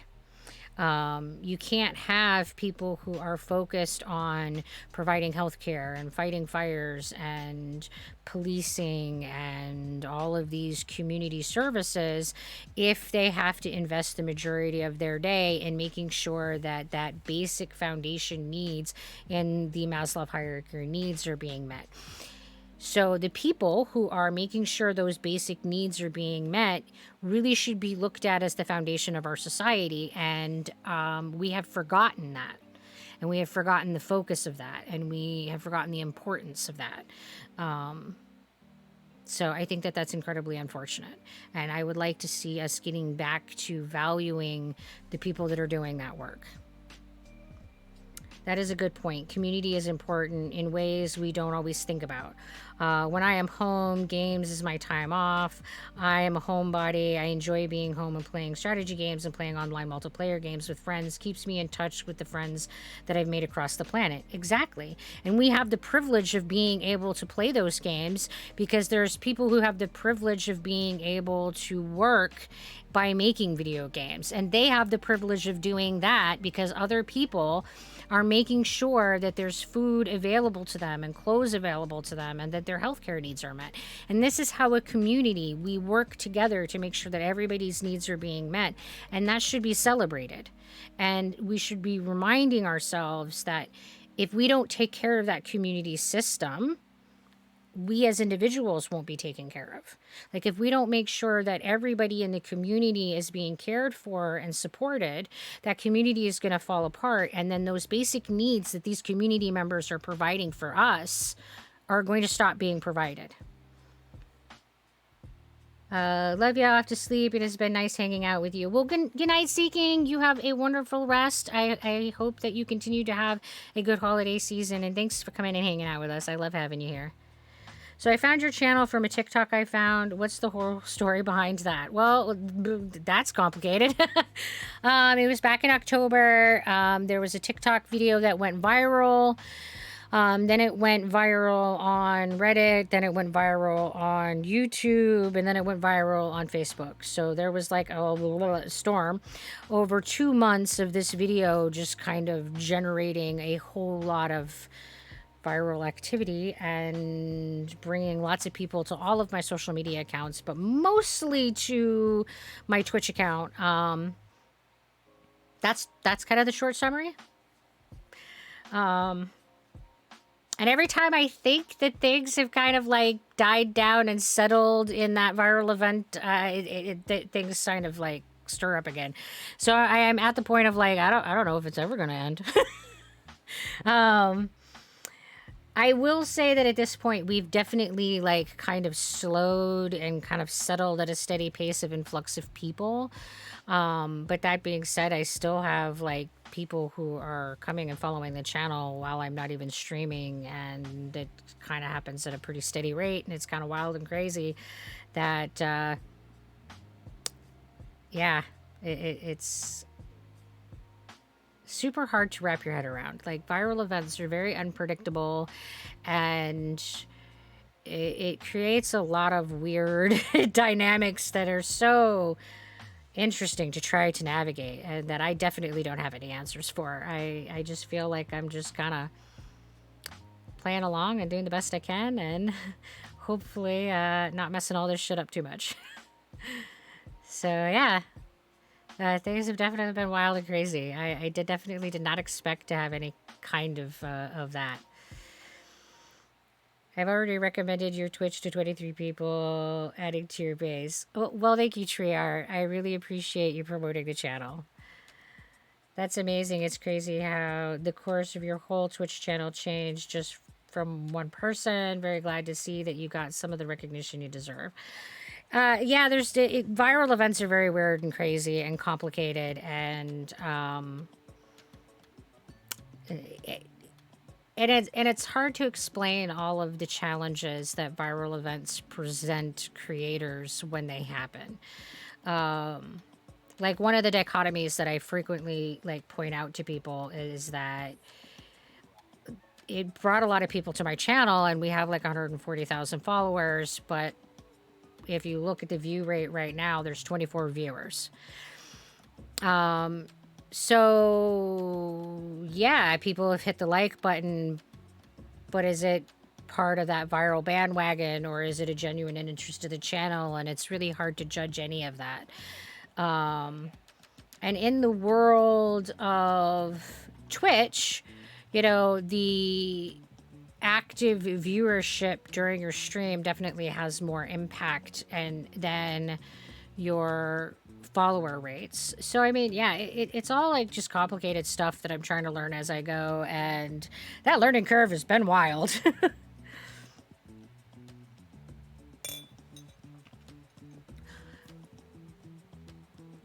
I started posting on TikTok, my gaming clips, and I started slow, and now it's growing. So I get what you're saying. It starts slow, takes off, and then it catches fire again and grows. But when bright lights shine, even in fog, it gets noticed. Well, thank you, Treyart.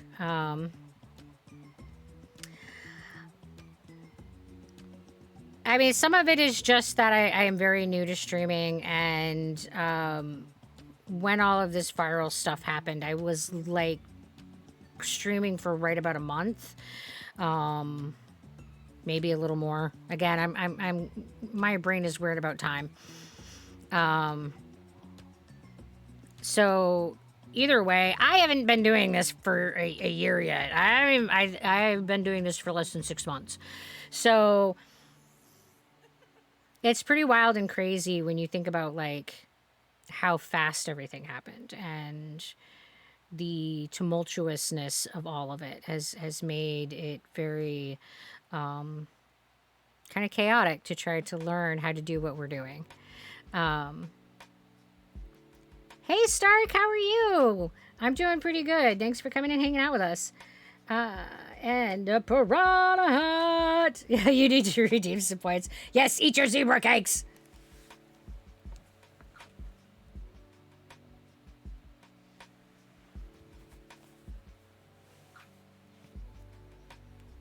Hide my hat head.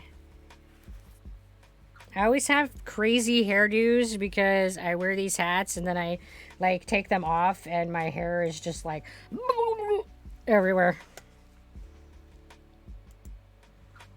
So, there is now a piranha plant eating my head. Nom nom nom. Well, I am glad that you like the hat. I own probably way more hats than I should even begin to think about. I don't know why, but I've always really liked hats. I really like character hats, animal hats, and like fun quirky hats. I own a lot of hats. And we're kind of like in a crazy transition with our space right now. So I don't even have all of my hats out for the hat transition. There's a bunch of them that are tucked away that are not like currently out. And hopefully once we get a little bit more stable and settled back into our space, the full hat collection will become available. And I totally was like looking at it the other day, realizing that all the hats that I have or almost all the hats I have right now are definitely winter hats. And I'm like, I am definitely going to have to make sure that come summer when it's 90-degree weather that I have some hats that are not going to roast my head. I can't imagine like wearing this piranha hat on a 90-degree day. My brain would be baked. So since you're growing, are there any collabs that you'd consider or already looking forward to? Any merch ideas you might have? So my collaborations have been very much focused on my chat days, and like we guested Rygone tonight. We did a co-stream. So I guested on his channel, he guested on mine, talking about neurodivergency and the healthcare system. Next week on Sunday, we're going to have Schmoop's Otter Nonsense coming on.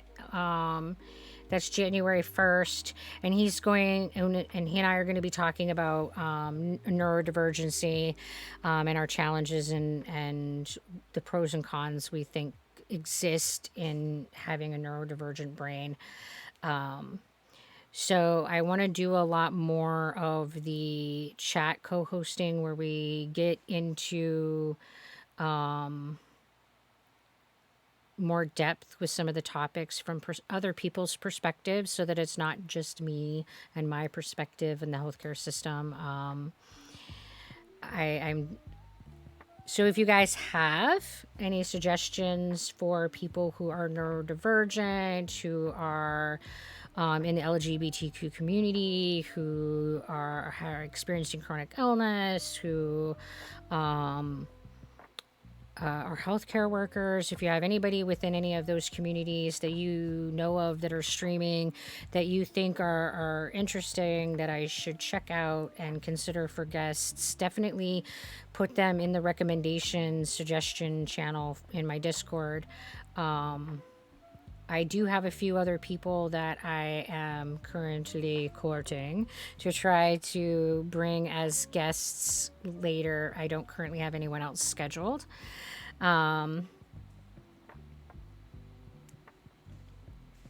And then as far as our merch goes, we do have some merchandise available. And if you go down into my About page and you click on the More Zebra Pig, in that whole list of links is our merchandise page where you can get items with the little, these over here, the little Zebra Pig logo. You can get like coffee cups, you can get t-shirts, you can get like a drawstring bag, you can get water bottles, and I will be looking at other poses of the zebra pig rather than just the logo image. But so yeah, there is some merchandise available, and if you have thoughts and things that you would like to see for merchandise, we're definitely open to suggestions. And again, the Discord is a great place to put that, because if you drop suggestions in stream, I may or may not remember them at the end of stream because my memory is weird. So yeah. This is random. Don't mean to take any time on this, but have you ever heard of neurofibromatosis? Don't have to answer this. Just curious if you have heard of it. Was diagnosed at age 12. Wish more people spoke about it and what it entails. And yes, I have heard about it, and I am definitely not a expert on it by any means. So just to kind of like give a general thing, is that it is a group of disorders. It's not just a single disorder, but it's a group of genetic conditions that lead to a person growing tumors within their neurological tissue. So their nerves end up with growths in it. And that can be the brain, that can be the spinal cord, that can be within the peripheral nerves. And underneath the umbrella of the neurofibromatosis, there are 3 classifications. And I apologize, I'm not familiar enough with the disorder to know the distinctions between the 3 classifications. But yeah, it is a real challenge to be diagnosed with a disorder that is uncommon and that your healthcare providers might not have ever heard of. I personally face the same challenge. I have Ehlers-Danlos syndrome, which is also a genetic disorder. There's 13 types under that umbrella. And I frequently run into the situation where a healthcare provider that I need care from has never heard of my genetic disorder and therefore isn't knowledgeable in how to take that condition into context when they're providing me care. So it's really challenging. And on the one hand, it's unrealistic to expect any healthcare provider to know all the things. I, as a healthcare provider, can testify that the vastness that is the wealth of medical knowledge that science has afforded us is beyond the intellectual capacity of any single individual. Like we simply cannot learn all the things. So that's not a realistic expectation. Yet on the other hand, we as people with chronic illness and with health conditions need to be in a healthcare system where the disorders that we have and the diagnoses that we have can be recognized, diagnosed early, and treated well. And how do we achieve that? And right now, I don't think that our healthcare system has a good balance with that. I don't think that we have a good handle on how do we make sure that people who have uncommon disorders are being given the quality of care that they need. You have had 22 tumors removed from several parts of my body. You have type 2. In the area that I live in, there's no specialist for this, so I get it. Yeah, that is a huge hurdle. And a lot of these genetic disorders and rare disorders require more than one type of specialist. Like, it isn't, even though it's this particular thing affected, it's going to affect other parts of your body. Like if your nervous system is damaged because of a tumor, it's going to affect other parts of your function. Like, say, the nerves that control your muscle are damaged because of tumor growth. You're going to then have muscle function impairments, and you're going to need to have specialists who treat muscle conditions. And if you have the nerves damaged that control your bladder, you're now going to need a specialist who deals with the bladder and incontinence and a neurogenic bladder. Like, so while it is a neurological condition, our nervous system innervates in the entire body, and therefore has an impact on the control and function of the entire body, and can have a significant impact on our entire life. And that's how most of these genetic conditions work. So yeah, it's really complicated, and to get a specialty like a urologist who also specializes in a genetic disease is a huge challenge. So what is my favorite game? Well, would say that it's 7 Days to Die, probably because that is the one that I have like legit spent the most hours in. And welcome, Jiu-Jitsu Guard. Welcome to the Dazzle. Welcome to the Dazzle. And how are you doing? Yeah, I would say by far 7 Days to Die is the game that I have put the most hours in, and I've played the most consistently, and it's the one that I keep coming back to. So I would say that's probably my favorite game. I tend to be somebody who will play a game for a really long time, get super excited about it, and then drop it and play a different game. I tend to like play on these like fixation cycles. But that game is one that I have frequently come back to. So, which is kind of ironic because I didn't even want to try it in the beginning. It looked too hard.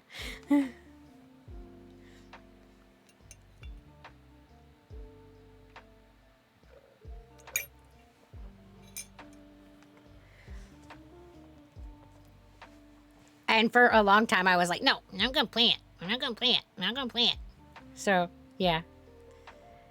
You should make a Minecraft server. That would be so much fun to get to play with you and your community. Well, Raptor, we have a Minecraft server. Being able to have access to playing with me, though, is limited to those people who are supporting us through the coffee shop. So if you go to the Buy Me a Coffee link, you'll see the tiers of membership. And within those tiers of membership, one of them is gaining access to the 2 servers that we have. One of them is the 7 Days to Die server, and the other one is the Minecraft server.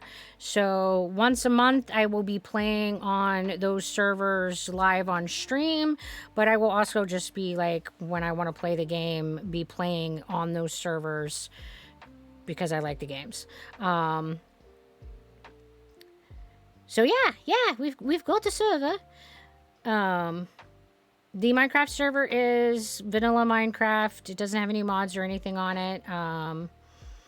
And Miss Ratch and Sir Skulk have both put a lot of time in making like where you land when you spawn into the world nice and functional and fun. So Java. It is Java per Miss Ratch.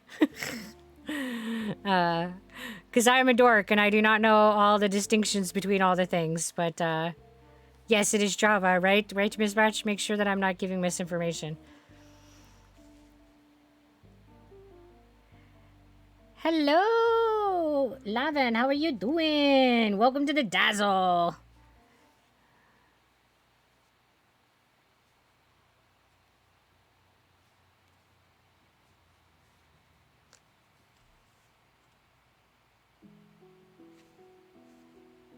So right now, looking at my schedule,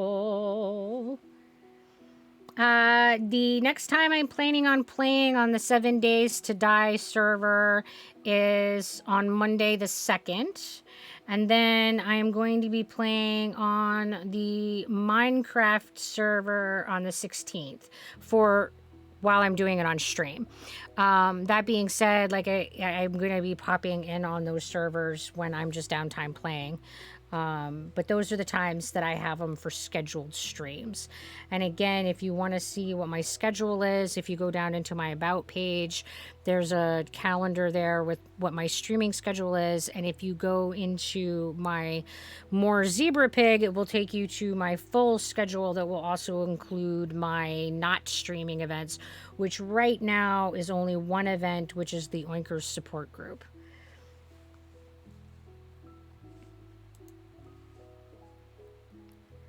I'm looking forward to watching your games. I have an upcoming surgery, and you'll be what I am watching when I am in recovery. Well, True, I am sorry that you have to have surgery, but I'm very touched that you're going to be spending time with us while you're getting better, and I hope that your surgery goes in all the best ways that it can. Could you remind again how to join it? I don't see where the option is. I'm not exactly the most familiar for Twitch. Are you talking about how to get access to the server? That is by going to the Buy Me a Coffee, and the link is underneath on my stream. Or if you go down into my About page, there is a More Zebra Pig. And in that list of links is the coffee shop.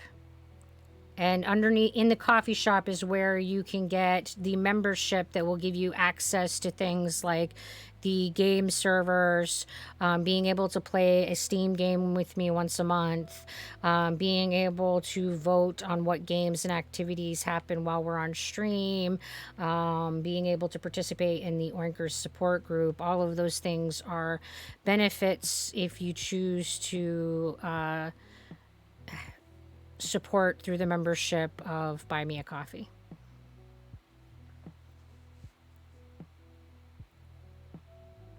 I appreciate everything that you do community-wise. Oh, well, thank you, Kermit. I appreciate that. And I hope that we can continue to grow this community as a place that is safe and is inclusive and embracing and celebrating the human diversity, and a place that we can have like conversation about what's real and conversations that are difficult, and where we can just be the complicated, messy things that is what it is to be human. So I feel like there are many of us who have carried around labels in our lives that have put us in the categories of socially unwanted.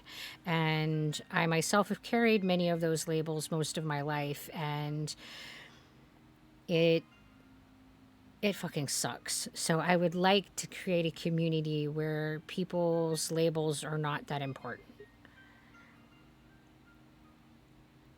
Thanks, I'll definitely consider it. I got some Christmas money to And do we have a Discord? Yes, I think that Stacks just shared it with the Moobot. But again, that's the links to all my things is down in my About. So if you want to know what I'm doing on social media, and you want to know whether or not I'm on a platform, and if you want to know if I have a thing, the best place to go is to my More Zebra Pig link. So if you click on that, it will take you to a list of all of my social media links, platforms, and all of that stuff. I wouldn't label myself as socially unwanted, but I am definitely socially avoided. But this community is one I am for sure wanting to join. I am glad that you feel like this is a safe place and a desirable place to be, Kermit.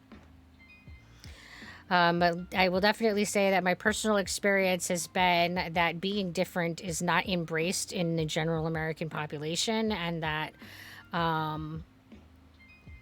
some of the labels that I have had have put me in a position of feeling very unsafe. Currently, that label is being the transgender situation right now in this country, where people are legitimately being attacked and murdered just because they carry that label. And knowing that I also carry that label is a very daunting and scary place to be. And it definitely makes me feel like there's portions of this population that I live in that just don't want us to exist. And I can't wrap my head around any of that. And, you know, there's just a lot of labels in our society right now that fall underneath the undesirable and the stigmatized and the neglected and I think that we can do better. And I think that you build communities by bringing people together and trying to do better. Hello, Solzex. Welcome to the Dazzle. And your voices are getting louder. I am sorry to hear that. I am assuming that you are making reference to psychosis voices. In which case, I would say that now is a good time to rally your social support, any and all social support that you have, to help you work through the difficult time that you're in. Make sure that you're in a safe place, and that it's probably time to consider getting mental health support from a professional.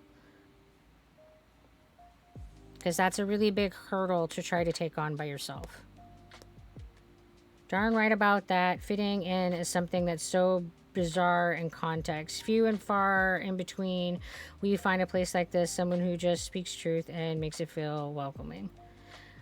Well, I am glad that you feel welcomed here, True Art. I think that more than anything else is what we're trying to accomplish here.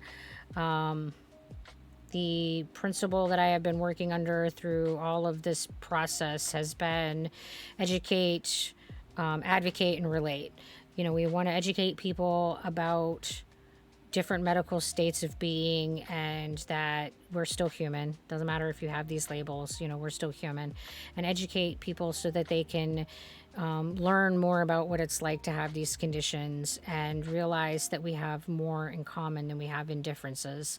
And then advocating for people who have these differences and advocating for equity and advocating for social justice and relating so that we can come together and realize that we are one species, we are one group of humans, and that we really are better when we come together and unite as a whole. So that's just the platform that I'm trying to work from and the mentality that I'm trying to work from. And I keep shaking my table. Sorry, making my world rock. So I focus a lot on education because I feel like that's one of my strengths and one of the things that I can offer.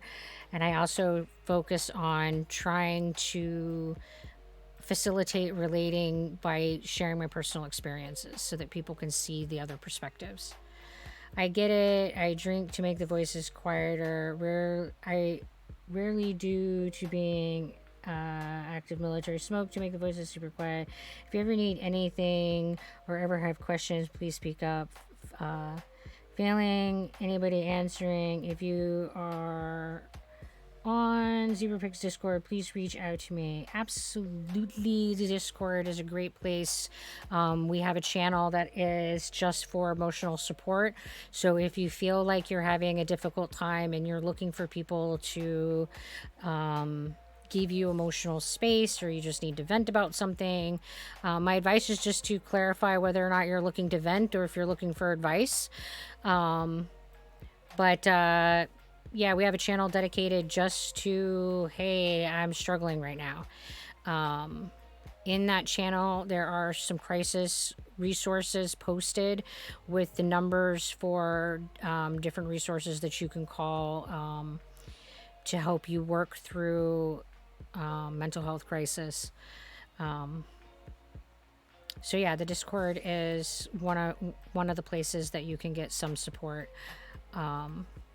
And thank you, Kermit. I appreciate that you're offering to be available to other people. And this is what I have loved so much about the Dazzle is that everybody has been super supportive of each other. It's not just me being out here saying, hey, we need to, you know, like all of the people in the Dazzle have been trying really hard to support each other, and it is you guys coming together that has made this the supportive community that it has become. I just came in here a few minutes ago. I remember finding you on TikTok. I just wanted to say I appreciate everything you're doing. I also like your hat. Have a great night. Well, thank you very much, Take Ira. Welcome to the Dazzle. We appreciate you coming and checking us out and being here. And thank you. I appreciate that people like my hats. Makes me feel very happy inside. Because I will say that a lot of times I wear my hats and people look at me going, well, your hat is weird. So it's been very nice that people like my hats. It took me many years to get to where I've gotten help or can help. I may not know everything, but I can point in directions. Absolutely, Kermit. And I think that that's one thing that we need to like realize about social support is that we don't have to have answers. We don't have to have advice. We don't have to have solutions. Good emotional support is about being present, being non-judgmental, and reminding people of their value. And that is by far one of the most valuable assets that anybody can have in their wellness journey. This is the Dazzle. Weird is the new normal here, right? Yes.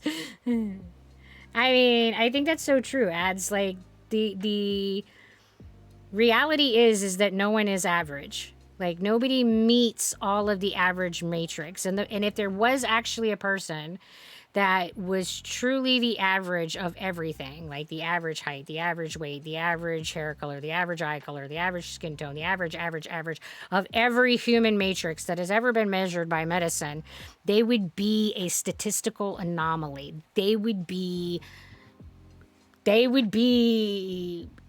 ridiculously a unique being, which we all are in our own way. But you know what I mean? So when we talk about normal in context of healthcare, what we're really talking about is what the average is. And nobody is all of the averages. Like everybody has something in their physical makeup and their psychological states that is outside of that perfect center of the bell curve. I need to go, but thank you so much. You're an amazing streamer. Thank you, Axel. And we appreciate you being here, even though I can't say the name.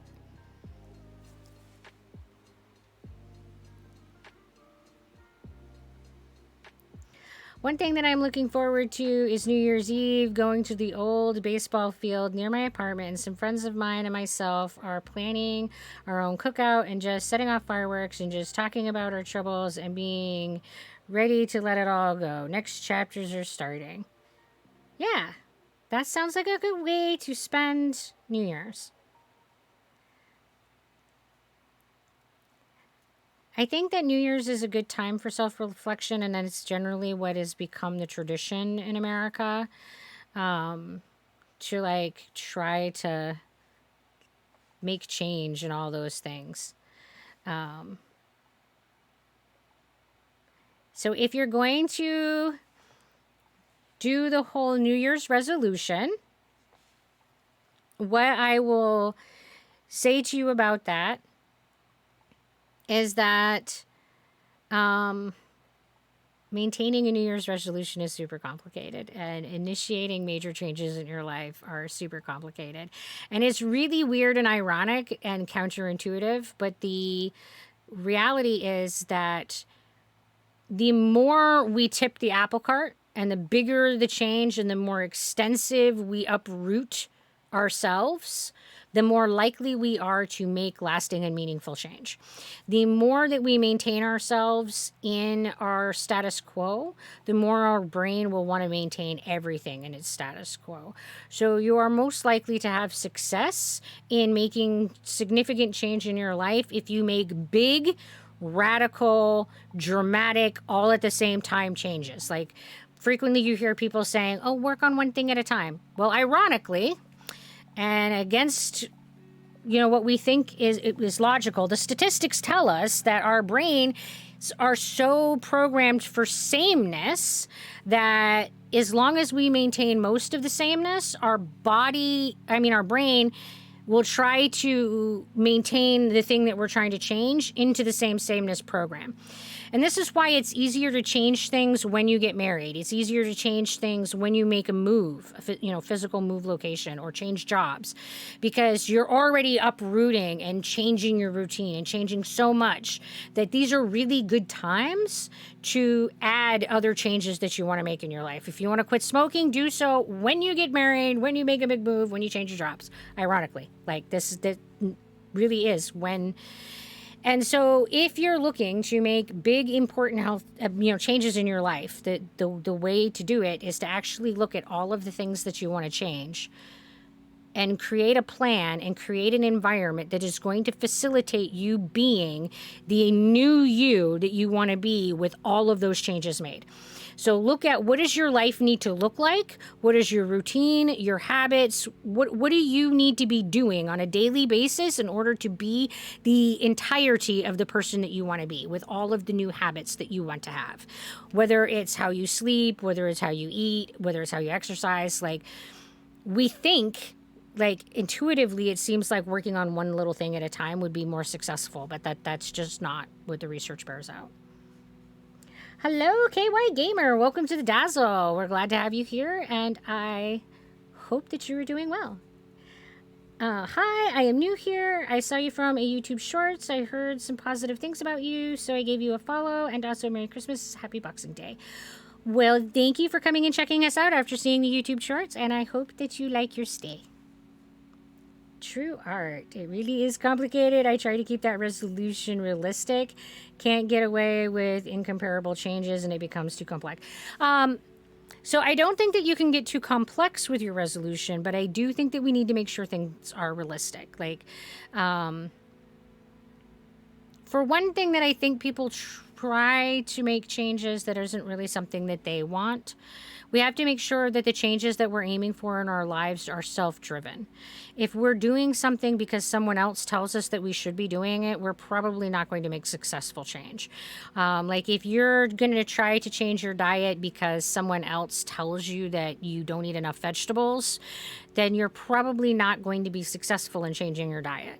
When you are internally self-motivated to change your diet, you are much more likely to be successful in doing that.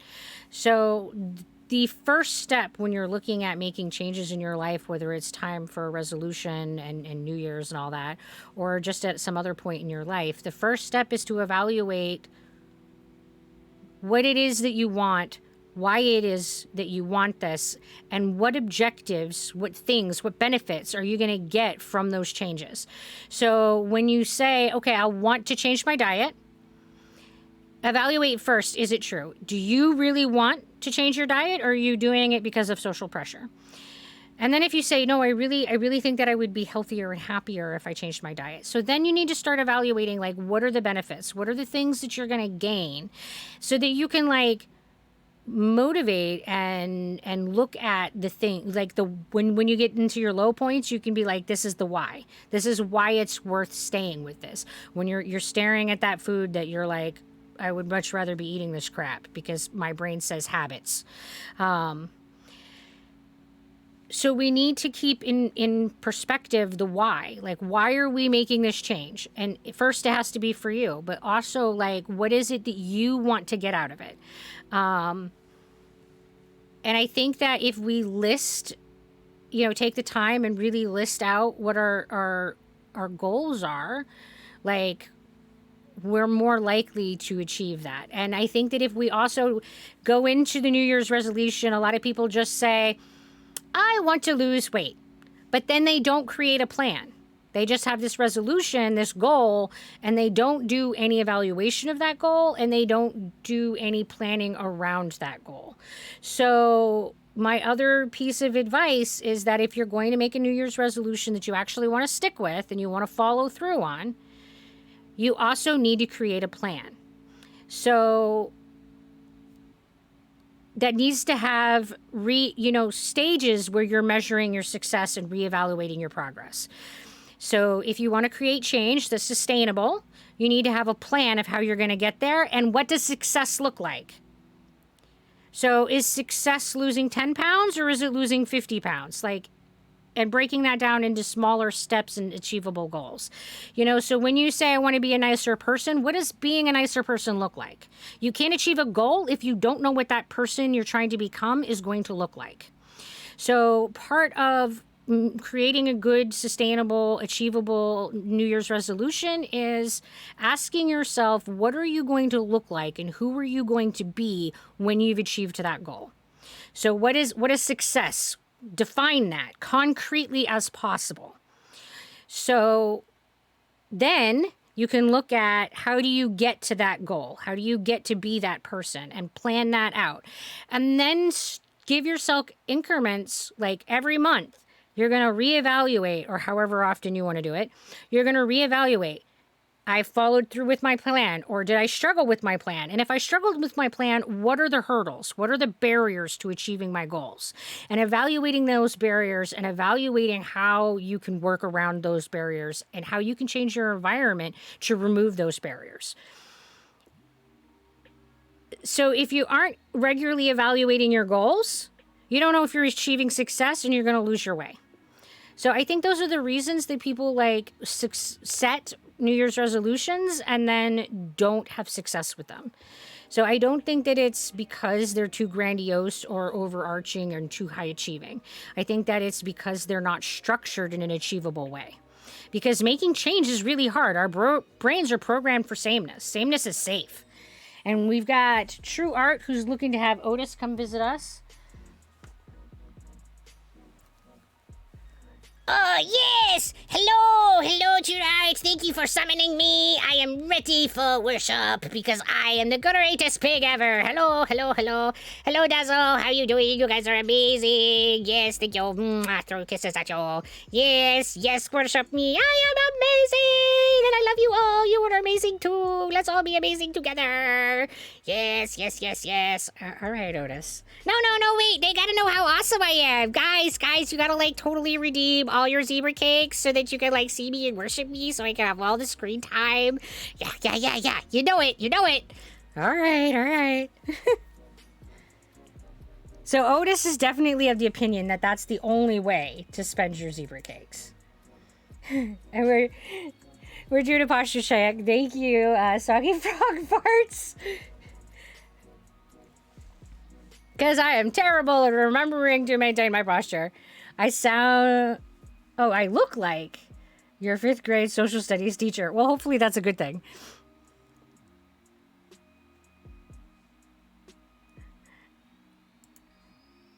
Hello, Sharky. How are you tonight?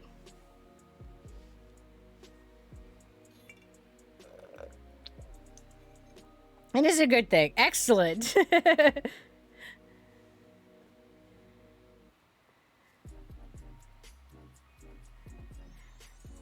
Yeah, I frequently get compared to, like, teacher figures and mom figures, and I'm like, hopefully that you have good relationships with them. I think I definitely rock the mom vibe, whether or not I ever intend to. Like, it doesn't matter who I'm around. I always just want everybody to, like, achieve better wellness and find a good space and find contentment. And I'm just all like, yes, let's work together to do these things. I hope you're having a great night. I am having a good night. I slept well today. I'm physically feeling pretty good. I've done some mental health work, so I'm feeling a little better in that context. And yeah, my toes are a little cold, and that's about my only complaint. So I think things are doing pretty good. I have to be off to bed now, but I will definitely be back. Thank you so much. Keep doing this. Well, thank you, True Art. We really appreciate you coming visiting us, and I hope that you have the wonderfulest sleep ever. Because sleep is definitely important.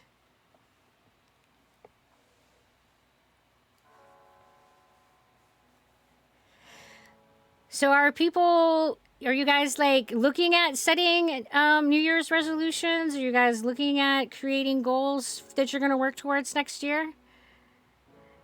You just woke up after a 14-hour nap. So good. Yeah, Shark. Do you play nap roulette? I definitely play nap roulette. Where you're like, I'm going to take a nap. I'm not going to set an alarm. I might sleep a half an hour. I might sleep 6. Could sleep 12. We'll just spin the wheel and see what happens. Yeah. Yeah, when I go to sleep, I never know, like how long my body is going to cooperate with this sleeping thing. Like, sometimes I'll, like, go to sleep, and then, like, I've been awake for a crazy amount of hours, and I'll still only sleep, like, a half an hour. Like, there seems to be no rhyme or reason. My sleep tends to be rather chaotic. I was supposed to just lay down and watch Netflix. It turned into a whole half day. Oh, this was a resting turned into nap. Like, I'm doing this quiet resting activity, convert to nap. Yep, I've done that too. One of the things that Sir Skulk and I frequently laugh about is that my notorious socialization events end up being, I am going to hang out with somebody and proceed to fall asleep, like 10, 15 minutes into the movie. Or I'll be role-playing at the kitchen table, playing D&D, and I will become unconscious. Or playing video games and, like, yeah. The minute I, like, get relaxed and comfortable and, like, my brain kind of settles in, it is entirely possible that I can become unconscious. The surprise snaps are fun. Yeah. And also unpredictable, and whether or not they will be for half an hour or for, like, all day. Like,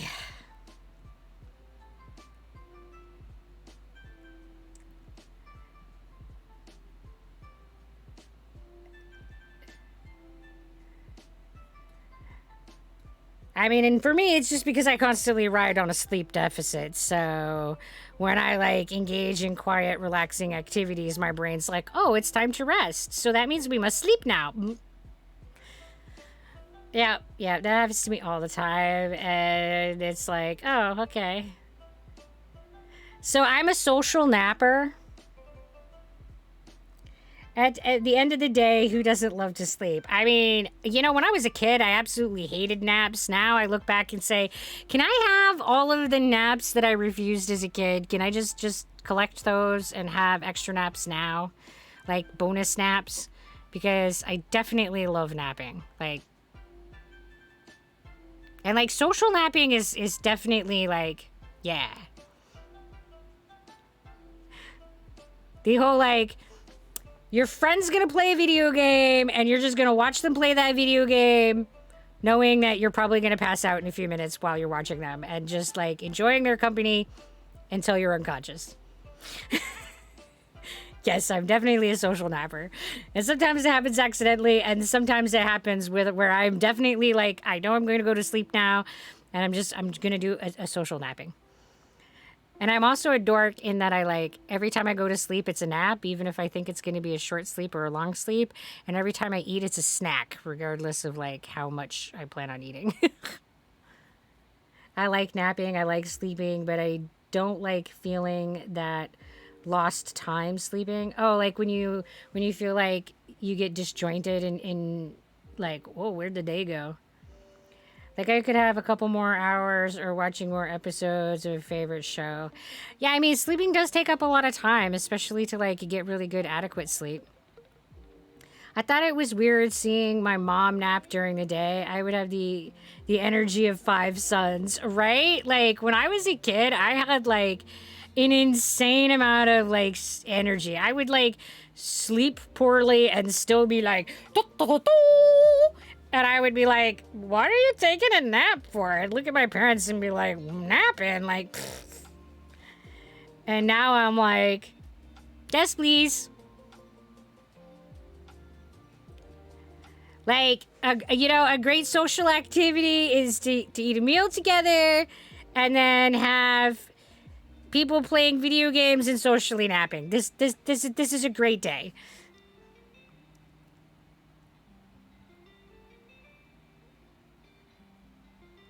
Which is why I find it really surprising how other people will be like, oh, if I come over, I might, like, fall asleep at your house, so I would never want to, like, visit. And I'm just like, Why is you falling asleep in my house in any way, shape, or form offensive? Like, if you feel comfortable enough and safe enough to fall asleep in my home, then cool. I'm glad you feel safe here. And if you're tired enough that you need sleep, then get some sleep. And if you think that socializing with me is valuable enough that you're doing it even when you're really tired, then you absolutely must value our relationship. So I don't see how it's in any way, shape, or form like a negative statement, but haha, now I get why she was always so tired. She was like, let's stop together. I was like, sleep in the middle of the day. Ha ha ha. Yeah, exactly. I thought adults were lazy as a kid. Turns out it's half true. I think that it's really amazing and wild and crazy how much my perspective of life in the universe has changed as I have gone through my life. So much of like what I believe to be true has changed, and so much of my perception of society and my perception of other people and even my perception of myself has really evolved and changed over time. And I find it really interesting how that process works and how we as humans evolve as individuals, and how we all have this like self-development arc that frequently involves the same kinds of development, and how we play this cycle out generation after generation of like kids not understanding adults and adults not really understanding children. And it's really just an interesting, all of it to me is really interesting dynamic. I'm socially deprived, so I've barely evolved. Well, it's definitely difficult to socially evolve if you're not being social. 1/3 of your day goes for work, another third for sleeping, and the rest you have to adult and try to social and hobbies and stuff. I mean, yeah, if you're looking at the average person needs about 8 hours of sleep and the average work day is 8 hours, yeah. I mean, it's crazy.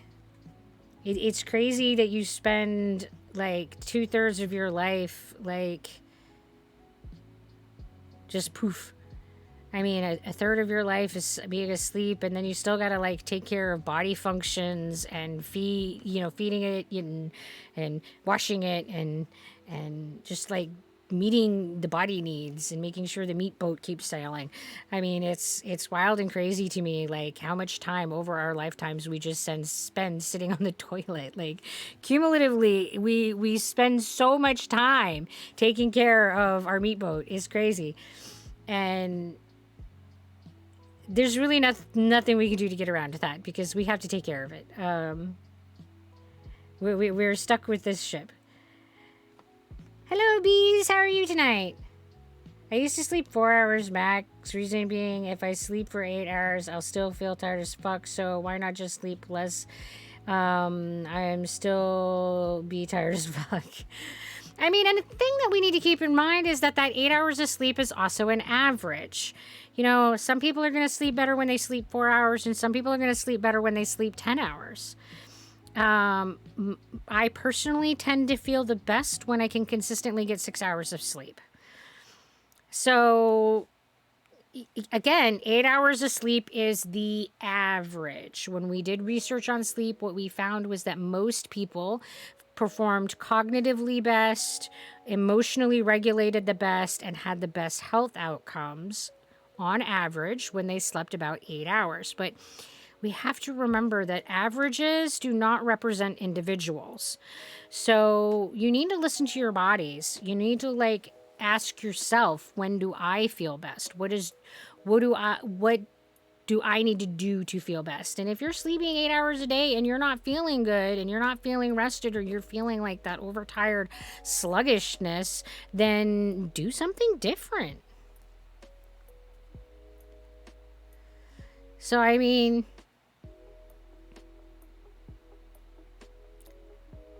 oh, you're one of those people that can sleep anywhere, anytime. Oh my goodness. I look at people who do that and I feel like it's a superpower. Like, I struggle bust to turn off my brain and relax enough to go to sleep. I always feel like my engine is on high, like just high mode. And I'm always just like have so much going on inside that in order to like settle things down enough to go to sleep, it can be a real and crazy hurdle. So the people who could just like, I'm good and go to sleep. Yeah, that's a superpower. I look at you guys and marvel at. So ads, you have a superpower. You forgot that you speak Spanish?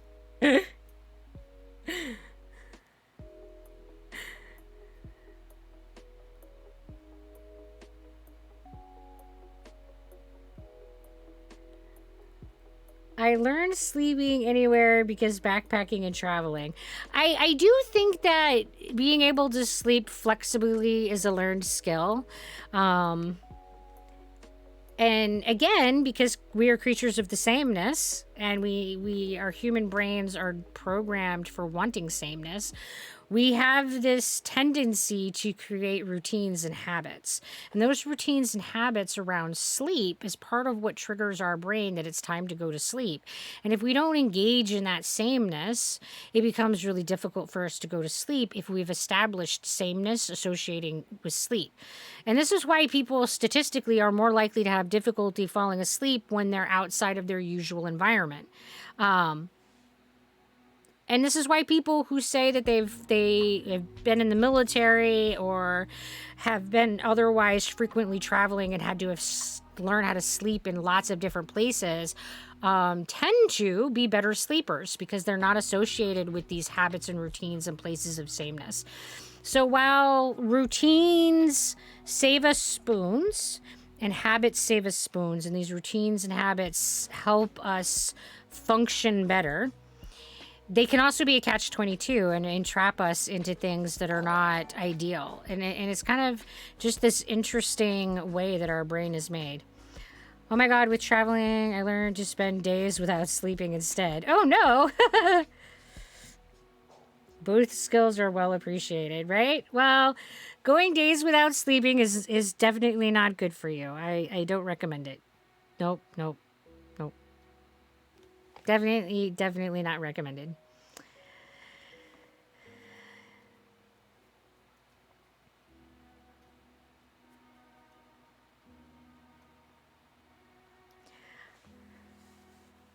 Hey, I'm only gonna follow to say this. You look like Mario. Well, hello, Apex, and welcome to the Dazzle. And I am, in fact, wearing a piranha hat, so I guess that the Mario association makes sense. I drive from New York to Texas often, straight with only fuel stops. Whew. But it is also an acquired skill in the medical field, isn't it? Okay, this is what I will say what the research shows us about staying awake. You can train your body to stay awake. You cannot maintain cognitive functions at the same level while you're staying awake. And the research on this is really, really pretty good. Like, when we stay awake past 24 hours, our cognitive functions decline rapidly. And the longer that we're awake, the more that they continue to decline. So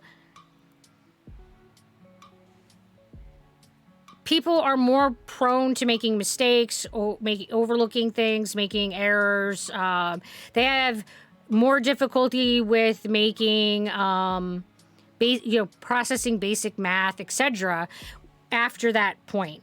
And then when you reach the 3-day mark, for the majority of people, you enter a psychosis. So you begin to lose the ability to distinguish what's real, and your body starts superimposing dreaming on top of, so like parts of your brain go into the dream state to try to do the dreaming while you're still alert and still awake. So you go into a kind of like psychosis hallucinatory kind of state. It's not the same as a true psychosis hallucination because it's part of your brain is in the sleep state. So you cannot train yourself to go without sleep. It's not biologically possible. You can train yourself to stay awake, but you cannot train yourself to maintain functional capacity. You cannot maintain your brain, and you cannot keep your brain's health and wellness without sleep. What we're finding that sleep serves is that is when we clean out all of the clutter of neurotransmitters and all of the byproducts that happen when we're doing our brain stuff. The other thing that's really super important that happens during sleep is that because we're able to shut down and turn down the other states, we're allowed to shunt a lot of that energy towards our immune system and gear up our immune system, which is why people tend to sleep more when they have an infection. So these are two really important things to maintain our health and functionality. So the general practice is to not go more than 16 hours working in healthcare. Statistically speaking, working longer than a 16-hour shift has been associated with adverse events. When you work longer than a 16-hour shift, you are more likely to make a medication error. You're more likely to have a clinical oversight. You're more likely to miss the diagnosis. You're more likely to have problems. So it is strongly not recommended to work more than that. While the profession and the field will strongly recommend you work as much as you are willing to. Yeah. But when they're interns, that's what they go through, and it's normalized. Welcome to the toxicity that is healthcare, ads.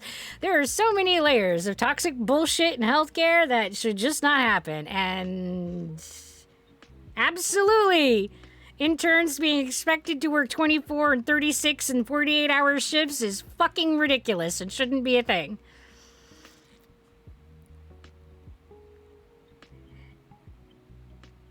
Hello, Presley. Welcome to the Dazzle. I do not have advice for how to make you feel better because I do not know what's going on. What I will give you for general recommendations is to allow yourself to feel whatever it is you're feeling. You need to give yourself emotional space if you are going to process your emotions. We can't in any kind of healthy way just turn off what we're feeling. The best way to get to the other side is to go through that emotion. And many of our emotions are difficult to experience and uncomfortable to experience, but it is still important to give them space and to recognize them and to allow ourselves feeling them. So if you are in an emotional state that your body is telling you that you need to cry, my recommendation is to allow yourself to feel that and allow yourself to do the crying. As far as how to cope more specifically, I don't know what's going on. No thanks, I'd rather be a trash truck driver. Medical jobs are cool as fuck. Medical jobs are amazing and complicated all at the same time. And you're welcome, Presley. Yeah, there's so much complexity around being a healthcare worker, especially right now in this current environment. I don't regret working in healthcare, but I have taken on a lot of trauma and I've taken on a lot of emotional damage because of doing the job. And I am now definitely in a state where I have to deal with all of that and process and heal all of that if I am going to be able to continue to offer anything at that kind of level again. And yeah, we don't take care of our healthcare workers anywhere near the way that we need to if we want to maintain a sustainable healthcare workforce. All right, guys, so it is 10 to midnight here, so we don't have much time left of the stream, so we're going to make that usual transition going over to the credits page. Boop. We're going to be ending the stream, and we're going to be looking at who it is that we're going to raid. But before that, I want to say thank you to everyone who has sent us art and given us, like, just shared any kind of artwork with the Dazzle in the Discord. I've been trying to collect all of that and share it here so that we can all enjoy it. And thank you again to those who are on my team that make the stream functional. That's Miss Rotch Stack and Sarah Salk. You guys are amazing. Without you, I definitely couldn't be doing this. And thank you for the people who have been supporting me through the coffee shop, David Norick, Yamcha, and Cuddle Me Spoon. I really appreciate those donations. You guys are amazing. And thank you guys for coming and hanging out with us. So let's go and see who is currently on right now. Who shall we raid and invade? Wah, wah, ha, ha,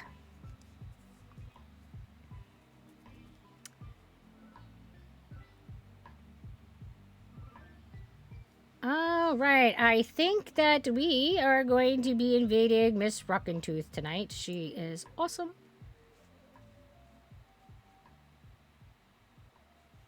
So when we get over there, throw some Doritos at her, but don't completely spam her wall, all right? You know, everybody throw like 5 Doritos so that we can share some snacks. And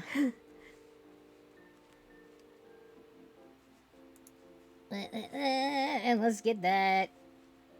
Why can I not find my button? There's my button.